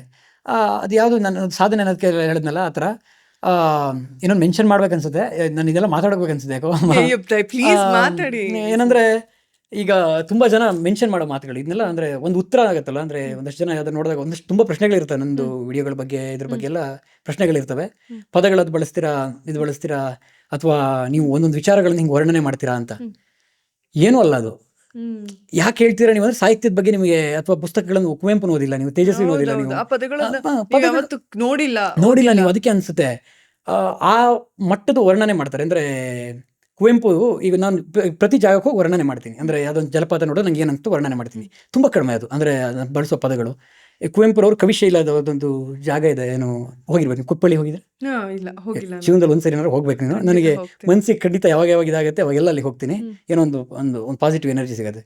ಅಲ್ಲಿ ಬರೀತಾರೆ ಓ ಕವಿಶೈಲ ನಿನ್ನ ಸಂಪದ ಬೆನಿನಿತು ಬಣ್ಣಿಸಲಳು ಕವನದಲ್ಲಿ, ಬೆಳಗಿನಲ್ಲಿ ಬೈಗಿನಲ್ಲಿ ಮಾಗಿಯಲ್ಲಿ ಚೈತ್ರದಲ್ಲಿ, ದೃಶ್ಯ ವೈವಿಧ್ಯಮಂ ರಚಿಸಿ ನೀ ಭುವನದಲ್ಲಿ, ಸ್ವರ್ಗವಾಗಿಯೇ ನನಗೆ ನೀಲಗಿರಿ ಬ್ರಹ್ಮಗಿರಿ ಗೇರುಸೊಪ್ಪಿಯ ಭೀಷ್ಮ ಜಲಪಾತ, ಆಗುಂಬೆ ಶೃಂಗೇರಿ ಚಂದ್ರಾದಿಗಳನ್ನೆಲ್ಲ ಕಂಡೆ, ಆದರೆ ಮೀರಿರುವುದು ಅವುಗಳಂ ನಿನ್ನ ಸಿರಿ, ಹೆತ್ತಮ್ಮಗಿಮ್ಮತ್ತೊಳೆರೆ ತಾಯಿ ಹಳೆರಂಬೆ ಅಂತಂದರೆ ಬರೀ ಒಂದು ಕವಿಶೈಲ ಅನ್ನೋ ಅಲ್ಲಿ ಸೂರ್ಯಾಸ್ತಮನ, ಅಲ್ಲಿ ಪ್ರಕೃತಿನ ಅವ್ರು ಎಲ್ಲೆಲ್ಲಿಗೆಲ್ಲ ಹೋಲಿಸಿ ಹೆಂಗೆ ಬರೀತಾರೆ ಅಂದರೆ ಅದಕ್ಕಿಂತ ನನಗೆ ನಂದು ಶ್ರೇಷ್ಠ. ನನ್ನ ಎಲ್ಲದನ್ನು ನೋಡಿದ್ದೀನಿ ನಾನು. ಆದರೆ ಅದೆಲ್ಲದಕ್ಕಿಂತ ನೀನು ನನಗೆ ಶ್ರೇಷ್ಠ ಅನ್ನೋದನ್ನು, ಒಂದು ಕವಿಶೈಲ ಅನ್ನೋದನ್ನು ಅವ್ರು ಹಾಗೆ ವರ್ಣಿಸ್ತಾರೆ ಅಂದಾಗ ನಾನು ಯಾರು? ನಾನು ಅದರ ಇತಿಹಾಸ ತಗೋತೀನಿ, ಅದಷ್ಟು ಪದಗಳನ್ನು ಬಳಸುವರು. ತುಂಬ ಚಿಕ್ಕ ಸಾಹಿತ್ಯ ಲೋಕ ಅಂದರೆ ಅಥವಾ ಅದೊಂದು ಸಾಗರ. ಅದು ನಾನು ಚಿಕ್ಕ ಪುಟ್ಟ ಇದು ಅಂದರೆ ಮಾಡಬೇಕಾಗಿರೋದು, ವರ್ಣಿಸ್ಬೇಕಾಗಿರೋದು ತುಂಬ ಇದೆ. ಏನು ಕೇಳಿದೆ ಅಂದರೆ ಮತ್ತೆ ಸಾಹಿತ್ಯನ ಓದಿ, ಕನ್ನಡದ ಬಗ್ಗೆ ಪ್ರೀತಿ ಬೆಳೆಸ್ಕೊಳ್ಳಿ, ಕನ್ನಡದ ಬಗ್ಗೆ ಅಭಿಮಾನ ಬೆಳೆಸ್ಕೊಳ್ಳಿ, ಸಾಹಿತ್ಯನ ಓದಿ. ಕನ್ನಡದ ಬಗ್ಗೆ ಅಭಿಮಾನ ಬೆಳೆಯುತ್ತೆ ಯಾವ ಸಾಹಿತ್ಯನ ಓದಿದಾಗ ಮಾತ್ರ. ಕನ್ನಡದ ಬಗ್ಗೆ ಅಭಿಮಾನ ಅನ್ನೋದು ಎಲ್ಲೋ ಕೆಲವು ಸೀಮಿತ ಆಗಿದೆ, ಅದ್ರ ಬಗ್ಗೆ ನಾನು ಮಾತಾಡಲ್ಲ. ಅದು ಮಾತ್ರ ಕನ್ನಡ ಅಭಿಮಾನಿಗಳು, ಕನ್ನಡ ಪ್ರೇಮಿಗಳು ಇವರು. ಕನ್ನಡನ ಬೆಳೆಸ್ಗಿಳ್ಸಕ್ಕೆ ಅದೇನು ಮಾಡೋಕ್ಕಾಗಲ್ಲ, ಅದು ಬಳಸ್ಕೊಂಡು ಅದು ದೊಡ್ಡ ನೆಟ್ಟಿಗೆ ಬಳಸಿದ್ರೆ ಸಾಗರ ಅದು. ಅಂದರೆ ಅದ್ರ ಹಂತ ತಲುಪಿ ನಿಂತಿದೆ. ಅದಕ್ಕೆ ಎಲ್ಲರೂ ಎಷ್ಟೇ ದೊಡ್ಡ ಊರಾದರೂ ಕನ್ನಡ ಸೇವೆ ಮಾಡ್ತೀವಿ ಅಂತಾರೆ. ಈಗ ಡಾಕ್ಟರ್ ರಾಜ್ಕುಮಾರ್ ಅಂತವರು, ಅವರಂತವ್ರು, ಹಾಗೆ ಕುವೆಂಪು ಅಂತವ್ರು, ಇವರೆಲ್ಲ ಅವ್ರು ಹೇಳ್ಕೊಂಡಿದ್ದೇನೆಂದರೆ ಅಷ್ಟೆಲ್ಲ ಅವರು ಸಿನಿಮಾಗಳು ಮಾಡಿದ್ರು, ಕನ್ನಡನ ಅಷ್ಟು ಇದು ಮಾಡಿದ್ರು, ಅಥವಾ ಸೇವೆ ಕುವೆಂಪು ಅಷ್ಟು ಮಾಡಿದ್ವಿ. ಕೃತಿಗಳು ಬರೆದ್ರು, ಕನ್ನಡ ಸೇವೆ ಮಾಡಿದ್ವಿ ಅಂತ. ಇವತ್ತು ನಾವ್ಯಾರೋ ಕನ್ನಡದಲ್ಲಿ ತೊಗೊಂಡೋದ್ವಿ, ಇಲ್ಲಿ ತೊಗೊಂಡೋದ್ವಿ, ಅದಲ್ಲ. ಹೌದು. ಅಂದರೆ ನನಗೊಂದು ಹೆಮ್ಮೆ ಅಂದರೆ ಕನ್ನಡದ ಮೇಲೆ ಪ್ರೀತಿ ಯಾವುದಂದ್ರೆ ನಿನಗೆ, ನನಗೆ ಎಲ್ಲಿ ಖುಷಿ ಆಗುತ್ತೆ ಅಂದರೆ, ಯಾರೋ ಒಬ್ಬ ಪರಭಾಷಿಕ ಕನ್ನಡದ ಹಾಡನ್ನು ಬಳಸ್ಕೊಂಡು ಯಾವುದೋ ರೀಲ್ ಮಾಡಿದ್ರೆ ಖುಷಿ ಆಗ್ಬಿಡುತ್ತೆ ನನಗೆ. ಇನ್ಯಾರೋ ಕನ್ನಡದಲ್ಲಿ ಯಾವುದೋ ಒಂದು ಇದು ಕನ್ನಡ ಎಲ್ಲೋ ಒಂದು ಕನ್ನಡದಲ್ಲಿ ಯಾರೋ ಪೋಸ್ಟ್ ಮಾಡಿದ್ರೆ ಖುಷಿ ಆಗ್ಬಿಡುತ್ತೆ. ಇನ್ನೆಲ್ಲೋ ಕನ್ನಡಿಗರು ಇದ್ದಾರೆ ಅಥವಾ ಕನ್ನಡಿಗರೇನೋ ಸಾಧನೆ ಮಾಡಿದ್ರೆ ಖುಷಿ ಆಗ್ಬಿಡುತ್ತೆ. ಯಾವುದೋ ಅಂತಾರಾಷ್ಟ್ರೀಯ ಮಟ್ಟದಲ್ಲಿ ಯಾವುದೋ ಖುಷಿ ಆಗ್ಬಿಡುತ್ತೆ. ಅದು ಕನ್ನಡಿಗ ಯಾವುದೋ ಒಂದು ದೊಡ್ಡ ಉದ್ಯಮ ಕಟ್ಟದ ಅಂದರೆ ಖುಷಿ ಆಗ್ಬಿಡುತ್ತೆ.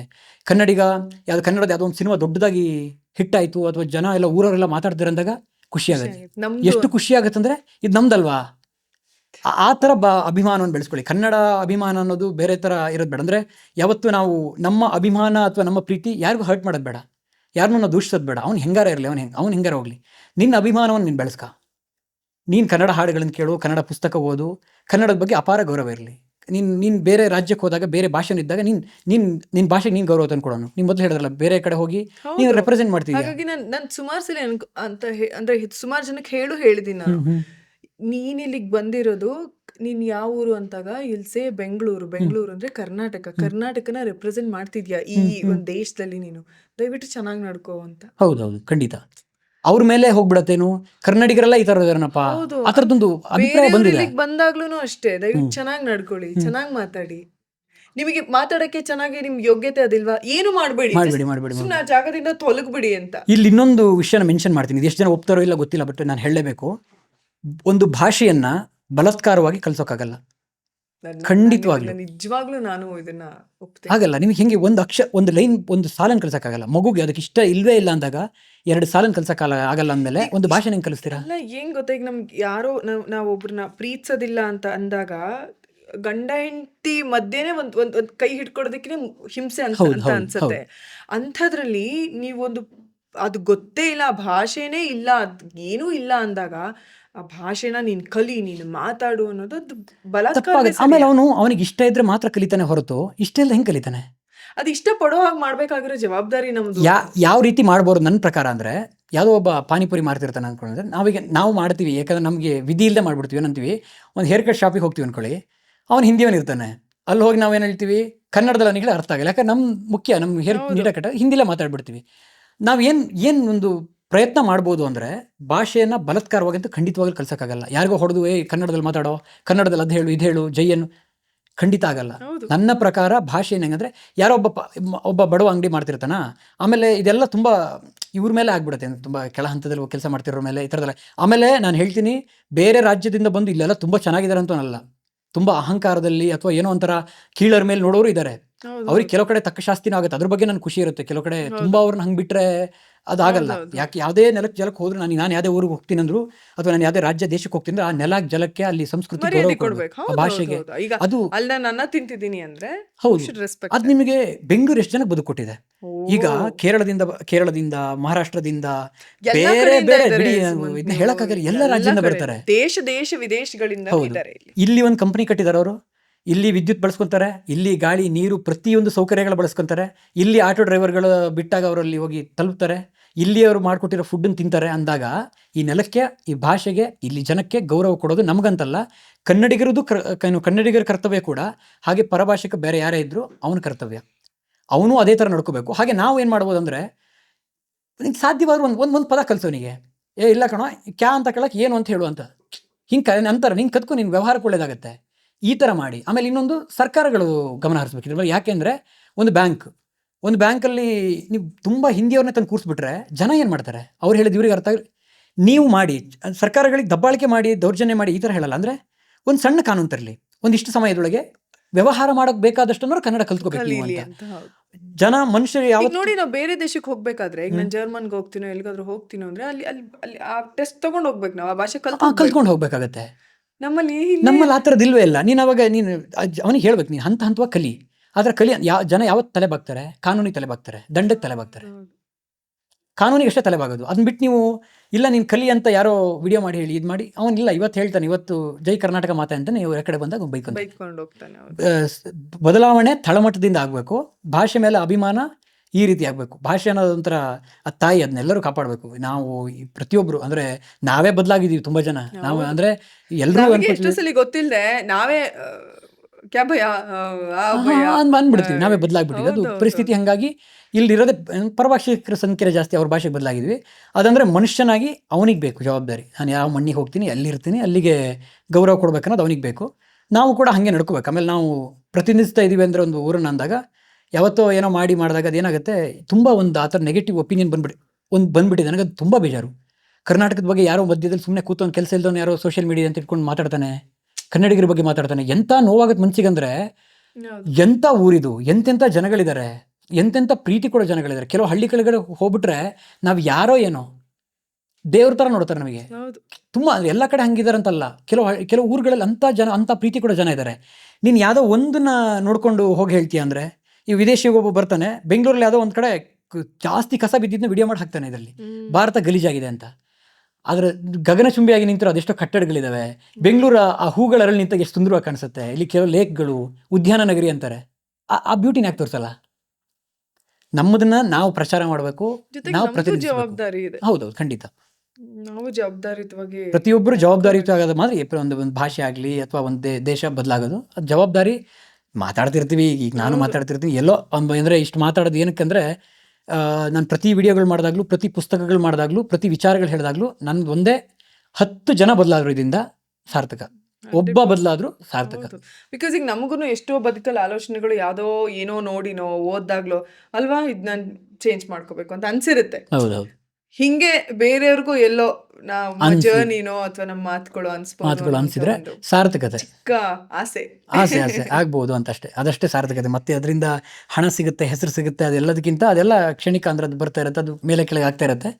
ಆದರೆ ಇದು ಮಾತ್ರ ಏನದರಿಂದ ಏನು ಜನಕ್ಕೆ ಏನು ಪ್ರಭಾವ ಬೀರುತ್ತಲ್ಲ, ಯಾರೋ ಒಂದು 4 ಒಳ್ಳೆ ಮಾತುಗಳು ಹಾಕ್ತಾರೆ, ಏನೋ ಮೆಸೇಜ್ ಹಾಕ್ತಾರೆ, ಕಮೆಂಟ್ ಮಾಡ್ತಾರಲ್ಲ, ಅದು ಕಮೆಂಟ್ ಅನ್ನೋದು ನೆನಪಾಯ್ತು. ಇನ್ನೊಬ್ರ ಜೀವನ ಕಮೆಂಟ್ ಮಾಡಬೇಡಿ, ನಿಮ್ಮದು ಹೋಗಿ ಅಷ್ಟೇ. ಬಟ್ ಐ ಫೀಲ್ ಫಸ್ಟ್ ನಿಮ್ಮನ್ನ ಸೆಲ್ಫ್ ಅನಲೈಸ್ ಮಾಡ್ಕೊಳ್ಳಿ. ನಿಮಗೋಸ್ಕರ ನೀವು ಬದುಕಿ, ನೀವು ಸುಂದರವಾಗಿ ನೀವು ಬದುಕಿ. ನೀವು ಒಂದು ನಿಮ್ಮನ್ನ ನಿಂತ್ಕೊಂಡು ಹಿಂಗೆ ನೋಡಿದಾಗ ಗುಡ್ ಅಂತ ಇರೋದೊಂದು ಲೈಫ್, ನೆಮ್ಮದಿಯಾಗಿ ಬದುಕು ಅಷ್ಟೇ. ನೀನು ನೋಡ್ಕೋ. ಸೊ ಎಸ್ ಸುಮಂತ್ ಅವರೇ, ಥ್ಯಾಂಕ್ ಯು ಸೋ ಮಚ್. ತುಂಬ ಖುಷಿ ಆಯ್ತು ನನಗೆ, ಅದು ಹೇಳಿದ್ನಲ್ಲ ಮಾತಾಡ್ತಾನೆ ಇರಬೇಕು ಅನ್ನಿಸ್ತದೆ. ಬಟ್ ಎಸ್, ಡೆಫಿನೆಟ್ಲಿ ನಾವು ಮತ್ತೊಮ್ಮೆ ಮಾತಾಡೋಣ. ಕಾರ್ಯಕ್ರಮದ ಕೊನೆಗೆ ಏನಾದರೂ ಹೇಳೋದಾದರೆ? ಮೊದಲದಾಗಿ ಅವಕಾಶಕ್ಕೆ ತುಂಬ ಧನ್ಯವಾದ. ಅಂದರೆ ಒಂದಷ್ಟು ವಿಚಾರಗಳಿರ್ತವೆ ನಾನು ಇಷ್ಟೆಲ್ಲ ಮಾತಾಡ್ತೀನಿ ನನಗೂ ಅಂದ್ಕೊಂಡಿರಲಿಲ್ಲ. ನಾನು ಯೋಚನೆ ಮಾಡ್ತಿದ್ದೆ ಅಂದರೆ ತುಂಬ ನಾನು ತಯಾರಿ ಕೂಡ ಮಾಡಿರಲಿಲ್ಲ, ಏನು ಮಾತಾಡಬೇಕು, ಏನು ಮಾಡಬೇಕು ಅಂತ. ನನ್ನ ಕ್ಯಾಮ್ರಾನ ಈ ಥರದ್ದು ಅಂದರೆ ಹಿಂಗೆ ಏನು ಇದು ಮಾಡಿ ಫೇಸ್ ಮಾಡೋ ಗೊತ್ತಿಲ್ಲ, ಏನು ಬರುತ್ತೆ ಅದು ಮಾತಾಡೋಣ ಅಂತ ಅಂದ್ಕೊಂಡೇ ಬಂದಿದ್ದು. ಖುಷಿ ಆಯ್ತು. ಅಂದರೆ ಒಂದಷ್ಟು ಸಮಾನ ಮನಸ್ಕರು ಅಂತ ಹೇಳಿದ್ನಲ್ಲ, ಆ ಥರದಲ್ಲಿ ವಿಚಾರಗಳು ಹಚ್ಕೊಟ್ಟೆ. ನಾನೇ ಲಾಸ್ಟಿಗೆ ನಾನೇ ಬೇರೆ ಬೇರೆ ವಿಚಾರಗಳನ್ನ ನನಗೆ ಇದನ್ನ ತೆಗೆದು ಹೇಳಬೇಕು ಅನ್ಸುತ್ತೆ. ಒಂದು ವೇದಿಕೆ ಅಂದಾಗ ಜನ ಒಂದು ಜರ್ನಿನ ನೋಡ್ತಾ ಬಂದಿರ್ತಾರೆ ಅಂದಾಗ, ಎಂಡಲ್ಲಿ ಇಲ್ಲಿವರೆಗೂ ನೋಡ್ತಾರೆ, ಕೊನೆ ತನಕ ನೋಡ್ತಾರೆ ಅಂದಾಗ ಏನೋ ಒಂದು ಬೇಕು ಅಂತ ಅವ್ರು ಯೋಚನೆ ಮಾಡ್ತಿರ್ತಾರೆ. ಎಲ್ಲದನ್ನು ಹೇಳೋಣ ಅನ್ನೋ ಥರ ಹೇಳಬೇಕು ಅನಿಸ್ತು. ಅದೇ ಒಂದು ಪಾಡ್ಕಾಸ್ಟ್ ಮಾಡೋದಕ್ಕೆ ನಿಮಗೆ ಸಾರ್ಥಕತೆ ಅನ್ಸುತ್ತೆ. ಅಂದರೆ ನನಗೆ ಕೂತ್ಕೊಂಡು ನನ್ನ ಕಥೆಗಳನ್ನ ಇನ್ನೂ ಹೇಳ್ಕೋಬೇಕನ್ನೋದು ಪಾಡ್ಕಾಸ್ಟ್ಗೊಂದು ಸಾರ್ಥಕತೆ ಅಂತ ನನಗೆ ಅನಿಸುತ್ತೆ. ನನಗೆ ತುಂಬ ಖುಷಿ ಆಯಿತು ಅಂದರೆ ನಿಮ್ಮ ಜೊತೆ ಮಾತಾಡಿ. ಒಳ್ಳೆಯದಾಗಲಿ. ಅಂದರೆ ನಿಮ್ಮ ಇದಕ್ಕೆ ಇನ್ನೊಂದಷ್ಟು ಜನಗಳನ್ನು, ಬೇರೆ ಬೇರೆ ಕಡೆ ಜನಗಳನ್ನು ಕರೆಸಿ, ಅಥವಾ ಜೀವನದಲ್ಲಿ ಬೇರೆ ಬೇರೆ ಬೇರೆ ಥರಗಳನ್ನು, ಯಾವುದೋ ಸಾಧಕರು ಅಂದರೆ ಯಾವುದೋ ಒಂದು ಕ್ಷೇತ್ರದಲ್ಲಿರೋರು ಅಂದಲ್ಲದೆ ಬೇರೆ ಬೇರೆ ಈ ಥರದ್ದು ಚಾಲೆಂಜಿಗಾಗಿ ಯಾರು ಬದುಕ್ತಿದ್ರೆ ಅವ್ರನ್ನೆಲ್ಲ ಕರೆಸಿ ಕೂರಿಸಿ ಮಾತಾಡಿಸಿ. ಈ ಜರ್ನಿಯಲ್ಲಿ ನಾನು ಸಿಕ್ಕಾಪಟ್ಟೆ ಕಲಿತಾ ಇದ್ದೀನಿ. ನಾ ಹೇಳಿದ್ನಲ್ಲ, ಅವ್ರು ಅವತ್ತು ಆ ಕ್ವಶನ್ ಕೇಳಿದಾಗ ನನ್ನ ಹತ್ರ ಉತ್ತರನೇ ಇರ್ಲಿಲ್ಲ. ಅದೈತೆ ಮ್ಯಾಮ್ ನೀವು ಅಲ್ಲಿ ಲೋಟ ಇದಲ್ಲ ಮ್ಯಾಮ್, ಈಗ ನೀವು ನೀರಡಿಕೆ ಅಂದ್ರೆ ಅಲ್ಲಿ ಹೋಗಿ ಕುಡಿತಿರಲ್ಲ ಮ್ಯಾಮ್, ನಾನು ಹೆಂಗೆ ಹೋಗ್ಬೇಕು ಮ್ಯಾಮ್ ಅಂದಾಗ ನಂಗೆ ನಿಜ ಉತ್ತರ ಇರ್ಲಿಲ್ಲ. ಅವತ್ತು ಒಂದು ಕ್ಷಣ ನಾನು ಸ್ತಬ್ಧಳಾಗೋದು ಅಂತಾರಲ್ಲ, ಹಂಗೆ ಆಗ್ಬಿಟ್ಟೆ. ಅಯ್ಯೋ ಹೌದಲ್ವಾ ಅಂತ. ಪುಟ್ಟ ಪಾನಿಪುರಿ ಆಗಲ್ಲ, ಮದುವೆ ಆಗಲ್ಲ, ಮಕ್ಕಳು ಆಗಲ್ಲ. ನಾವು ಮದುವೆ ಆದ, ಮಕ್ಕಳಾದ, ಇದಾಯ್ತಾ ಇದೆಲ್ಲ ನಾವು ಇಷ್ಟು ರ್ಯಾಂಡಮ್. ಅವ್ರಿಗೆಲ್ಲ ಅದು ಲಕ್ಸುರಿ. ಅಲ್ಲಿ ಹೋಗೊಂದು ಹೊರಗಡೆ ನಿಂತೊಂದು ಪಾನಿಪುರಿ ತಿನ್ನೋದು, ದಟ್ಸ್ ಅ ಡ್ರೀಮ್. ಎಷ್ಟೋ 5 ತಿಂಗಳಿಗೋ 6 ತಿಂಗಳಿಗೋ ಒಂದ್ಸಲಿ ಮಾಡ್ಬೋದಾದಂಥ ಒಂದು ದೊಡ್ಡ ಲಕ್ಸುರಿ. ಸೊ ಲೈಫಲ್ಲಿ ನಮ್ಗೆ ಏನೇನಿದೆ ಅದನ್ನ ತುಂಬಾ ನಾವು ಕೃತಜ್ಞತೆಯಿಂದ, ಅಂದ್ರೆ ಗ್ರಾಟಿಟ್ಯೂಡ್ ಅಂತ ಏನು ಹೇಳ್ತೀವೋ, ಅದನ್ನ ಆಭಾರಿಯಾಗಿರ್ಬೇಕು ಅನ್ನೋದನ್ನ ನಾನು ಸಿಕ್ಕಾಪಡೆ, ಅಂದ್ರೆ ಪದೇ ಪದೇ ಪದೇ ಪದೇ ಅದನ್ನ ನನ್ನ ತಲೆಗೆ. ನೀನು ಬದುಕೋ ಜೀವನ ಇನ್ನೊಬ್ಬನ ಕನಸು. ಎಸ್ ಅಷ್ಟೇ. Thank you so much Sumanth ಅವರೇ, ಸಿಕ್ಕಾಪಟ್ಟೆ ಖುಷಿ. ತುಂಬ ಧನ್ಯವಾದ, ಖುಷಿ ಆಯ್ತು. ಆಮೇಲೆ ನಿಮ್ಮ ಕನ್ನಡದಲ್ಲಿ ತುಂಬ ಖುಷಿ. ಸ್ಪಷ್ಟವಾಗಿ ಕನ್ನಡ ಮಾತಾಡಿದ್ರೆ ಎಲ್ಲೋ ಒಂದು ನಾವು ಒಂದು ಹಂತ ತಲುಪಿದ್ದೀವಿ, ಏನೋ ನಮಗೊಂದು ನೇಮ್ ಫೇಮ್ ಇದೆ ಅಂದ ತಕ್ಷಣ ನಮ್ಮ ಭಾಷೆನ ಮರೆತು ನಾನು ಇಂಗ್ಲೀಷಲ್ಲಿ ಮಾತಾಡಿದ್ರೆ ಬೆಲೆ ಅನ್ನೋ ಒಂದು ಕಾಲದಲ್ಲಿ ಆ ಭಾಷೆನ ಬಳಸ್ಕೊಬರೋದು ಖುಷಿ ವಿಚಾರ. ಅದನ್ನ ನೀವಂತಂದರೆ ಪ್ರತಿಯೊಬ್ಬರು ಮಾಡಬೇಕದು. ಯಾರೇ ನಮಗೆ ಮೂಲ ಏನೋ ಅದು ಮೂಲ ಮರಿಬಾರ್ದು. ಕೊನೆಯದಾಗ ಅದೇ ಮೂಲವನ್ನು ಮರಿಬೇಡಿ. ಏನೇ ಭಾಷೆಲಾಗಲಿ ಎಲ್ಲ ಸಂಸ್ಕೃತಿಲಾಗಲಿ ಯಾವುದಾಗಲಿ ಮೂಲವನ್ನು ಮರಿಬೇಡಿ. ಇರೋದೊಂದು ಜೀವನ, ಇರೋದೊಂದು ಲೈಫು, ಖುಷಿಯಾಗಿ ಬದುಕಿ, ಏನೇನು ಅನ್ಸುತ್ತೆ ಎಲ್ಲದನ್ನು ಮಾಡಿ ಅಂತ. Thank you so much Sumanth ಅವರೇ, ತುಂಬಾ ಖುಷಿ ಆಯ್ತು ನಿಮಗೂ ನಿಮ್ಮನ್ನ ಭೇಟಿ. ನಿಮಗೂ ತುಂಬ ಧನ್ಯವಾದ. ಕರ್ನಾಟಕದ ನಂಬರ್ 1 ಮಿಲೆಟ್ಸ್ ಬ್ರ್ಯಾಂಡ್ ಮಿಲೆಕ್ಸ್ ಅವ್ರ ಕಡೆಯಿಂದ ನಿಮ್ಗೊಂದು ಪುಟ್ಟ ಕಾಣಿಕೆ. ಧನ್ಯವಾದ. ಆಕ್ಚುಲಿ ಇದ್ರಲ್ಲಿ ನೋಡಿ ಇನ್ಸ್ಟೆಂಟ್ ಮಿಕ್ಸ್ ಗಳೆಲ್ಲ ಬರುತ್ತಲ್ಲ, ಇವಾಗ ಇದನ್ನ ಸಿರಿಧಾನ್ಯಗಳನ್ನ ಬಳಸ್ಕೊಂಡು ಮಾಡಿರುವಂತದ್ದು. ನೀವು ಇಷ್ಟಪಡ್ತೀರಾ ಅಂತ? ಆರೋಗ್ಯಕರ ಆಹಾರ. ನೋಡಿ ಅವ್ರ ಕಡೆಯಿಂದ ಕೂಡ ನಿಮ್ಗೆ ಧನ್ಯವಾದ. ಪುಟ್ಟ ಕಾಣಿಕೆ. ಇದು ನಮ್ಮ ಅತ್ತೆಯವ್ರು ಬರ್ದಿರುವಂತದ್ದು ಅಪ್ಪರೆಂದರೆ ಅಂತ ಪುಟ್ಟ ಪುಸ್ತಕ. ಅದು ಖಂಡಿತ. ನನಗೆ ತುಂಬಾ ಇಷ್ಟ. ಅಂದ್ರೆ ಅವ್ರ ಪದಗಳು ಇದೆಲ್ಲ. ಅಂದ್ರೆ ಹೆಣ್ಮಕ್ಳಿಗೆ ಸ್ವಲ್ಪ ಅಪ್ಪ ಅಂದ್ರೆ ಹೌದು, ಕನೆಕ್ಷನ್ ಖಂಡಿತ. ಇರುತ್ತಲ್ಲ, ಹಾಗಾಗಿ ಸಮಯ ಸಿಕ್ಕಾಗ ಖಂಡಿತ ಹೌದು. ಪುಸ್ತಕಗಳನ್ನು ಬಿಡಲ್ಲ. ಕತೆಗಳನ್ನ ಹೇಳೋದು ಸಿಕ್ಕಾಪಟ್ಟೆ ಸುಲಭ, ಆದ್ರೆ ಸಮಾಜ ಮರೆತಿರುವಂತಹ ಪಾರಂಪರಿಕ ಕತೆಗಳನ್ನ ನೆನಪಿಸೋದು, ನಮ್ಮ ಹೃದಯದ ಆಳಕ್ಕೆ ಇಳಿಸೋದು ಸಿಕ್ಕಾಪಟ್ಟೆ ಕಷ್ಟದ ವಿಷಯ. ಅಂಥ ಕಷ್ಟದ ವಿಷಯವನ್ನ ತುಂಬಾ ಇಷ್ಟಪಟ್ಟು ಪ್ರೀತಿಯಿಂದ ನಮ್ಮೆಲ್ರಿಗೂ ಸುಮಾರು ಕತೆಗಳನ್ನ ತಿಳಿಸ್ತಾ ಇದ್ದಾರೆ. ಸುಮಂತ್ ಅವ್ರನ್ನ ಭೇಟಿ ಆಗಿದ್ದು, ಮಾತಾಡಿದ್ದು ನಂಗಂತೂ ಸಿಕ್ಕಾಪಟ್ಟೆ ಖುಷಿ ಕೊಡ್ತು. ಹಾಗೇನೆ ಅವರ ಫಾಲೋವರ್ಸ್, ಅವ್ರನ್ನ ಇಷ್ಟಪಡೋರು ಅಥವಾ ಇನ್ನೂ ಅವ್ರನ್ನ ನೋಡಿಲ್ಲ ಅಥವಾ ಅವ್ರ ಚಾನಲ್ಗೆ ಹೋಗಿಲ್ಲ ಅಂದ್ರೆ ದಯವಿಟ್ಟು ನೋಡಿ. ಸುಮಾರು ವಿಷಯಗಳು ನಿಮಗೆ ತಿಳ್ಕೊಳ್ಳೋದಕ್ಕೆ ಸಿಗುತ್ತೆ, ಆ್ಯಂಡ್ ಸುಮಾರು ಜಾಗಗಳನ್ನು ನೋಡೋದಕ್ಕೆ ಸಿಗುತ್ತೆ, ಸುಮಾರು ಪುಸ್ತಕಗಳ ಬಗ್ಗೆ ನಿಮಗೆ ಮಾಹಿತಿ ಸಿಗುತ್ತೆ. ಎಸ್, ಇದಾಗಿತ್ತು ಇವತ್ತಿನ ಒಂದು ಸ್ಫೂರ್ತಿಯ ಕತೆ. ಮಿಲೆಕ್ಸ್ ಅವರು ಹೆಮ್ಮೆಯಿಂದ ಅರ್ಪಿಸಿದಂತಹ ಇರೋದೊಂದು ಲೈವ್ ಕಾರ್ಯಕ್ರಮವನ್ನ ಇಲ್ಲಿಗೆ ಮುಗಿಸ್ತಾ ಇದ್ದೀನಿ. ಮುಂದಿನ ಸಂಚಿಕೆಯಲ್ಲಿ ಮತ್ತೆ ನಿಮ್ಮೆಲ್ಲರನ್ನ ಭೇಟಿ ಆಗ್ತೀನಿ. ನಿಮ್ಮೆಲ್ಲರಿಗೂ ನನ್ನ ರಾಶಿ ಪ್ರೀತಿ, ಆರೋಗ್ಯವಾಗಿ ನಗ್ತಾ ಇರಿ.